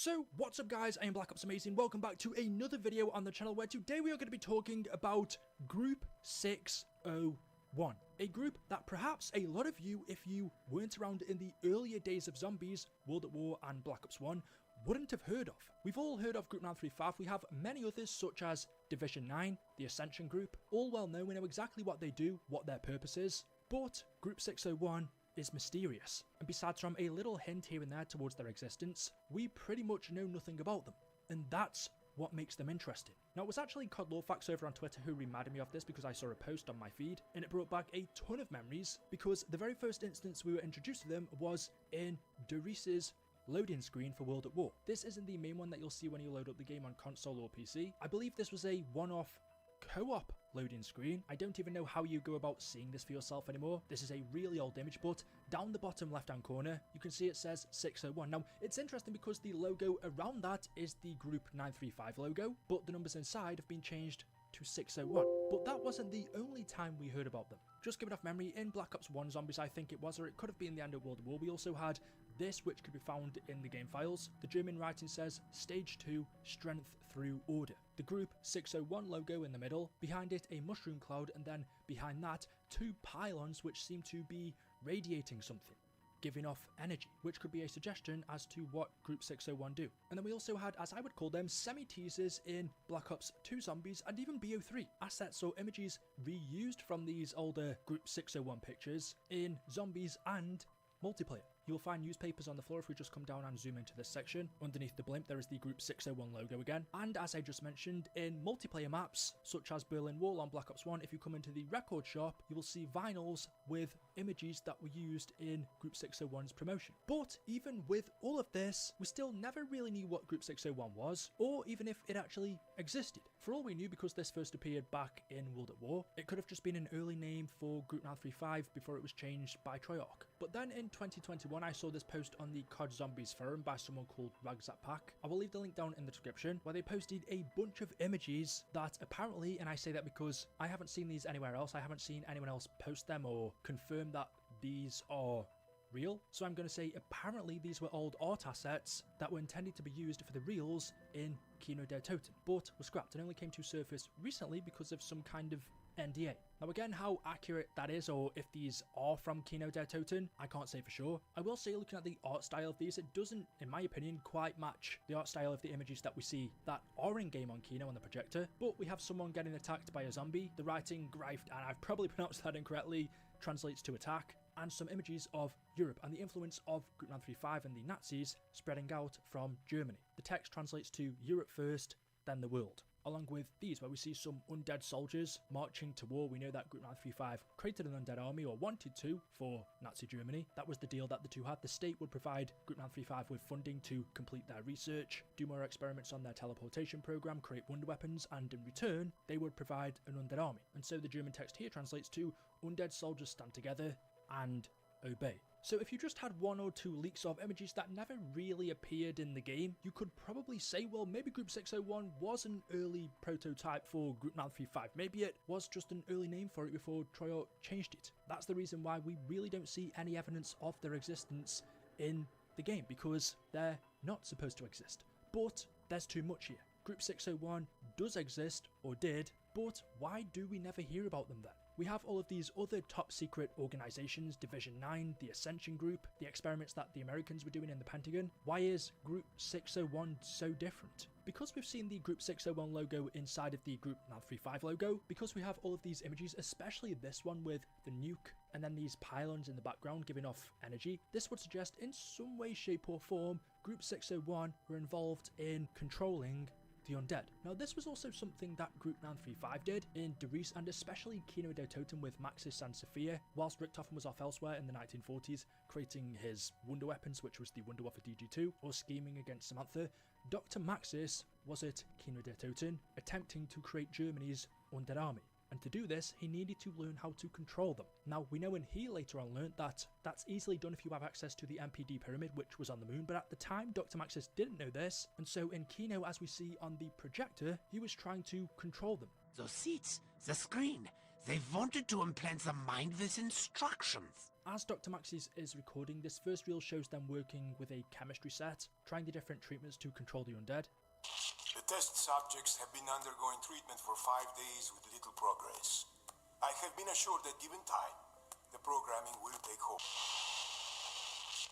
In his second recording, whilst he's talking about breaking through to the zombies' subconscious, we see zombies on screen with the numbers 115, meaning element 115, which is what creates the undead, and the numbers 1110. In the past weeks, we have made great strides in breaking through to their subconscious. I have had the projectionists make edits to the film. These changes have been very effective. And in his final recording, he talks about having a breakthrough with one of the zombies. He finally figures out how to control the undead, but as we know, it goes wrong and ends up biting his assistant Sophia, and then being put down. Subject 26 has had a breakthrough. He is responding to the treatment and following basic instructions. The violent outbursts have been greatly reduced, and given time, we feel this method of treatment will be 100% effective in most cases.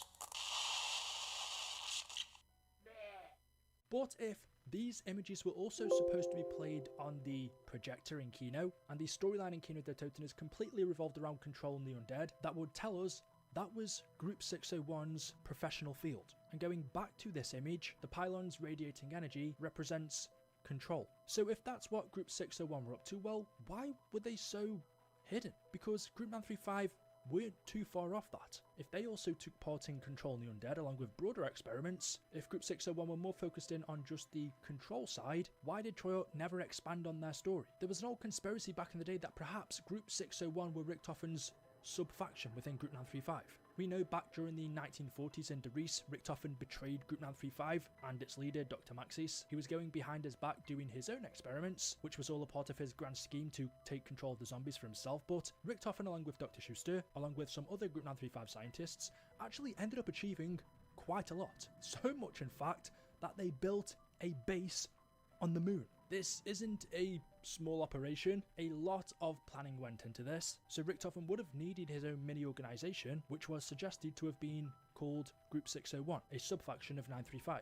Also, in Black Ops 2 Zombies, once Richtofen had taken control of the undead and he was inside of the MPD pyramid, when Maxis tried to scupper Richtofen's plans by sending 3 missiles from the moon to destroy the Earth, causing it to become fractured and broken, that severed Richtofen's connection, meaning all throughout the game Richtofen was communicating with the transit characters, specifically Stuhlinger, to attempt to regain full control, and he did this by getting them to activate the polarization devices in his favour. The polarization devices were these towers that we can find in each and every BO2 map. So there was the pylon in Transit, the big tower in Die Rise, the tower that was above ground in Buried. Activating these pylons was all a part of Richtofen's plan in BO2. And what do we see on this Group 601 image in the background?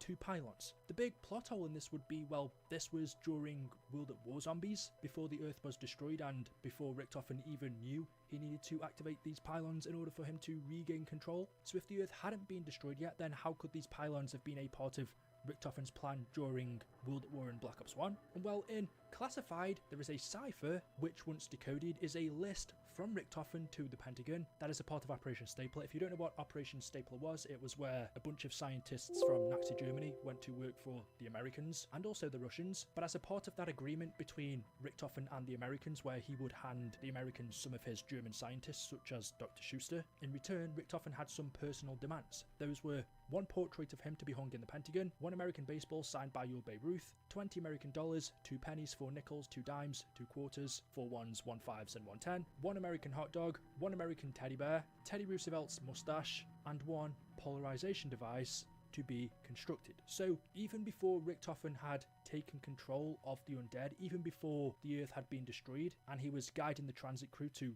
reactivate the polarization devices, before that Richtofen made a deal with the Pentagon telling them to construct a polarization device for him, which tells us the towers were always a part of Richtofen's plan. So going back to this image where we see these pylons in this Group 601 logo, well, it all comes back to Richtofen. Could Group 601 have been a sub-faction created by Richtofen to counter Group 935? And the reason we never heard of it is because it wasn't this big group, it was personal to him. And once he achieved his goals on Moon and took control of the undead, or even the end of BO2 Buried, when he was unsuccessful and Maxis gained power, Group 601 wasn't needed, so was never mentioned. I think that's an interesting theory, and that's definitely all it really is. But if that's not the case, because of Group 601's clear, quite close connection to Group 935 in terms of their goals to control the undead, well, did it play a role in the Derice massacre? Now, if you've never heard of this, I wouldn't be surprised, because it's not mentioned in the Canorium or Radio's documents that you will find in game, at least not on the zombies side, but in the campaign mission on Black Ops 1 WMD, you find this document that says February 20th, 1968, Memorandum to Richard Kane from Jack Ryan. Subject, update on GKM analysis. Analysis of Operation Intelligence has shown that the Gorky Korolev Medical Company, the GKM, which is based in Prague, is being used to funnel the Soviet chemical weapon Nova 6 into North Vietnam and Laos using commercial cargo planes.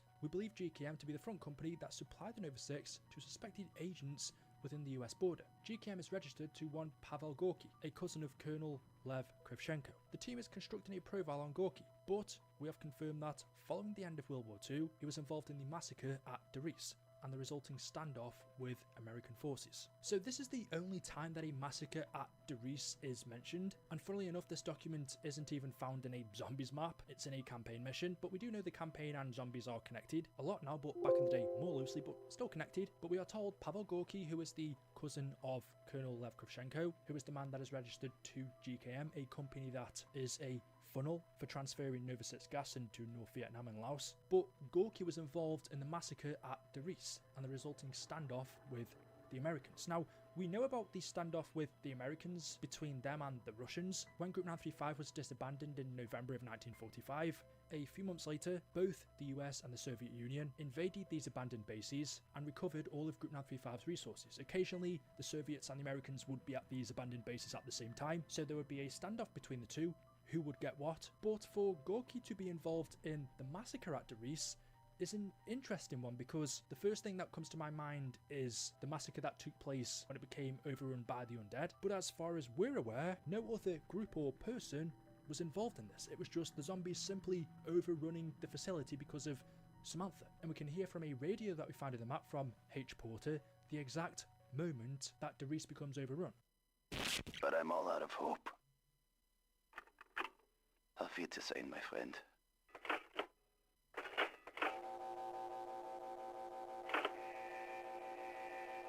Warning, the shield is now active.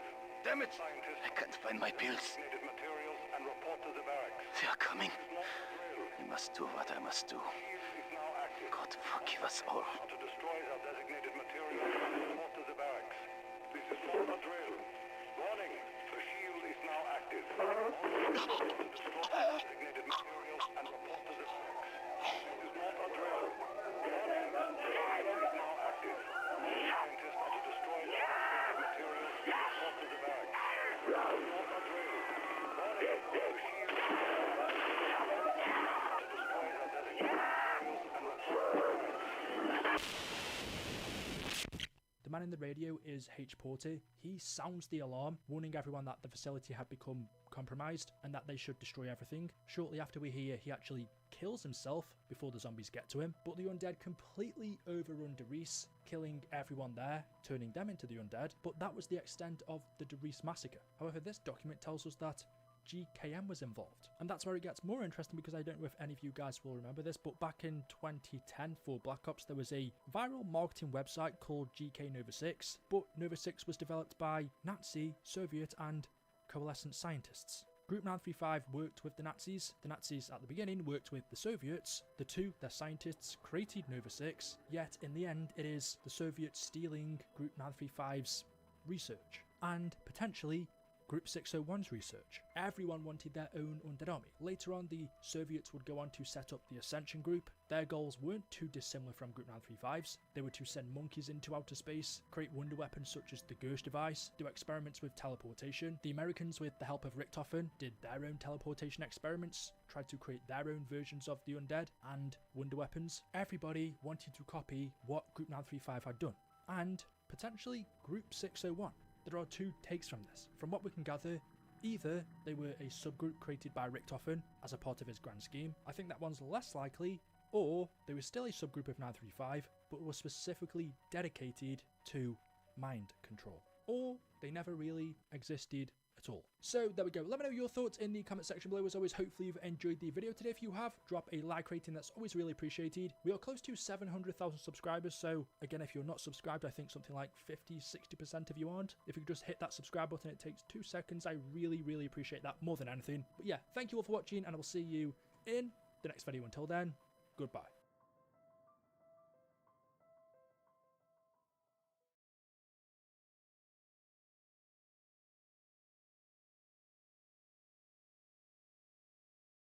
The developer documents for COD Zombies have been available to people for about a month now. First, it was the Black Ops 2 ones that leaked, giving us info on every map in that game, the most interesting being Transit, where we learned the true reason why the Nakdarin Totem building exists in that map. I've already done a video on that, so if you haven't seen it, I will leave the link to it down in the description. Shortly after Black Ops 3's developer documents leaked. However, before I could download them and look at them for myself, they were taken down on the orders of Activision. So I never got to see them. Every night I stayed up crying, thinking about all of the juicy stuff I missed out on. That was until Nanakos, the original uploader of these documents, brought them back. So this time, I was fast, and after scouring through all of these Treyarch documents for a good hour or so, there are details about each and every map, Revelations, Gorod, Zetsebo, the Reisendrache, and Shadows of Evil that are more than worthy of a video. So let's begin with the truth about Revelations. What were Treyarch's original plans for this map? And disclaimer, I'm going to be more focusing on the story side of things, because to me not only is that the most interesting, but it also tells you lore that Treyarch either changed last minute or is still relevant to the game but isn't told to us through in-game content such as radios, documents and ciphers. This is info that we would never know otherwise. Yes, of course they also changed gameplay mechanics and features. That's going to happen during the development cycle of any video game or media. But anyway, take a look at Treyarch's original plans for Revelations, because the brief description of its narrative was Richtof and Nikolai, Takeo and Dempsey, thinking they have completed their mission to get rid of the multiverse of zombies, return to the Genesis universe to meet up with Maxis and Samantha. But soon after their return, Maxis unknowingly releases the Shadow Man from the summoning key, and thus allows the Apothicons to enter and infect the Genesis universe. Genesis, for those of you who don't know, means the origin or mode of formation of something. For the map's narrative, they wrote, in our fiction, the Apothicons and the Shadow Man are the ones who control Element 115 and have been seeding all the multiverses for eons. They seek to control life forms within all dimensions, turning them into their servants. As a result of their actions and origins, our heroes created a gateway to a universe that has been impenetrable by the Apothicons, a universe where Element 115 cannot enter. They call it the Genesis universe. Our heroes, being Primus of course, don't know who created it or why it's immune, but they have been working towards destroying versions of themselves in other universes and timelines with 115, so younger immortal versions of themselves can live in the Genesis universe. By doing this, the timelines in the other universes have collapsed and have been destroyed forever. The Genesis universe is the only universe that remains. So that describes the original story of Revelations. Monty's perfect world created by him, this Genesis universe was immune to 115. However, as we saw in the intro cutscene, when the Shadow Man was released by Dr. Maxis from the Summoning Key, he fractured open the Genesis universe, allowing the Apothicons to enter. The synopsis of Revelations Treyarch give in these documents tells us how Revelations began, explaining the intro cutscene, where Primus arrive in the basement of the farmhouse, which is Dr. Monty's house. Richtofen destroys the teleporter. Primus then meet their younger selves. Everyone then goes outside to see the world is free of zombies. The crew witness a beautiful golden sunset over the English countryside, because if you didn't know, Dr. Monty's house is set in Sheffield in England. But later that night, Maxis is awoken and tempted by the Shadow Man. He hears whispering voices calling to him from within the Summoning Key. Maxis tinkers with the key, where he unknowingly releases the Shadow Man, and then as the other characters wake, the Shadow Man becomes a beacon for the Apothicons, where the world begins to fracture and rip open as the Apothicons' giant blue 115 sun crosses over from another universe. It emerges from the center of the Earth. The Earth is now completely broken apart, where time and space begins to merge, causing structures from previous zombies maps to begin to materialize on the fractured terrain, and the countryside where Monty's house once sat now becomes a floating island in space as the Element 115 sun grows. Hundreds of giant Apothicon gods then swim around the blue sun, using their tentacles to harvest 115, throwing it into portals to fertilize the universe with zombie-creating matter, i.e. meteors of Element 115. And they finish the intro by saying Monty is then taken by the Shadow Man. Primus tell the children to head into the basement and lock the door. There is one final battle that they must fight. So Treyarch's original plan for the intro of Revelations isn't too different from what we actually got. However, there are a couple of interesting facts worth pointing out here. One, we figured this out anyway because we can see it happening, but it was never officially told to us in game. It's called the Apothicon Sun, but this is a giant ball of 115, and we can see the Apothicons taking 115 from its source and then spitting it out into different universes across the multiverse, which explains how the zombie outbreak began. In the early days of the timeline, when we had the meteors of 115 in Tunguska in Japan, these 115 meteors was what caused Group 935 to start. They began experimenting with this and eventually created zombies. But the 115 meteors originally came from these Apothicon gods, otherwise known as the Elder Gods, harvesting Element 115 from this blue sun and spitting it out into different dimensions, hoping that one day humanity would use it so that they could then turn them into their servants via the undead. It's also interesting how they state, and again, we knew this, but it's cool to see it here, how it was a result of our actions in Origins, opening the gateway in the Crazy Place to this Genesis universe where Monty's house is, which was supposed to be impenetrable, hence why it was called Monty's Perfect Universe, because the Apothicans weren't able to send 115 to it like they were the rest of the multiverse. Within these developer documents, you have to remember that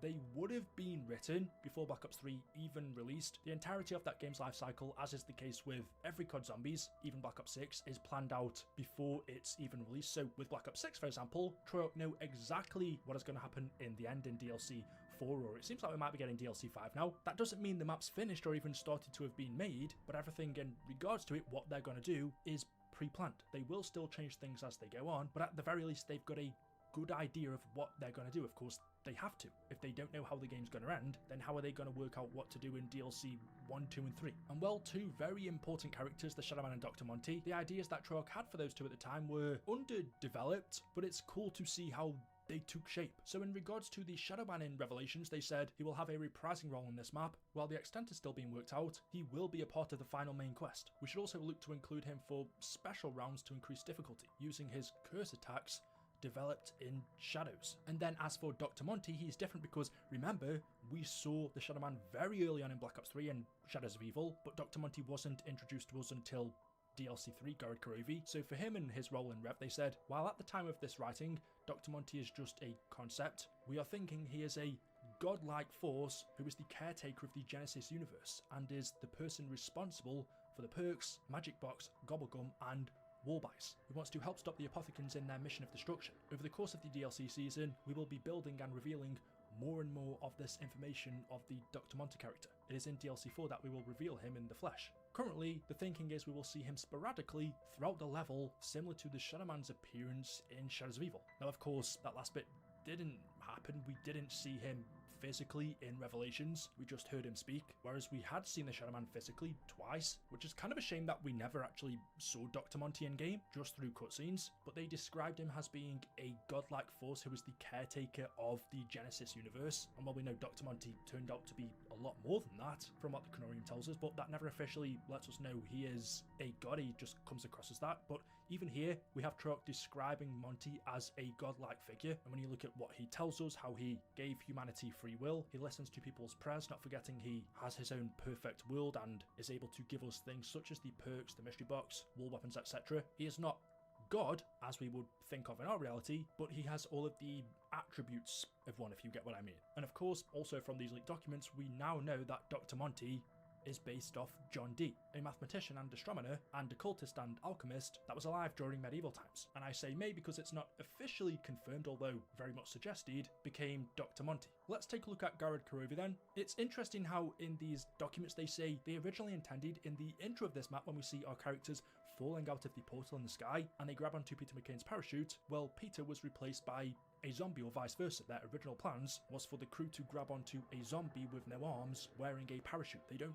mention it being Peter McCain. It took place in 1943 when World War II was still going on, in the immediate aftermath of a large battle between Germans and Russian forces in Stalingrad. After the Russians retook the city a few days prior to the start of the level, Group 935 launched a counter-attack using their wonder weapons and their Dragon Corps, forcing the Russians, reinforced by the 62nd Rifle Division and Mech Battalion, to defend the city and repel the initial German attacks. Victory seemed to be at hand for the Russians, but in reality, this was all a part of Group 935's plan to draw all of the Russian forces into the city and inflict the crushing blow. Special bombs containing 115 were released into the city, turning all of its inhabitants into zombies. All except one, Nikolai Belensky. So this is a piece of lore that we aren't told anywhere else. That could be because it was an early idea of Treyarch's that they never actually implemented, so it's not officially a part of the lore. This was just what they were thinking. But at the same time, that would give us an explanation as to why we see Nikolai in his mech suit in Gorod, as to why he's the only one alive. And even then, this is cool lore to me, because yes, we have Group 935, the Germans and the Russians battling each other, Germany having the dragons, the Russians having the giant robots, but when you take into consideration Group 935 were doing that to draw the Russians into the city so that they could drop a bomb containing 115, turning all of its inhabitants and soldiers into zombies, leaving just Nikolai alive because he was in the mech suit, is a great bit of story in my opinion, that we don't hear about, and does explain some questions that we have. We know that Trog originally planned for us to be able to use the Russian mech suit in Gorod to kill zombies and open up new routes. It was going to be a part of the main Easter egg. We would need to fully upgrade it to defeat Nikolai, but for one reason or another, that never ended up happening. As far as the dragons go in the story, we have an official explanation, but they also give us one here saying, in this timeline, dragons existed in the past. Using Element 115, the 935 scientists teleported those creatures from their past and outfitted them with special collars, allowing them to control these savage creatures, making them the ultimate weapon of war. What actually happens in the story is they are regrown by Division 9 in laboratories, hatched out and then grow to become Group 935's weapons. But Troyok's original plans for the storyline of the dragons is they existed in the past in this universe, and Group 935 teleported them from their past to present day. One thing that is mentioned in these developer documents that I have made a video on before are the Reznov challenges. We know Reznov is a part of the COD Zombie story. We see a signpost from him in the map which says "Vengeance is mine" VR, so he was here in Gorod Karovi, but Troyok also planned to have something in the map called the Reznov challenges, where they said we would like to create various challenges and rewards similar to what we did in Origins with the Ritual of the Ancients. We would like to have rewards for individual players as well as co-op rewards. We would like the challenge board to be themed around the idea of a lone wolf soldier plotting his revenge on the Germans. We should allude to this being authorized by Viktor Reznov.